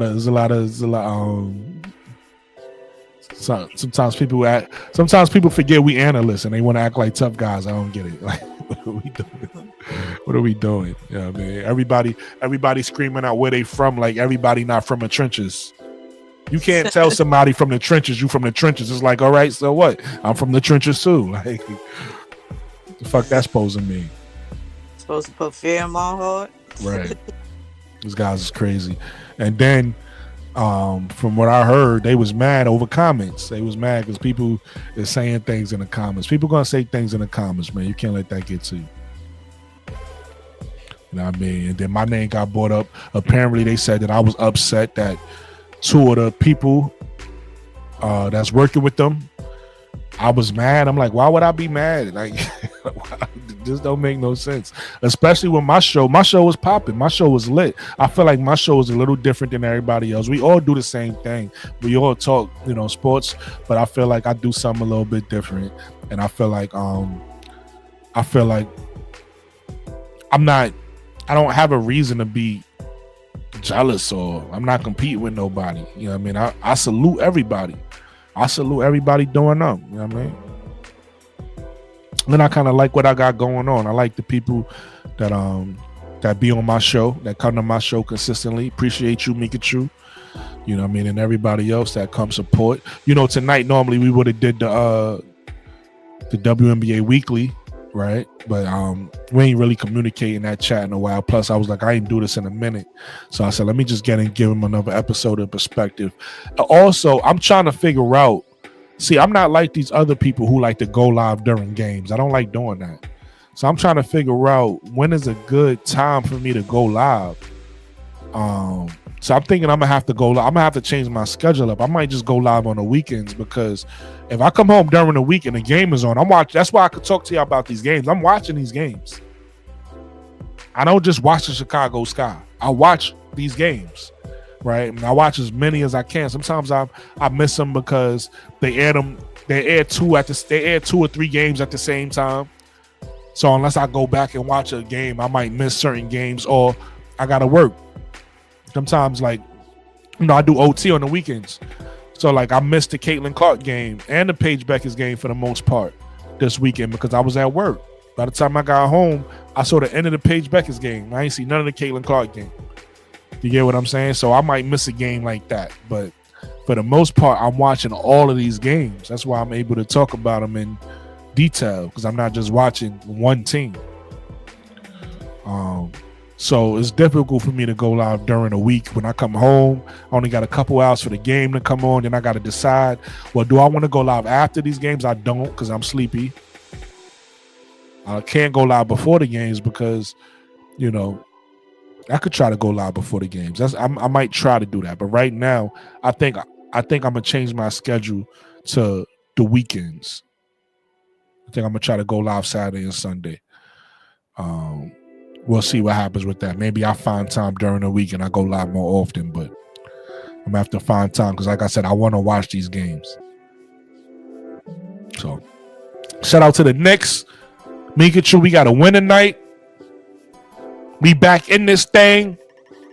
You know what I mean? Yep. Shout out to the Liberty. The Liberty 3-0, looking like they ready to repeat. You feel me? And my Scott, man, we gonna get it together. It's early. They gotta figure it out. Some changes need to be made. Either a lineup change, a coaching change, personnel change, a play style change. Something needs to change. So we gonna see what they do going in the future. Right now, and a lot of players they cut, so some of these players might come back. You know what I mean? Do a 10-day contract, see if they need to bring Deja Kelly back, because just because you had a couple of bad like lineup switches doesn't mean that person is right, or somebody might get injured and you might bring somebody back that you cut. Facts. It happens. I mean, that's why I take these cuts with a grain of salt, because some of these plays they cut might have just had an off game. That's all. Yeah, definitely. I mean, some of them may have an off game. Like I said, Deja Kelly just got cut. She just, like, I was surprised too with the girl. What's the girl name that got drafted to Dallas from? I'm thinking of the girl name, man. But I didn't think she was getting cut. Small forward, 6'2". She was from Ole Miss. Yeah. They cut her. Ole Miss. Yeah. I was surprised too. I'm like, yeah, they need her to cut her. But that goes to your point earlier about how I said that some of these rookies better than some of these vets. I feel like she was one of them. I feel like she was one of these rookies that would have came in and played well, but they cut her. Yeah, Scott. And I like Shorty. Brooklyn, final question for the night. Can you please pronounce? Oh, so that's my rap name. I do music. So my rap name is 80s Baby. Everybody call me 80s, or everybody who know me. So it's funny because I was telling y'all a story earlier. I don't know how many of y'all was watching at that time about my rap name in high school. So my rap name started out as Mystery. Yeah, Madison Scott. That's her name. My rap name started out as Mystery. In fact, I forgot this line. One of my homeboys reminded me of this line because this is one of his favorite lines. I said, this was back in the 2000s. Right, I don't know how old y'all are, what region y'all from. This might go over y'all heads, or y'all might get it. But I said it's a mystery how you niggas really can't do shit to me. The heat to melt the words off your iceberg history, right? And that was my way of throwing my rap name in a line. It's a mystery. My rap name is Mystery, right? It's a mystery how you niggas really can't do shit to me. The heat to melt the words off your iceberg history. You know anything about iceberg? Iceberg was big in the 90s and the 2000s, whatever the case may be. So my rap name was Mystery. I went to high school in the 2000s. That's when I went to high school. And I told everybody my rap name is Mystery. They was like, all right. Next time I see niggas, yo, old school. Yo, old. And I got the name Old School from playing basketball. When I played basketball, remember we were talking about earlier about not everybody got a crazy handle. Some people got basic handle. When I played basketball, I wasn't trying to cross niggas up. I basically dribbled in one hand, and I only crossed over when I had to, like if I was changing direction. So I had a real basic game. I had a real old school game, if you will. So they started calling me Old School. from basketball. So nobody called me Mystery when I was rapping. So I said, fuck it, my name is Old School. So I went from Old School when I was like 14, 15 years old. My name was Old School. By the time I turned 17 and 18, I got better. I elevated with rhyming. So I changed my name from Old School to Grown School. Everybody called me GS. So my rap name was GS from like 18 to whatever age, maybe like 20, 23 or something like that. I forget how old. But at some point, I went from GS to 80s. To 80s baby, and that's how I spelled it. ADEZBABY. So ADEZBABY is 80s baby. That's my rap name. And that's that. So that answers your question, CJ. That's the history of my rap names changing over the years. CJ says, "Since you a young man." Also, I was born in 1986. So I was a baby in the 80s, and that's where that comes from. I'm an 80s baby. In fact, I used to have this moniker. I used to say, I don't say it no more, but I might bring it back. I used to say 86 made me sick. So that was my little tagline. 86 made me sick. Oh, I got an 80s. I can't get AIDS. Yeah, a lot of people, because I spelled it. See, another thing too about Brooklyn rappers. I don't know if you're familiar with Fabulous. But go look at Fabulous, how he spelled his name. It's not Fabulous. So a lot of us spell our names our way. So because I didn't spell it, because I took the name and spelled it my way, if you try to spell it like you would in English, you will mess it up. People say A-Daz. They be like, yo, A-Daz, what's up? Or if somebody being funny, they say AIDS. So they say AIDS, they say A-Daz. But it's anybody who know me and call me 80s. Because I created that name. That name isn't a name that I looked up and took from a dictionary. I made that name, right?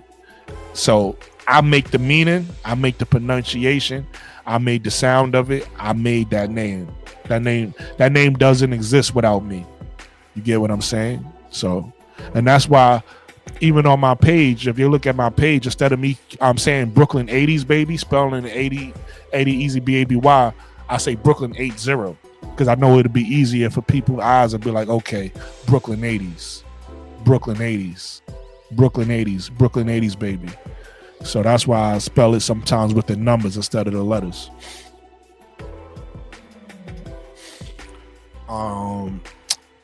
Tulip says, surely people don't like the truth. Tell it, hate it. How's it?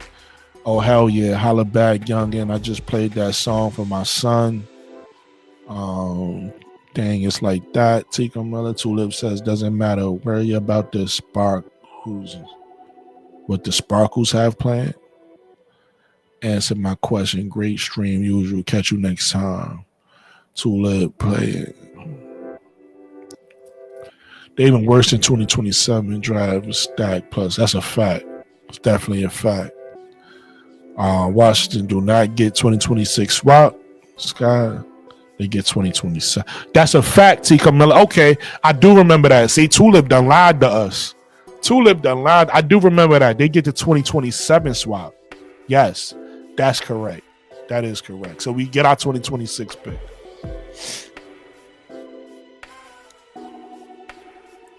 Harry T. Hurley says, one only mine.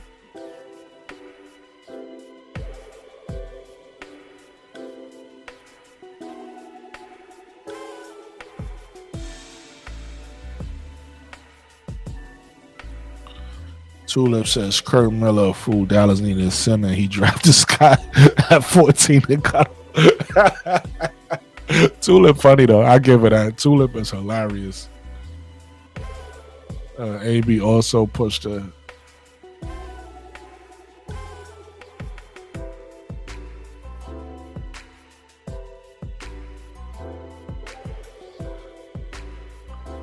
Hey, Ty, appreciate you, CJ. Tulip says, good luck, appreciate you. Real Money says, salute, appreciate you, Real Money. You already snow. And with that said, I think I got to everybody's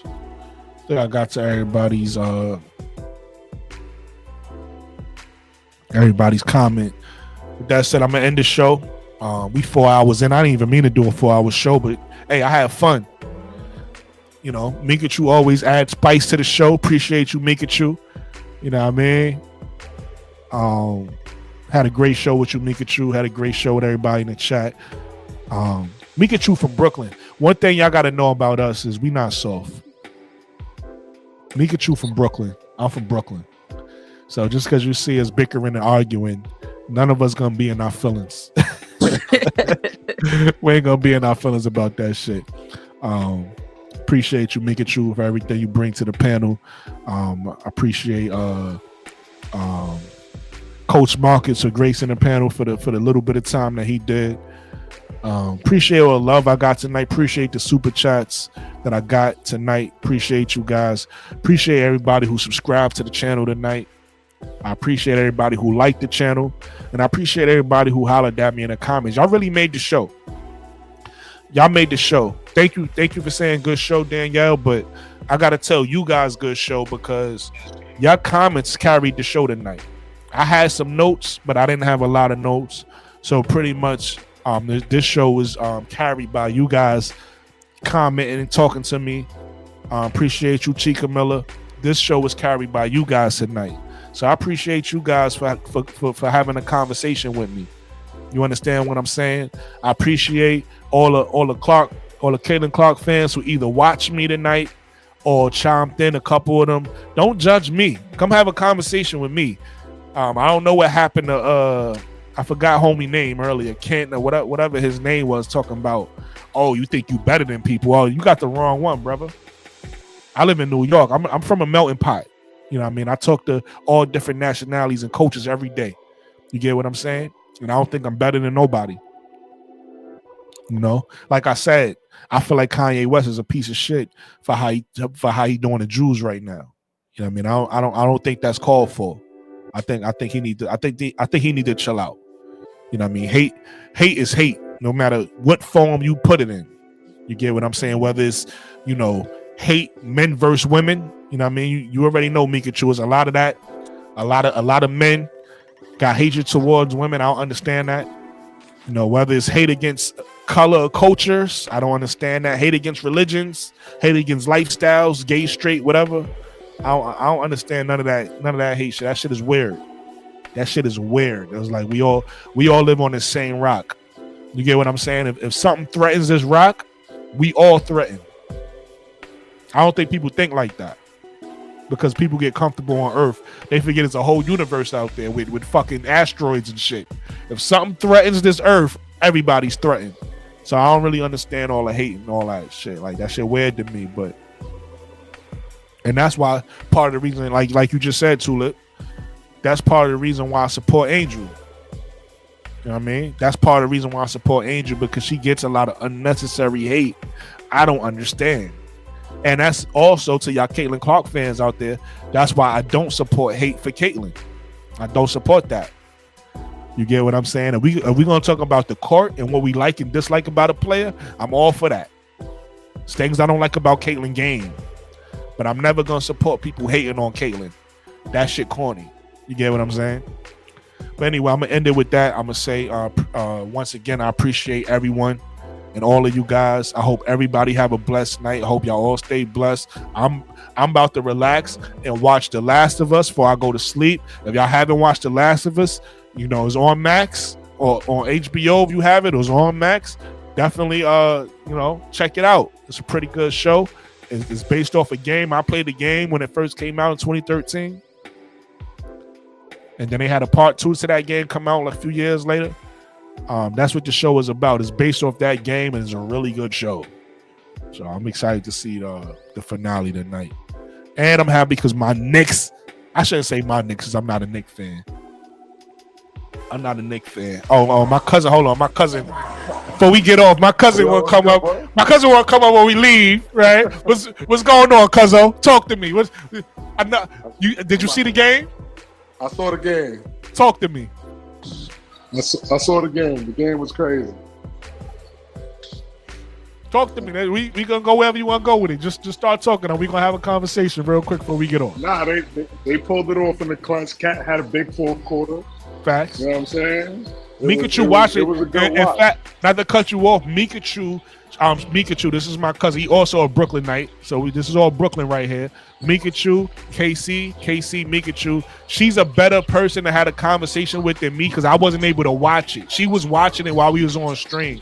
So anything you saying, she could co-sign. So get Mikachu. I'm tapping in right now from outside. I was want to get a bite after the game, but I had to pop by. Yeah. To say what's up. But it was a great game. It was a good game. I'm not. Me and you, we're not even Knicks fans. Facts. We just got pride. We just got pride for the city. I'm happy. Hey, Kate. I'm happy you said that. Because Mikachu, don't I say that all the time? Just so you can see, he confirms it. We just love the city. We just love. It's just pride. We just love the city. I'm not even a Knicks fan. I live here. That's a fact. Respect. That's a fact. Still a lot of seeing New York win the game. You feel me? That's a fact, man. Nah, but they pulled it off. It was a good. They had that 21-7 run they had in the fourth quarter was crazy. Yeah, I saw Mikachu face. She was over here while I'm streaming. I heard her like cursing or celebrating. Nah, Cat really he really showed his bag that. It's showing that I think the Knicks won that trade between him and Julius. Yeah. You know what I'm saying? They definitely. Well, I'm gonna say both teams won. I'm gonna say both teams won because Julius is playing well in Minnesota. I think that's a win-win. Yeah. Sorry, stop. Yeah. Yeah, it is. I think both them trades worked out good because not for nothing they had to get rid of Julius at the time because they had him, RJ, and Brunson, they all left-handed, bro. They all play on the same side of the court. Like, you can't have 3 left-handed ball-dominant players. Right. I don't even know where to go to do no smoke. I'm gonna say this though, Casey. I told Mikachu this earlier. The Knicks played better. The Knicks played better on the road than they do at home this season, and they did what they were supposed to do tonight. So now they gotta follow. They gotta handle business. They gotta steal another one. They gotta steal another one, and then they gotta win at home. So they gotta win 3 in a row now. Yeah, they gotta win 3 in a row. If they win another one, they regain home court, and they gotta steal one back at home. They gotta win one at home. So they gotta win another one. So we'll see how they do. I'm happy that it wasn't just Brunson. They got one thing that they've been getting in crazy foul trouble all playoffs. Let me ask you this question. This goes for both you and Mika. What did you think about the move to put Mitchell Robinson in the starting lineup today? Did you think that helped, or do you think? I mean, obviously they got the win, but what I'm saying is, do you think that's going to help them, or do you think they're going to have to go back away from that in the long run?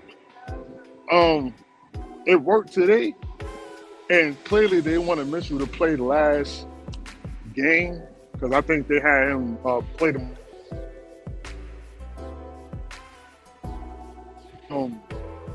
Cat only played like 25 minutes last game, but like Mitchell don't give you shit on offense, but in terms of offensive rebounding, I'm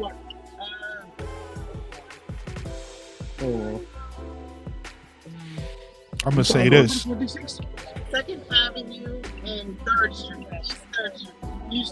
I'm gonna say this. Yeah, what's up? I'm gonna need Deuce McBride to make a motherfucking three. Like he's good on shooting and playing defense, but my man's. Listen, I don't have the stats in front of me, but him missing them threes was getting me tight. But he hit a couple big ones too. You gotta be more consistent. That's all I'm saying. He come off the bench. It's tough to be a consistent bench player. It's tough. It's not that easy. Like Jamal Crawford and Lou Will made that shit look easy. It's not that easy. I mean, it's his 3rd year. I get it. But it could be his 10th year. It's still not easy. He still needs to be a little bit more consistent. And that's why I was tight that Dante DiVincenzo left with that trade for Cat with Randall, because he was more consistent. Like, but late you gotta in look the at games, you gotta look at it like when this, Brunson right? was off, You gave it to Dante, he'll go and drain that shit. But you got to look at it like this, right? Deuce only plays when Brunson doesn't. He was in foul trouble tonight. That's the only reason Deuce played.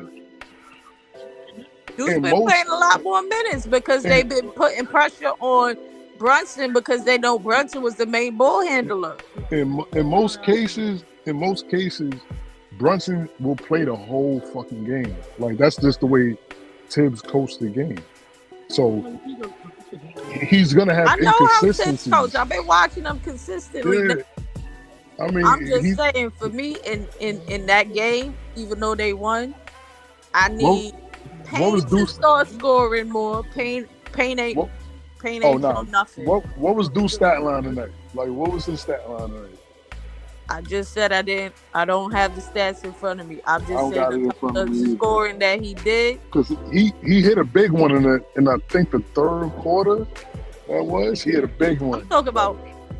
I'm talking about late in the game though. Like, I've seen some of the shots that he took, and it needs to be more consistent. Like, he does good off flow, like once he sees a couple of them come in. But the way that he's been playing late in the games, obviously it's a different pressure. I would like him to score more threes. That's all. I think you asking too much of him right now. Yeah. I think you asking too much of him. You gotta lower your expectations of Deuce McBride. He ain't hit that stride yet. Not to say he won't, but I don't think he did. Third year guy playing behind one of the best guards in the league right now. It's tough.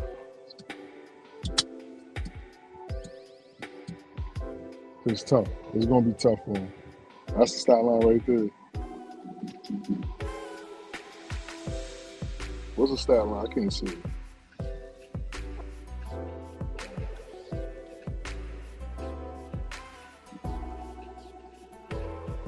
Yes, OG.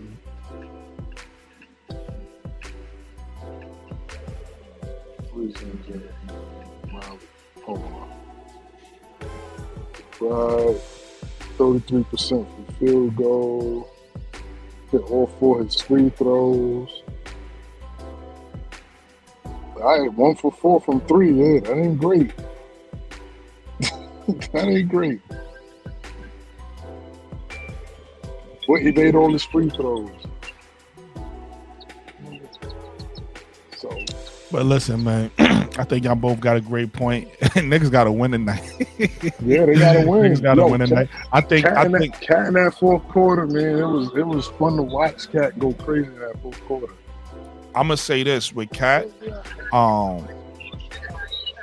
Cat can't afford not to. You know, they won a night with more of a team because it looked like a lot of players got involved. So Cat was able to get 20. And Brunson was able to get 20, and they was able to get the win. But typically, Brunson is scoring 30 plus. Yeah. And Cat, he needs to score. He can't get comfortable in the 20s, right? He needs to score 30 plus too, because to me this team is based off how both of them go, right? When Cat has a pedestrian game, like solid 20 points, they lose, right? But if Cat could keep up with Brunson, not score as much, but like keep up with him. Then they're gonna have a better chance because hold on, let me land with this. Because OG, and Bridges is usually OG Bridges and is it one more? No, I think it's just those two. OG and Bridges usually have around 15 to 20 points. Yeah, so they're gonna have those pedestrian games. Cat can't be with them. Cat have to be with Brunson. And if Cat is with Brunson, if let's just say Brunson gets 36, Cat needs 30. You get what I'm saying? I agree with you, right? But there may be a point, and hear me out here. Brunson needs to not focus on having 32, 33 a game, maybe, and going to getting closer to 10 assists. Right? Because let's say he has 27. Yeah. Where he gets 10 assists. Now you account for at least 37 points a game. I agree with you if that's the way the Knicks play, but And if you can get 50 points between your two top dogs, everything else will fall in line. I agree with 30 and 20. It could be 25-25. It could be whatever. I But agree with Mikal you. Bridges hasn't been consistent, so That's true. Cat has been a little bit more consistent, but Mikal Bridges has not. So I'm thinking that they. But to answer your question real quick, before she go, Casey, I actually agree with you from a basketball standpoint, right? I'm always looking at it from that standpoint. No. But here's the issue. Brunson don't play that way. Like if it was like so, if we look at the Pacers and we talking about what's the point guard now? I've been drawing blanks all fucking. Halliburton. Yeah. If we talking about Halliburton, he affects the game that way because he don't come out trying to be the leading scorer. He comes out if he gets big numbers, he gets big numbers. If he gets big assists, he gets big assists. He's cool. Whereas with Brunson is gonna drop. He's coming out to be the number one scorer. So I agree with you from a basketball standpoint. I just don't think Brunson plays that way. Now, to your point, do they win a game, like one game that way? Yeah, of course. Like Brunson can come out and just have one of the, like today. I think this is one of those games where I would have thought they lost this game looking at these numbers. You get what I'm saying? Because Brunson don't score this little. Like he always have 30 plus. So for me to see 24 and 20 from Cat, I'm like, oh, they must have lost. So the only way that makes sense for them to win is if they have multiple players score, which they look like they had more players get involved. Like you said, a player was in foul trouble, whatever the case may be. More players got involved this game. So that's why they was able to score low and still win. So I'm with you because you already know, we know basketball. What you say makes perfect sense from that type of point guard, whoever that is. Brunson don't play that way. And they played better defense today, which they're going to have to do. Yeah. Because Indiana's going to play 10 guys, and they're going to run. Yeah.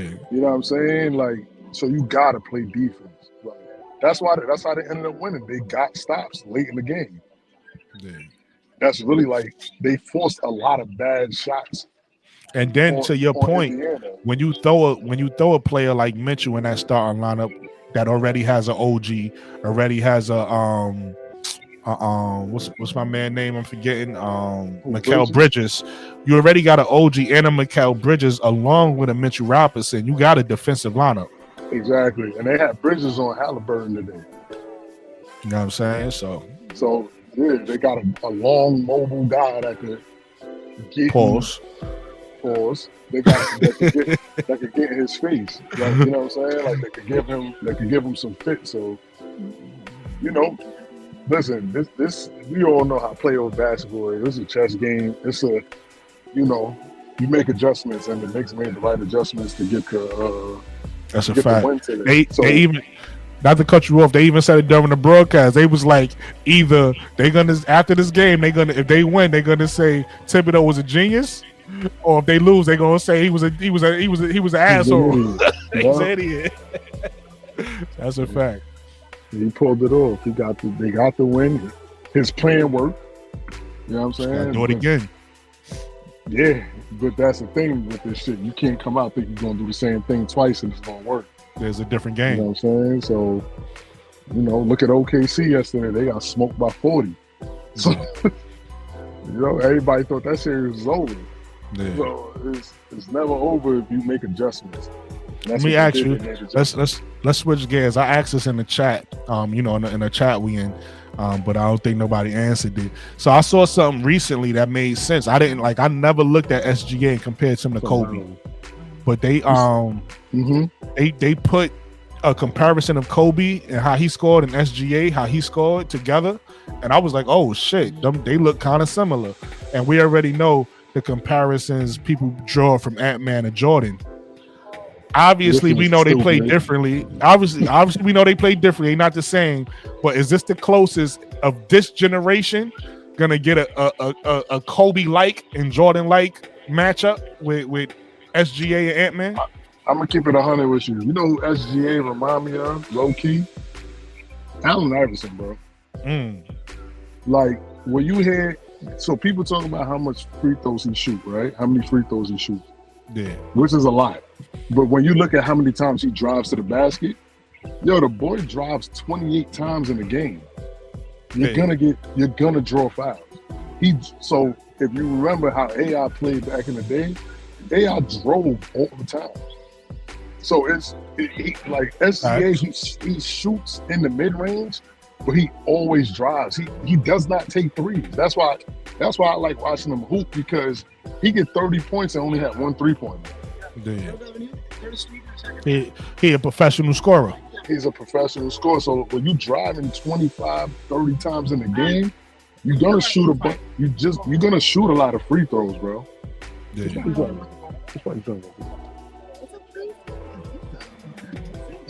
Like, so I'm not mad at that. You feel me? Like, I know he get a lot of hate for, free throw merchant and all that nonsense. But he drives the ball, bro. And Kobe was a more of a mid-range shooter. Yeah, Kobe was a skill guy, right? Like, whatever you threw at him, he threw something back at you. He always had a counter for your counter. That was Kobe's greatest skill. Like, he wasn't the most athletic. He wasn't the best shooter, right? But Kobe will, whatever the defense gave Cole, he took and he flourished with it. Not a lot of guys can say they do that. You know what I'm saying? SGA forces you to play defense on him because he's just gonna go at you every fucking play. Right. So it reminds me more of AI than it does Kobe. Hold on, real shit, cuzzo. Real quick. Okay. Yo, shout out to the big bro, Simply Ball dropping. The reason why I'm doing this, know what I mean, one of the best dudes on YouTube doing this, Simply Ball dropping, came through to drop a $5 super chat, and he says, salute to you, big bro, salute to you. Okay, KC. Yeah, so it's less Kobe and more AI. Just because, like, if you ever hear any NBA player talk about AI, they say he was gonna make you feel every point of that 30. Yeah. And I think SGA is the same way. So I could be wrong. I'm live right now. I'll call you right back. I could be wrong. Get off in a little while. I'm like 10 minutes. I don't mind being wrong, but I'm just a nigga from Brooklyn. Just my Facts. opinion. Thanks, man. Listen, man, I need you on the show more often, man, so we can really get into, so people can see how we talk basketball, man. Yeah. I'm definitely be more present. You feel me? Like, and for your people out here watching, like, when I talk basketball, I talk it from a basketball player's point of view. Right. I hoop. So the things I see and how they're done is you still be joining them leagues? Nah, bro. Ever since I had elbow surgery, no. I've been out for like 2 years. Yeah. Use my motivation, man. I wanted to join one of them leagues, man. Yo, you could have ran with me. Me and Mark played a few. Me and Mark got a couple championships together. Mark was in here earlier. Oh, I don't know if he's still watching, but he was in here earlier. Me and Mark got a bunch of championships together. Smile the big bro. I got some big bros that's really, you know what I mean? You know what I mean? That's what I be wanting people to see, like. Mark, the reason I had to get a jump shot, because his shit was so Mark was the first dude I seen on a fast break pull up from 3 with the opposite hand and nail. Mark is ridiculous. Like, he was super good. Mark, listen, put it to you like this, and I never claimed to have one of the best jump shots in my hood, right? But my jump shot was always solid, right? I always had a pretty good jump shot, and Mark made my jump shot better. Mark, that's Mark, bro. Mark gave me a drill. Look, a simple drill, KC. He told me to stand to the wall, right? And then shoot the ball straight up. Because what happened was when I was at the 3, when I was younger, when I was at the 3-point line, I didn't think I had the strength to like make the 3. So I would always shoot ahead of me. I would always shoot like in front of me. He said, nah. He said your shot easy to block like that. So he had me shooting like this above my head. Made my shot better. So shout out to my big bro Mark. Yeah, Mark was definitely Mark was definitely lethal with the jump shot. Like elite That's shooter. a fact. That's a Elite fact. shooter. Mark is a legend. He's a legend in the hood. He's a legend in the hood. He's definitely a legend in the hood. You know who else was a legend? Yo, Who's that? what's homie name that used to be behind the dude with remember he was missing a finger because he dunked. Oh, that's He Troy. dunked with a ring on. Troy, my nigga Troy. Troy. Yeah, Troy was definitely. Troy dunked, yo. Troy was one of the, tell a Troy story before we get out of here real quick. All right. We showing the hood love right now. This is Brooklyn. This is Brooklyn for you guys. So this is how Troy was about 6 foot flat, right? Had 9 fingers. He had a missing finger on his, I think his left hand. No, his right hand. His ring finger, right? I remember playing a game of 21 with Troy. So I don't know if everybody from New York, but you got 21, Uptown, whatever, right? Just, a bullshit game, just like a warm-up game. The nigga Troy did a windmill dunk on me in a game of 21, and he missed the dunk. Not because I played good defense, just because he just missed it. He was one of the most athletic and gifted basketball players I've ever seen in my life. With 9 fingers. With Killing 9 fingers. And barely played organized ball, but I seen him give D1 college players hell. Just because they thought they was nice. Yeah. So Troy was ridiculous. That's my guy. I still talk to Troy all the time. It's my brother. He's my big homie. That's back when the park. That's back when that park was lit. He used to be going there all day. That's back when Linden Park was like the park to be in New York in the hood. So that's a fact. Yeah, Troy was definitely my guy. So, just elite shit for real. Facts. Yo, KC, I'm gonna let you enjoy your night, man. I appreciate you for coming and grace the panel. Park? Who, Gersh? Yeah. I did. I played in Gersh. Oh. I played in Gersh. I played in West 4. I played in This nigga played. Yeah, this nigga played all over New York. I played for Brooklyn USA AAU. I played everywhere. Anywhere in New York except for the Rucker. That's you and Will, right? Yeah. Back when Will used to play ball. Will bodybuilding now. He don't play ball no more. Yeah, before he started lifting all the weights. Shout out to my big bro Will. Shout out to my big bro Mark with the jump shot. Shout out to my big bro KC. Shout out to all my big bros in the hood. Shout out to Troy. Shout out to my big bros in the hood, man. I was a young boy. I was a young one. But shout out to Mikachu for gracing my panel. Shout out to Simply Ball Dropping. Big Dog for coming to the Grace Lil Bro live tonight. Shout out to everybody who came through and supported us. Listen, if you ain't hit the like button yet, hit the like button. If you ain't subscribed.